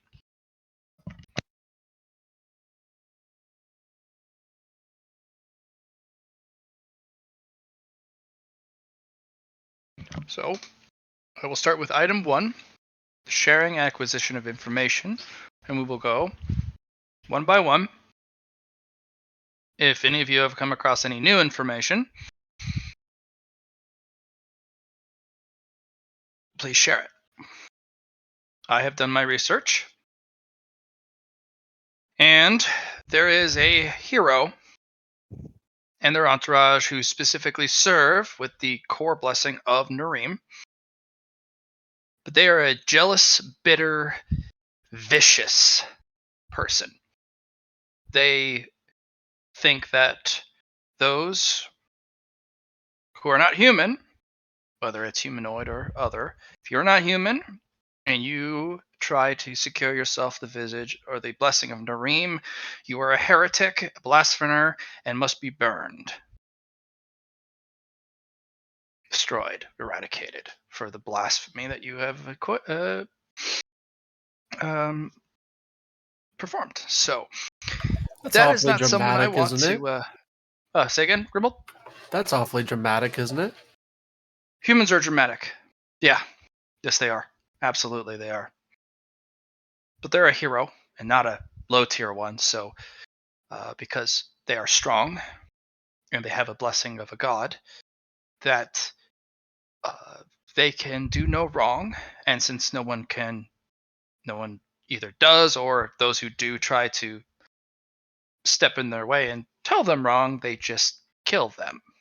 And since you're not strong enough to resist, that just further proves their ideology, because of course I'm in the right because I killed you. You cannot overcome my blessing, and because I beat you, I'm right because the god tells me so, even though the god's never said anything. I don't understand the brokenness of the human mind, especially at the height of power. It's all sorts of warped and twisted. Like I said, dramatic. Dramatic, yes.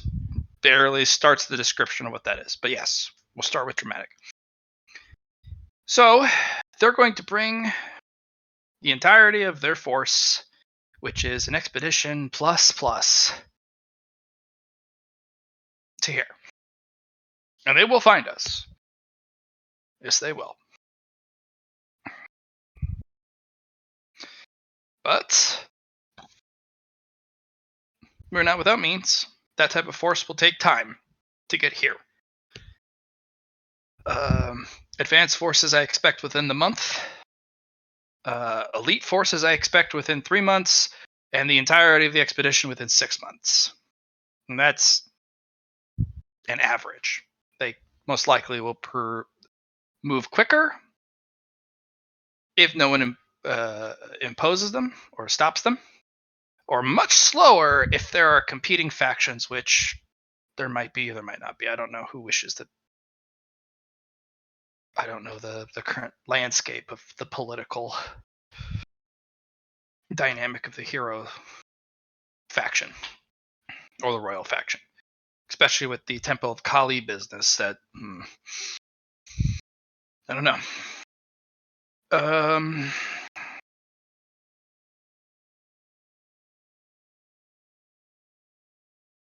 So I have discovered our true enemy, and they will literally kill anyone and everyone who also wants to stick their business into this. So they will eliminate all of our enemies on the human side, but the faction alone is enough to spell our doom. So we need to come up with a strategy to protect ourselves. We'll start with Gulper, since you're on the most left. Or, sorry, Raskier. We should go and find them and bite their face off in their sleep. All of them. Yeah. That's my plan. We're at the information sharing stage. Oh. The shadows are deep and long. Yeah.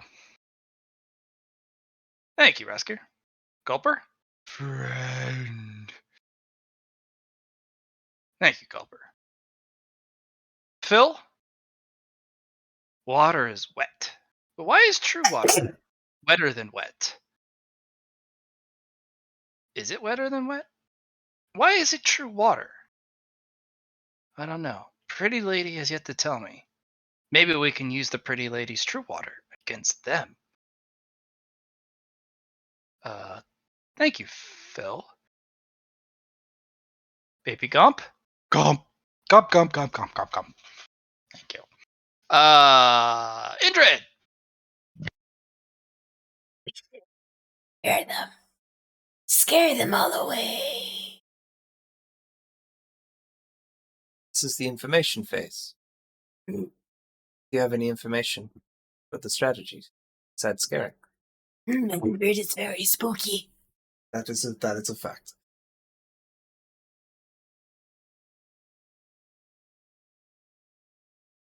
Baby Spoop starts to chant, Indrid spooky, Indrid spooky, Indrid's really spooky. This guy knows what's up. The spooky cat just kind of stares at you. Doesn't say anything, just stare. This He guy knows knows you're what's spooky. up too, but He knows he's you're not spooky. saying it. He knows you're spooky. Susie. I have learned from Notch that they will have a dungeon breaker.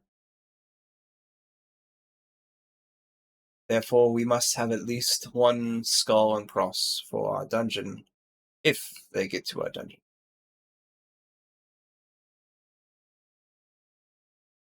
Contingency, at least. Anything else you'd like to report?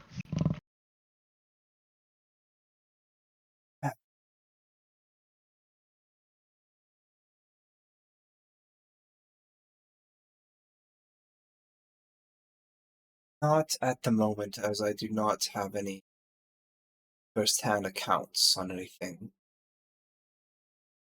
Have the gas bomb. I do know that they will reach the supply camp at some point. Maybe two birds, one stone with the gas bomb at the same time when they reach it might be a plan. But that is all I have for now.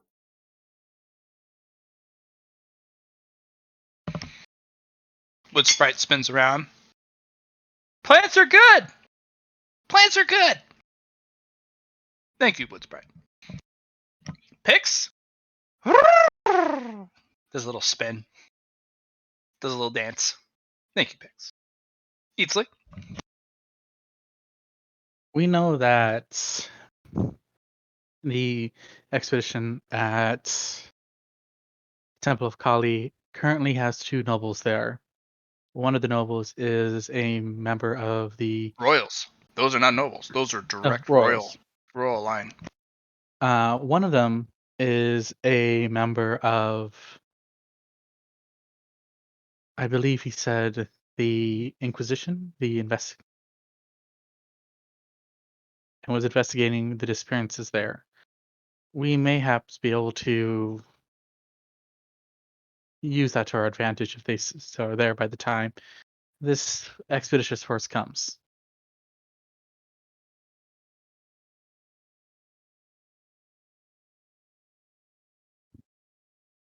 Any other information you've gathered?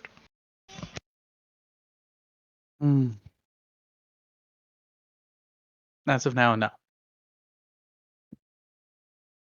Dizzy Kitty? Oh. Yes, Right. it's kitty. Grimble. I do have some questions which may count as information gathering for me. Ask away. You said these heroes are in a large group, correct? They are a faction. They do not like to be in each other's company. It's like having 2 alphas or 2 Do dungeon they lords. travel party? Each hero, Underlings or some sort? yes, each hero has their underlings, just like you have Gekkasan. But they will most likely have a hierarchy. You have the highest level hero with their underlings, and under them will be the second level hero with their underlings, and so on and so forth. And, well, I doubt that they're as noble as Gekkasan. And I look over at Gekkasan. He gives you a salute. I imagine that these hero types don't take kindly to heretics, do they? Never understood the term heretic. The gods do not punish us like that. They only punish us by desecrating anything we build in their honor. Even if you were to forsake and take the lives of others, Nareem doesn't curse you. Nareem's a goddess of peace, of home, of hearth, of the water. Humans seem to love to make rules to control each other, don't they? They do. I don't understand this heretic thing, this heresy. It seems to be, some sort of control mechanism to enforce rules that even the gods don't enforce or require of their followers. If you become a priest, I've spoken to a high priest of Gaia, which is the goddess of life, earth, flora, fauna, wood, and earth. They don't curse you for chopping down forests or destroying the land in search for minerals. And yet, humans who serve Gaia call the industrialists, people who harvest the land for its resources to make materialistic goods for people, heretics and blasphemers. So perhaps I'm getting ahead of myself here, but would it be expeditious to perhaps plant a heresy within their camp? Real or not? Perhaps a heretic, or cause They would the hero kill to them. believe? They Yes, would tear them asunder and kill them and move on. So, am I on the right track in thinking that we could cause an inquisition within their own camp? It would have to be through Eatsley's plot. It would at least buy us some time, and I imagine we have the sort of seditious think tank here to execute such a task. I do not have much interest or have gained experience in the way of abusing the human religion system. I tried to stay away as far as possible from that because it's like Eatsley's traps. It's multi-tiered. It's never just dealing with one thing. It's always something else, and you will inevitably get caught in something, even if the original trap maker didn't make it. There's another trap to step in. Maybe the best solution I can think of is involve the princes from the Temple of Kali, because their word cannot be dismissed, especially if one of them's part of the Inquisition, which can look into heroes and judge whether their cause is worthy or. Well, it doesn't necessarily. So this is what I'm thinking. Give the humans a noble task that turns their attention inwards. It'll at least buy us some time and diminish their forces, would it not? It would, but we would have to find a way to do that. What noble task would. Sure. Perhaps we could discuss that in the strategy portion of the meeting. I just wanted to put a pin in it, as they say. That would be a curious idea, actually. Yeah. Any other information? No further information, and as you may know, I'm very eager to hack and slash. I do see use for brain power here, perhaps. Indeed. There will be much killing to come, Grimold. And we will require your skills and your ferocity. Yes, we will. Which you know I'm always willing to lay down for you. Indeed. Gecko-san.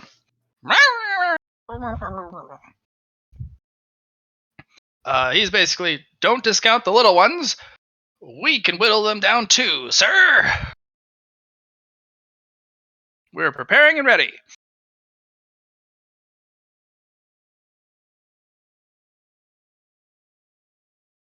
Their appetite is bigger than their belly, I'm afraid.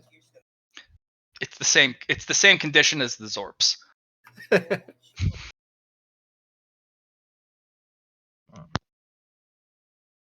But nonetheless, I do love my little creatures. Yes, but they do not have monster stones.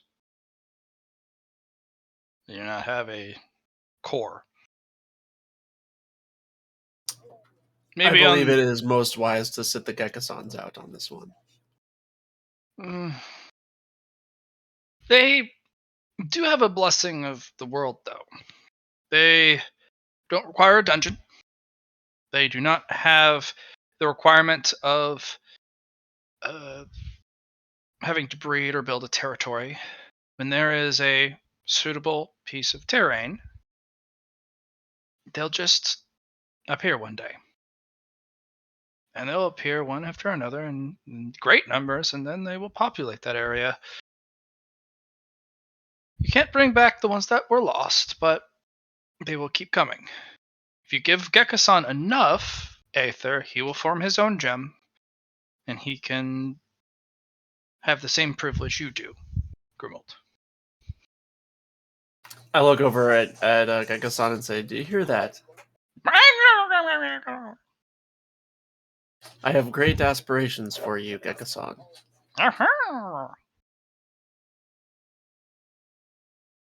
And my guardian, Nimi, from the high steps.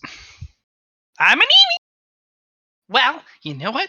I have a bunch of information, because I flew around and I saw some stuff, and then I rang thunder and lightning from the sky. And then everyone went, oh no, it's a Thunderbird. And I was like, ha, lightning and stuff. So I actually found out that a lot of people do not have a lot of lightning or thunder resistance, which are actually the sonic and lightning element types, which is a really rare element type, which I seem to have. I also have fire. I don't know how I got fire, but I was talking to a fire elemental at one time, and somebody was being a jerk. So I was like, oh no, don't be a jerk. I'm going to be your best friend. And we're like friends. And now he went in a volcano, and the volcano went... I was like, oh my god, that's a volcano. And so I flew away after fighting a bunch of bugs. And then I was like, oh, let's go on another adventure. And then we went on another adventure. So I flew over here, and then I met you in another dungeon. I don't know why I was in that dungeon, but I was. And I was kind of looking through because I was really hungry, and I found a bunch of bugs. So I started eating them. And then you were like, hey, don't eat those bugs. This is a dungeon. And I'm like, oh my god, what? It's a dungeon, but look at all the bugs. And then we went over here, and I was like, oh, let's say we're good friends. Why are we in the desert? I want to make a nest over here. And then you made a dungeon. And then all these guys showed up. So I went flying around, and I discovered that the humans, unfortunately, they're really stupid because they are using a lot of gunpowder in the desert. And I could see gunpowder because I'm a thunderbird. I don't know how that works. But anyways, one of them has one of my threads. So if you guys can get that back for me, that'd be really nice. But at the same time, Ing also has another thread because we talked about that. And you guys should, like, one day, somebody take over my guardian duties so that I can go get the threat from him. But at the same time, I found out that the humans are actually amassing a specific type of armament on the way here, and it's really fragile in the storage, but really lethal in use. So we need to attack the supply camp, specifically going after the gunpowder and the raw aether gems that they're accumulating for their their heavy siege equipment, so that we don't get blasted into smithereens from a really long distance that we can't even defend ourselves from. I'm an Etsy's just gonna turn its head 180 and look at Nimi. I'm like, that was a lot to take in at once. I look at Gekko-san and say, Gekko-san, were you taking notes? He looks up from the dirt he was drawing in with his little stick. We'll work on that later. He's still drawing in the dirt.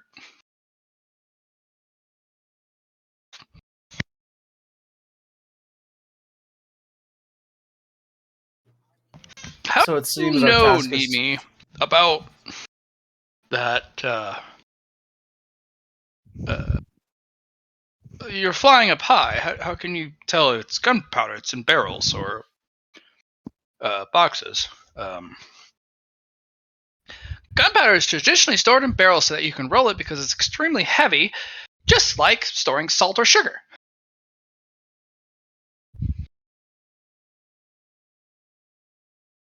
And gunpowder does use salt as an ingredient. Mm-hmm.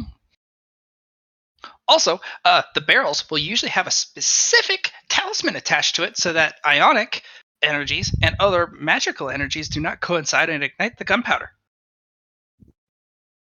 You can tell by the magical signatures pasted on the talisman on side the barrel, and the barrels are usually really small because you want them to be man portable so that you can take them individually into battle, but there's not so much stacked up that it's too heavy, and specifically so that it's not all in one place, that it doesn't explode and cause too big of an explosion. You want to divide it among the amount of members that are actually going to be able to use the gunpowder, so you want to have it in as little small doses as possible, but enough so that it is useful in longer engagements.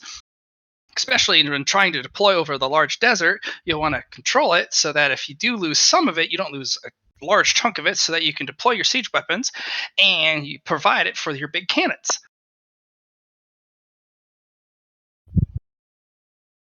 Yeah, I'm an E.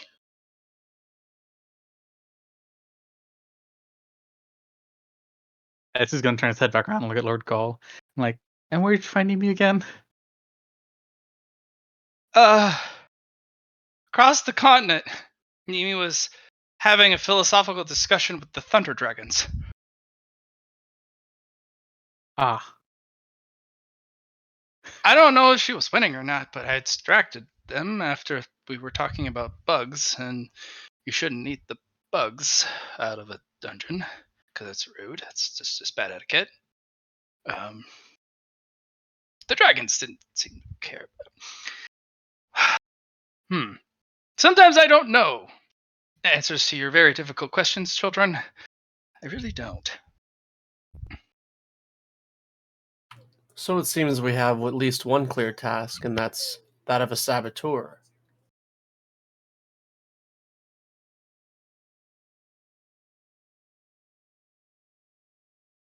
Well, then since we have gone through everyone,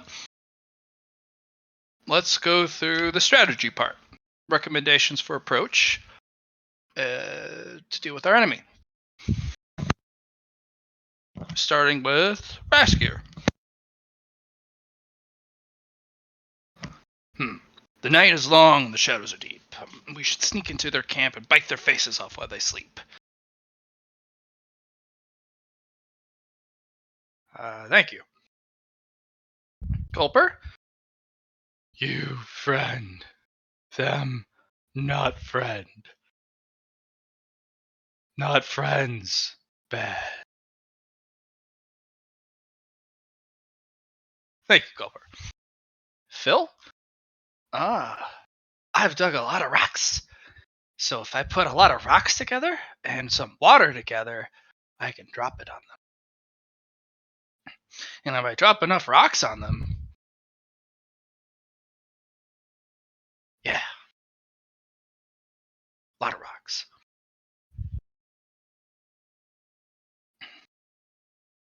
And then I'll be like, whoosh, and kush. Yeah.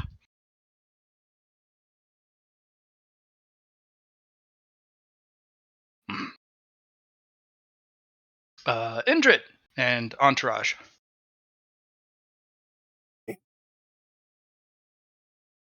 You've heard Indrid's opinion already. Be spoopy and scare them away. Be spoopy. How do you do that? Yeah, send moths after them, and you drive them insane. Maybe you go in there and you make it personal.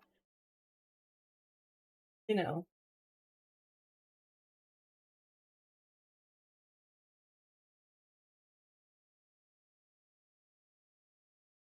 Yeah. No. Okay. He kind of pauses, and your spoopy companions are like, spoop, spoop, spoopy, spoopy, spoopy. The cat just stares at you. No, not impressed with my idea. Call's thinking about it. Well, I'll have to see what their mental defenses are, because some of the individuals are equipped with dealing with mental degradation and fear. We'll have to test their defenses. Susie and companion.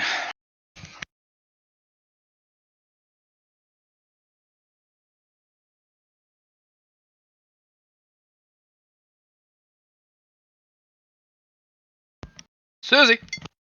Oh, Susie is using the washroom, I think. Ainsley. I think a very convenient task for us to do would be to make a graveyard out of the forward base Ascalon. It would provide a solid defense for us, and if it were to fall, it would be in a very good early warning system. It would also force the surrounding bases to converge on it, and we could possibly create even a bigger graveyard from it. I think also trying to get the Inquisitor to investigate the priest of Nareem when he comes would be also effective. Priest is Phil. If No. you're talking about the hero, The hero. the Grand High Priestess of Nareem, self-proclaimed. Self-proclaimed, yes.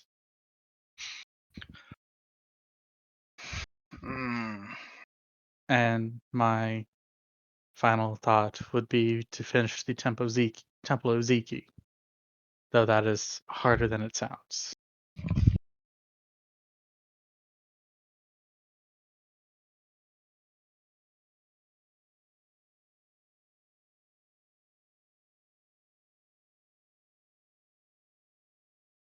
Remote?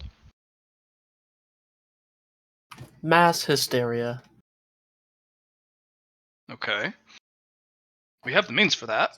How would I you believe propose we apply that? I believe we begin with Indrid. We start seeding fear into their camp. Specifically the fear that there are heretics among them. A fear such that, when investigated internally by these humans, they begin to find that everybody may be a heretic, even their best friends, their family, and they begin to turn on each other. And when that becomes chaos, i.e., mass hysteria, we begin sabotaging their supplies. Hmm. And we can do so from the forward camp. I think that was a good idea as well. Are you suggesting this on the way here for a long-term effect? Or are you suggesting by the time they arrive? I suggest we start as soon as possible, so Understood. that they don't suspect that any monster had anything to do with it. Hmm. We'll have to set up a base of our own behind the supply base Ascalon. So it starts before they even arrive to the supply base. And we can always use the cloak of night. Yes, we can. We can potentially start. We should start poking and prodding at the defenses of supply base Ascalon to start eroding them, so that even though they think that the defenses are sound, they are weak, and we can slip through the cracks. Because I don't suspect that they will be weak physically. It sounds, in fact, that they are strong physically. If they could Extremely take strong us physically. in a head-on fight, we may lose, or We perhaps will lose in a head-on definitely we fight. will lose. So we use their own strength against them, cause them to turn in on each other. Anytime there's a strong orthodoxy of opinion, this is a very easily manipulatable trait.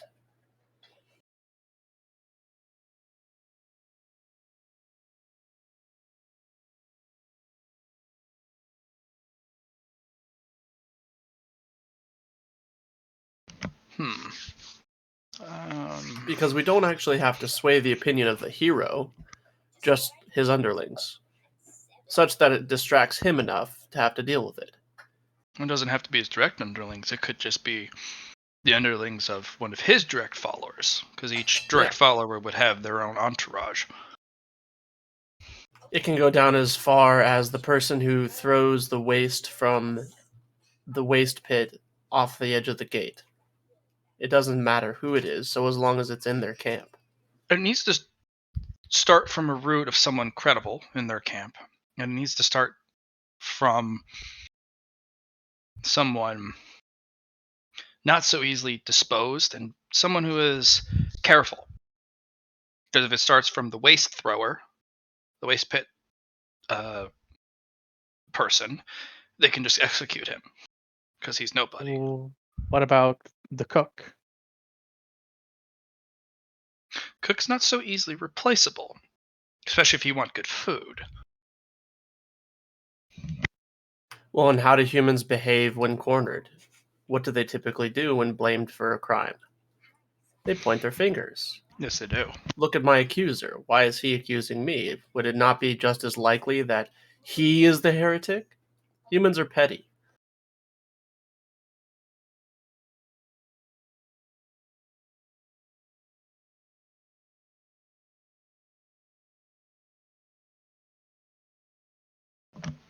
That's my big play. We may have disagreements there, but that's what my 2 cents are.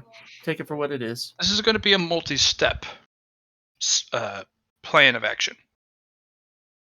There's not going to be one good solution. There needs to be a battle plan. And the battle plan can be as complicated or as simple as possible as we so need it. Starting with the corrosion of the cohesion and morality or morale of the enemy forces. would be good.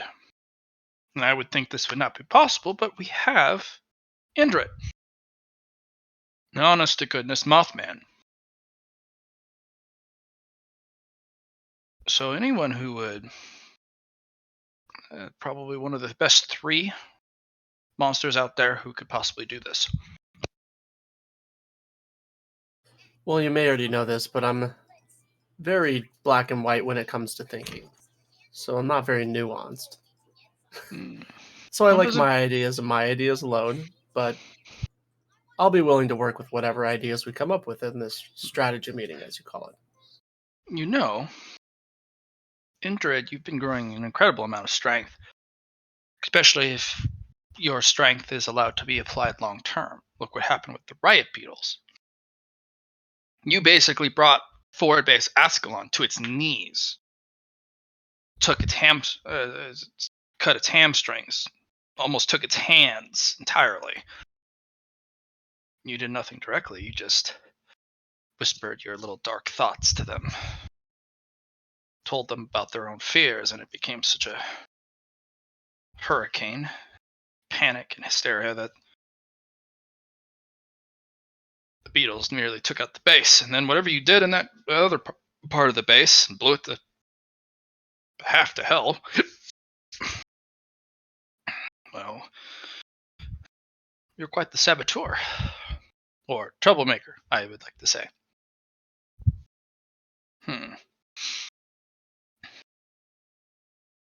We should saturate their force with fear, hysteria. Most importantly, like you said,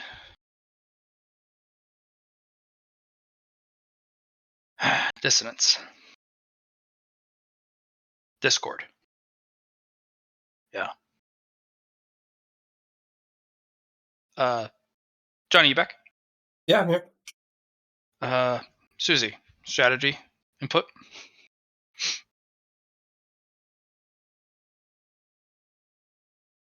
I need to go out and get us more people, like either finding them through my CO powers or Could you make me a logic test, Susie? Sure. Give it +10.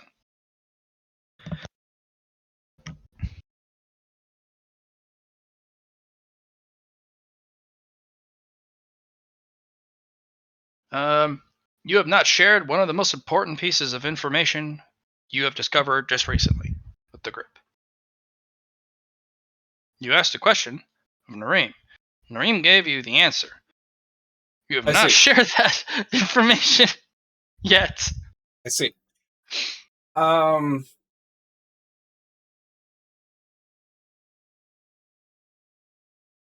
So, things of note. We know that they are coming. We know Notch will not be our savior. We need to have the illusion array up and running. And we need a lodestone in order to do that. Yes, of a specific grade, otherwise it won't work. I have been told where we can find one. I have been given a quest in order to get it.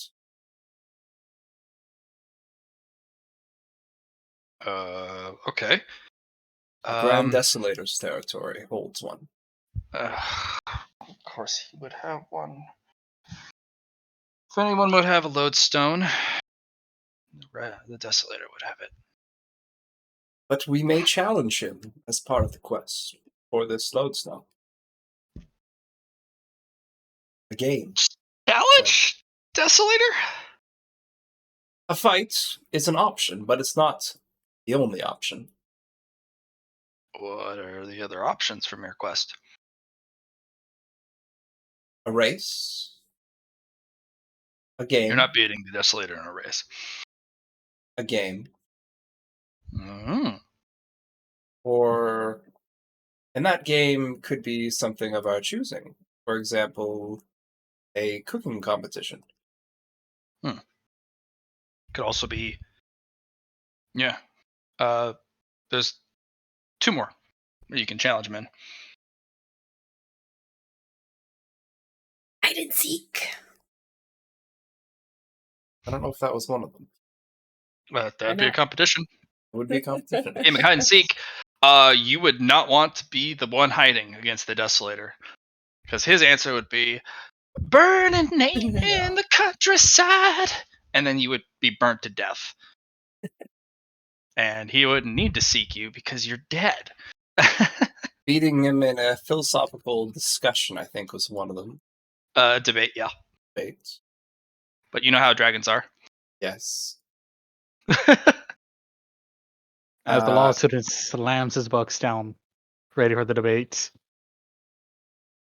Last one.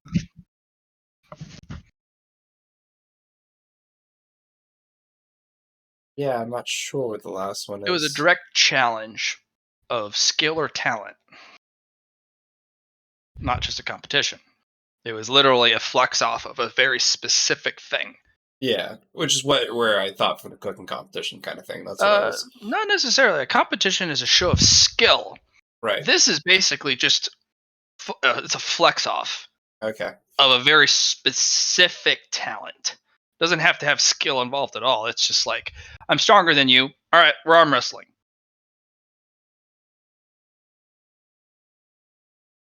So challenge and competition are actually specifically set different, because a challenge is a direct one-on-one. Competition requires judges. Cool. A competition like hide and seek or a game also requires a judge, but a challenge is just like, I'm gonna fucking punch you in the face, and you need to punch me in my face, and whoever does it first wins. There's no need for a judge, just whoever punches who in the face first. Yeah. So you got quite a list. One option for a race is we could be cheeky about it, and we could say, all right, Grand Desolator, from here to here on this map is where we go, but we take the salt flats instead. Yes, you could. And you arrive, sup, bro? And then you would have to deal with his ire, because dragons of that age don't deal with loss very well. Probably gonna have to deal with loss no matter what way we go, though.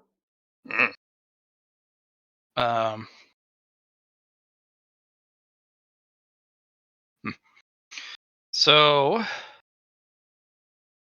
there's also one other step to the array. Yes, finding a creature with inside the illusionary crystals. Creature that's created them. We need its permission and its trust in order to create this array. All right. Well, Indrid, you have quite a few tasks. Bring despair and doom to Forward Base Ascalon, and then I need you to report to the crystal fields to find the crystal critter and befriend them. I think I got some more mobs.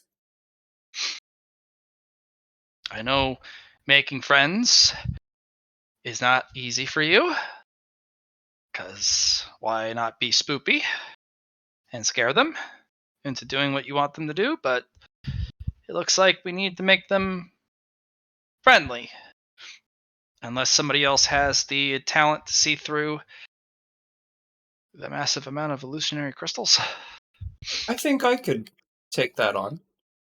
All right, Susie, you'll be in charge of dealing with the crystal creature. Indrid, bring doom, despair, and death to those who would bring war to our doorstep at Fort Ascalon. Remote, we're going to talk about how to use the ideologies of a human's own systematic religion against them. Since you are a pinnacle predator and you can see weaknesses I might be able to not see. Eatsley, I need you to work with Nimi. Understood. Nimi seems to understand something about specific human military tactics that I'm not familiar with. And I thought I was very on top of that, but arcane artillery, massive use of gunpowder, it's new to me.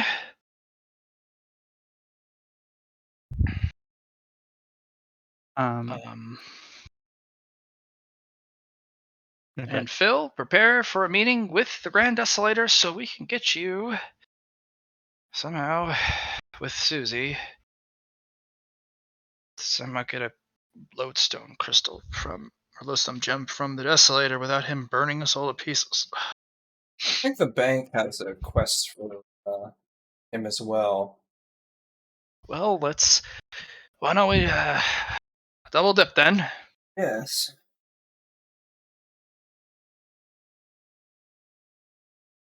What say you? Any other inputs? Oh my lord. Feels like if I get the avalanche bag from Ing, I could put a mountain of boulders in it. And then I could fly over and drop a mountain of boulders on them. Work. One of these days, that's going to work out for you, Phil. You know what, Phil?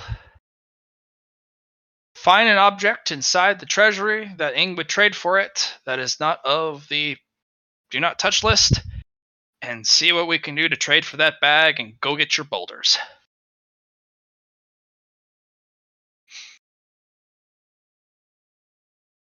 Phil does a little dance. I'm gonna have Phil do a dance. Phil! Dance! Alright, let's see. Alright. Got mining. What did he do?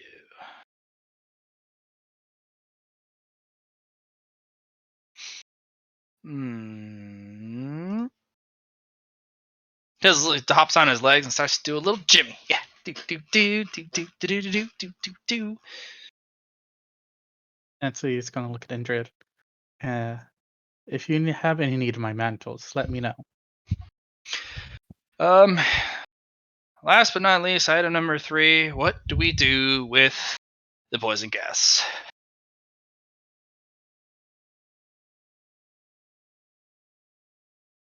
Like I said, we could.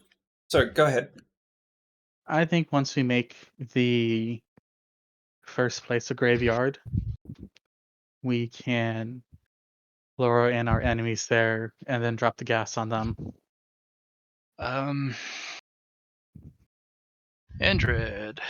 Sorry, not Indrid. Yes. Susie, you went to go pick up the gas. Notch usually has something to say. Any Yes. extra? But the timing is important. For most effects is the morning before the after the dew hits. But she suggested to do it at dusk.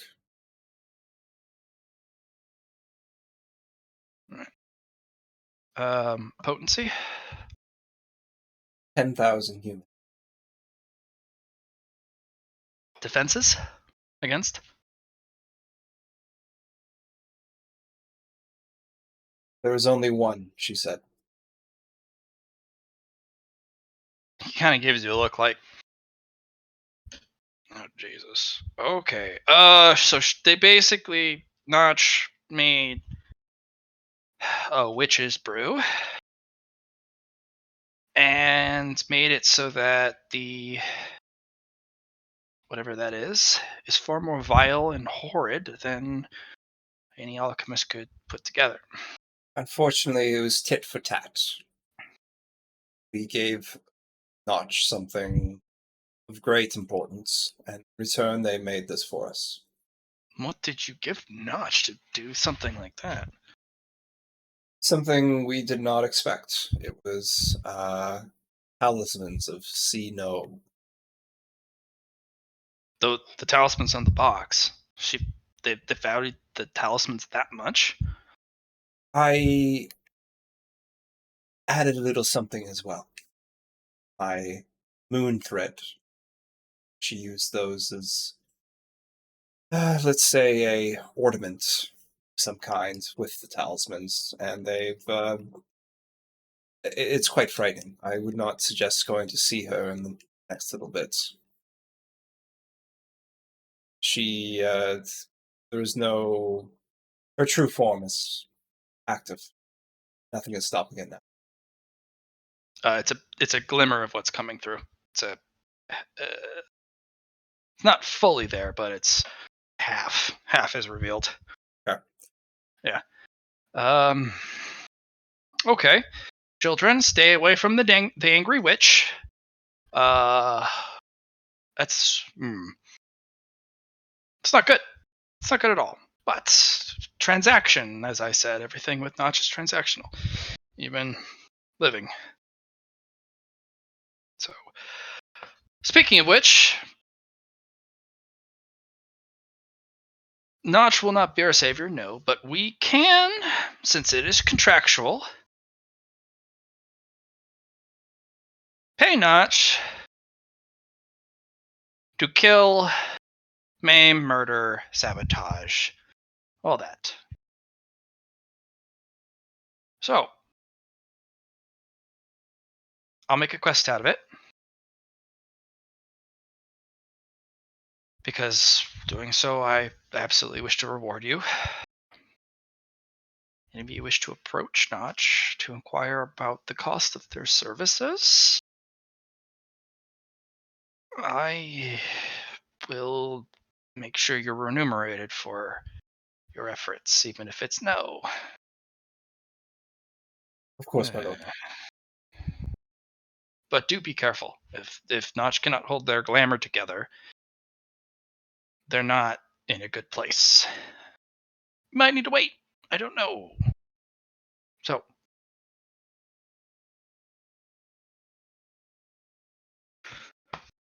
I think we have our tasks. Unfortunately, I will be closing the previous VIP task. I know you worked very hard to do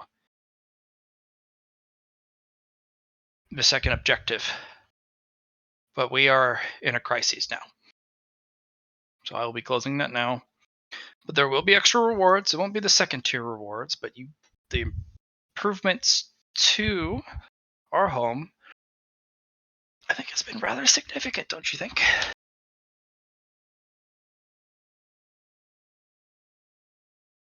All right.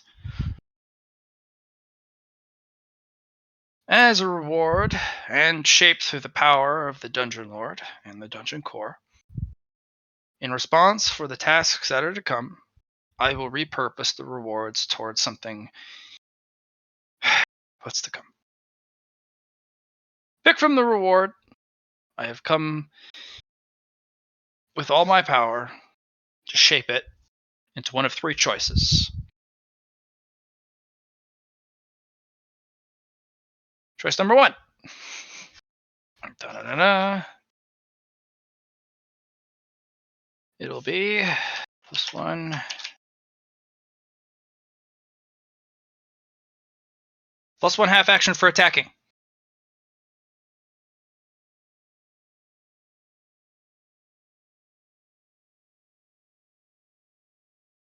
2.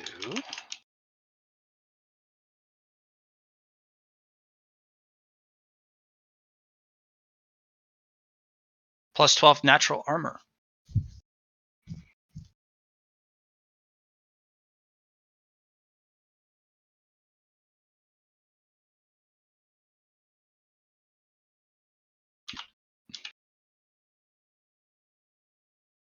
Or +1 dungeon defense spell.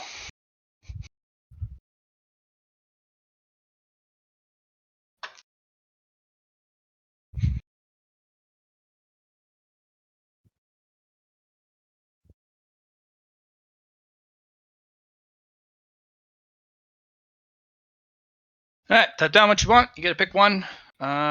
Goal has kind of overridden the quest reward for the tier 2. Can you explain what that means? What they mean?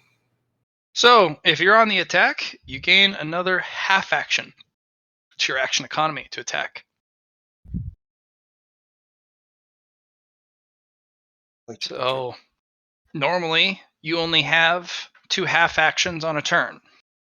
You actually have 1 extra half action for attacking already, even though you are limited to your spike shooty tails once per turn.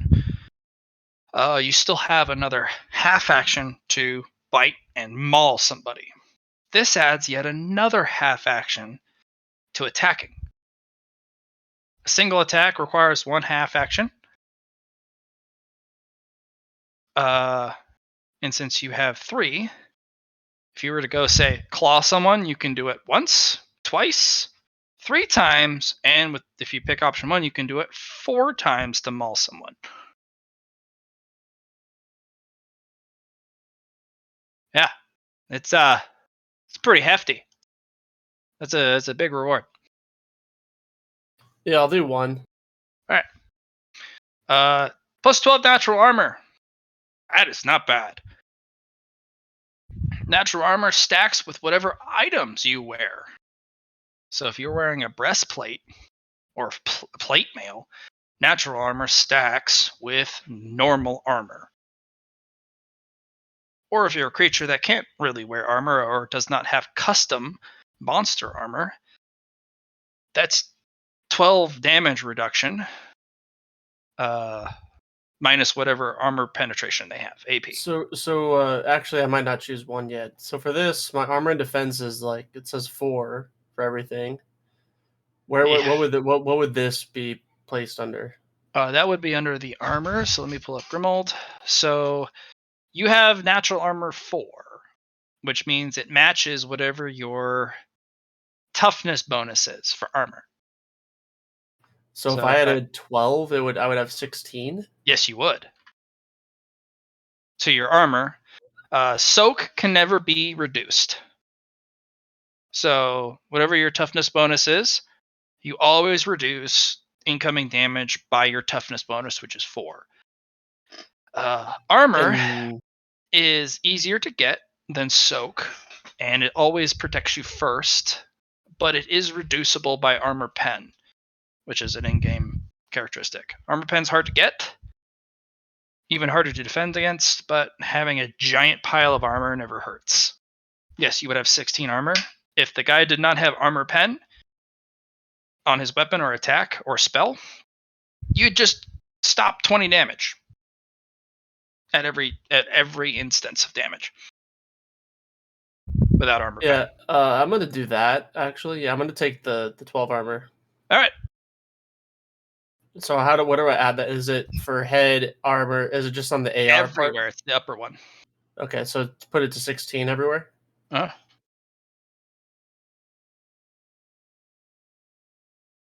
Yep.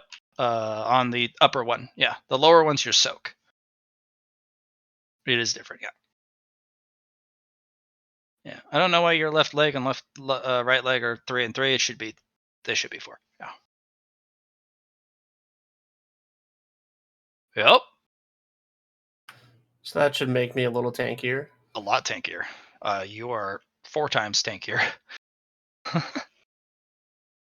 Okay. Eatsley, 1 half action for attacking. All right. Susie. Oh no, nothing. You like your plus half action? That's 4 attacks a turn. Yeah. Especially with your special blades. I'll come back to Fruity Tooty Susie. Indrid, plus 12 natural armor. E. You tough now. E. Yeah. All right. What's your armor at?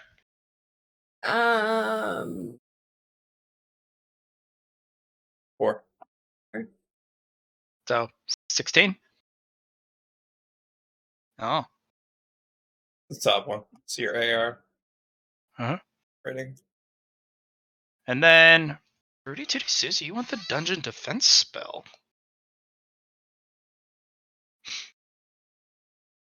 It is a Mercuria field spell, but so it doesn't require mana, and you don't need Mercuria to fuel it initially, so you don't need to spend Mercuria right away. But you would need Mercuria to upgrade it. Sure. A dungeon defense spell is only usable to protect those in the dungeon while in the dungeon. Yeah, makes sense.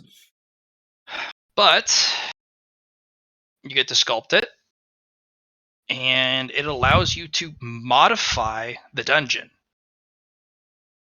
or have it work for you. Okay. What it's going to be is timed gates, I'm thinking. You want to add a timed gates so that even if they complete something, they have to wait? Yes. Which gives them time to rest. But it does. it also allows Indrid to affect mind things while they sleep. They do go. Okay, so here's how this is going to work. Each Mercuria you invest increases the skull rating of the gate. Okay. Once you get to 10, you'll need to upgrade it with a special gift or a quest, and that'll get your first skull and crossbone. Then you'll need to get another 10 Mercuria, do another quest, you get another skull and crossbone. This determines not only how long they have to wait, but how difficult it is to break, and or the cost behind breaking the time gate just to move ahead. Okay. I was thinking So something. if they meet a time gate, yeah. even if they do break it, there's a dungeon cost to it, just like a dungeon mechanic. You broke the gate, you are now set with a debuff penalty, or you lose this, or something happens to you because you broke the gate. It also acts as a physical impediment. It makes it harder to do it, and it also increases the cost to breaking it. So eventually, if you get it up really high, not only can they not break it, even attempting to do so gives them a penalty, a stacking penalty depending on how many times they try, and then they still have to fucking wait. So, do I only have one of these, or can I? It's level 1. Hit one gate. Okay. Every time you get a skull and crossbone, you get another gate you can place with the same rating. Okay, I like it. And you can stack them in the same threshold. Right. Go will also pair this with another ability he has. Restricted Earth. It's an underground dungeon. You can't burrow through the walls. Yeah, I like That's that. one of the biggest things he specifically went out of his way to purchase and build. You guys can modify the dungeon. If you do not have a monster core that spawned from this dungeon is not modifiable unless you destroy the objects in it. The walls cannot be broken, they cannot be burrowed through. That's why he's poor. That's why he had to take a loan. All right, Because why would humans actually play the dungeon game? Fuck that. I'll just burrow around it. I'm a hero. I have a spell. I'll just disintegrate the wall continuously. Mm. Or take a giant axe and just carve my way through. Or have a professional digger cut the way through. Nope. You need more aether than the dungeon core has to burrow through it. Oh, that's where Dungeon Breaker comes in, though. Yeah.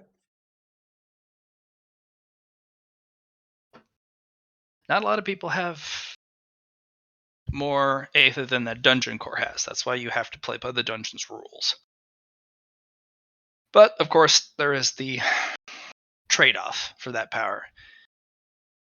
You have to make the dungeon connected, and the dungeon core does have to be connected through a tunnel system that is accessible to those who would run it. So, yeah. Has to be catacombed. You can't seal the dungeon core off and sink it into the earth. There has to be a passageway to it. since the humans cannot cut through the earth. So, yeah. Excellente. So the only other thing I was going to say for this, since I think we're pretty much going to end here, can I use some of my fate points to roll for seeds, magic seeds? Sure. Okay. Once per session.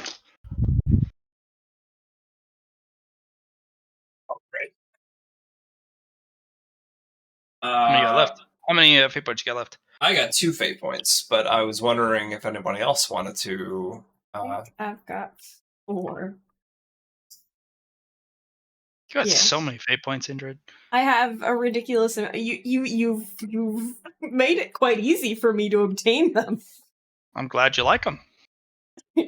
I've just been hoarding them. So Good. I'm going to get 4 from Indrid, 2 from myself, so that's 6. Does anyone else would like to offer up some things of that nature? Pull 3. I can only pull 3? Just pull 3. Okay, I'll get If you're gonna use your star power, pull 3 on each of them. Okay. Because there's only going to be so much quality in the bag, you know? And you're increasing the quality forcibly.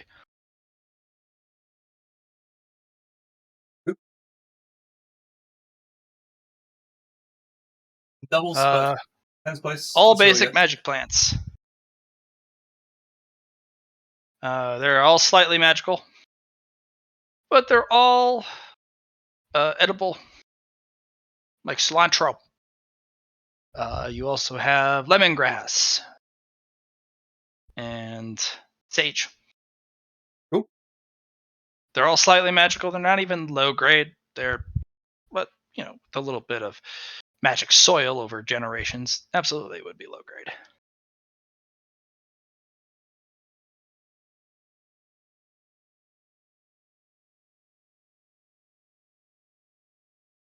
So the way I'm understanding this right now, Matt, is you're putting a cap on how much I can do this, right? It's a huge bag of seeds. I'm putting a cap on how many times you can forcibly raise it through Blessing of the Stars. Is that per session, or is that just like You get 3. You can grab up to 10 if you don't use any of the Blessing of the Stars. Okay. Or 3 if you dope all 3 of them. But it's 3 per session. So, and the bag has hundreds of seeds. Yeah, there was 200 total. I just wanted to double check. All right. Yeah, but that's a lot of sessions. If you going 3, I dope all 3 of the results. Mm-hmm. Sure. It also helps me control the amount of content I have to scroll through and provide you. Dear Lord, it's a lot of seeds. That's why I bought them all. I know. Okie dokie. Yeah. All right, guys, we're gonna end here. I will be back on in a moment.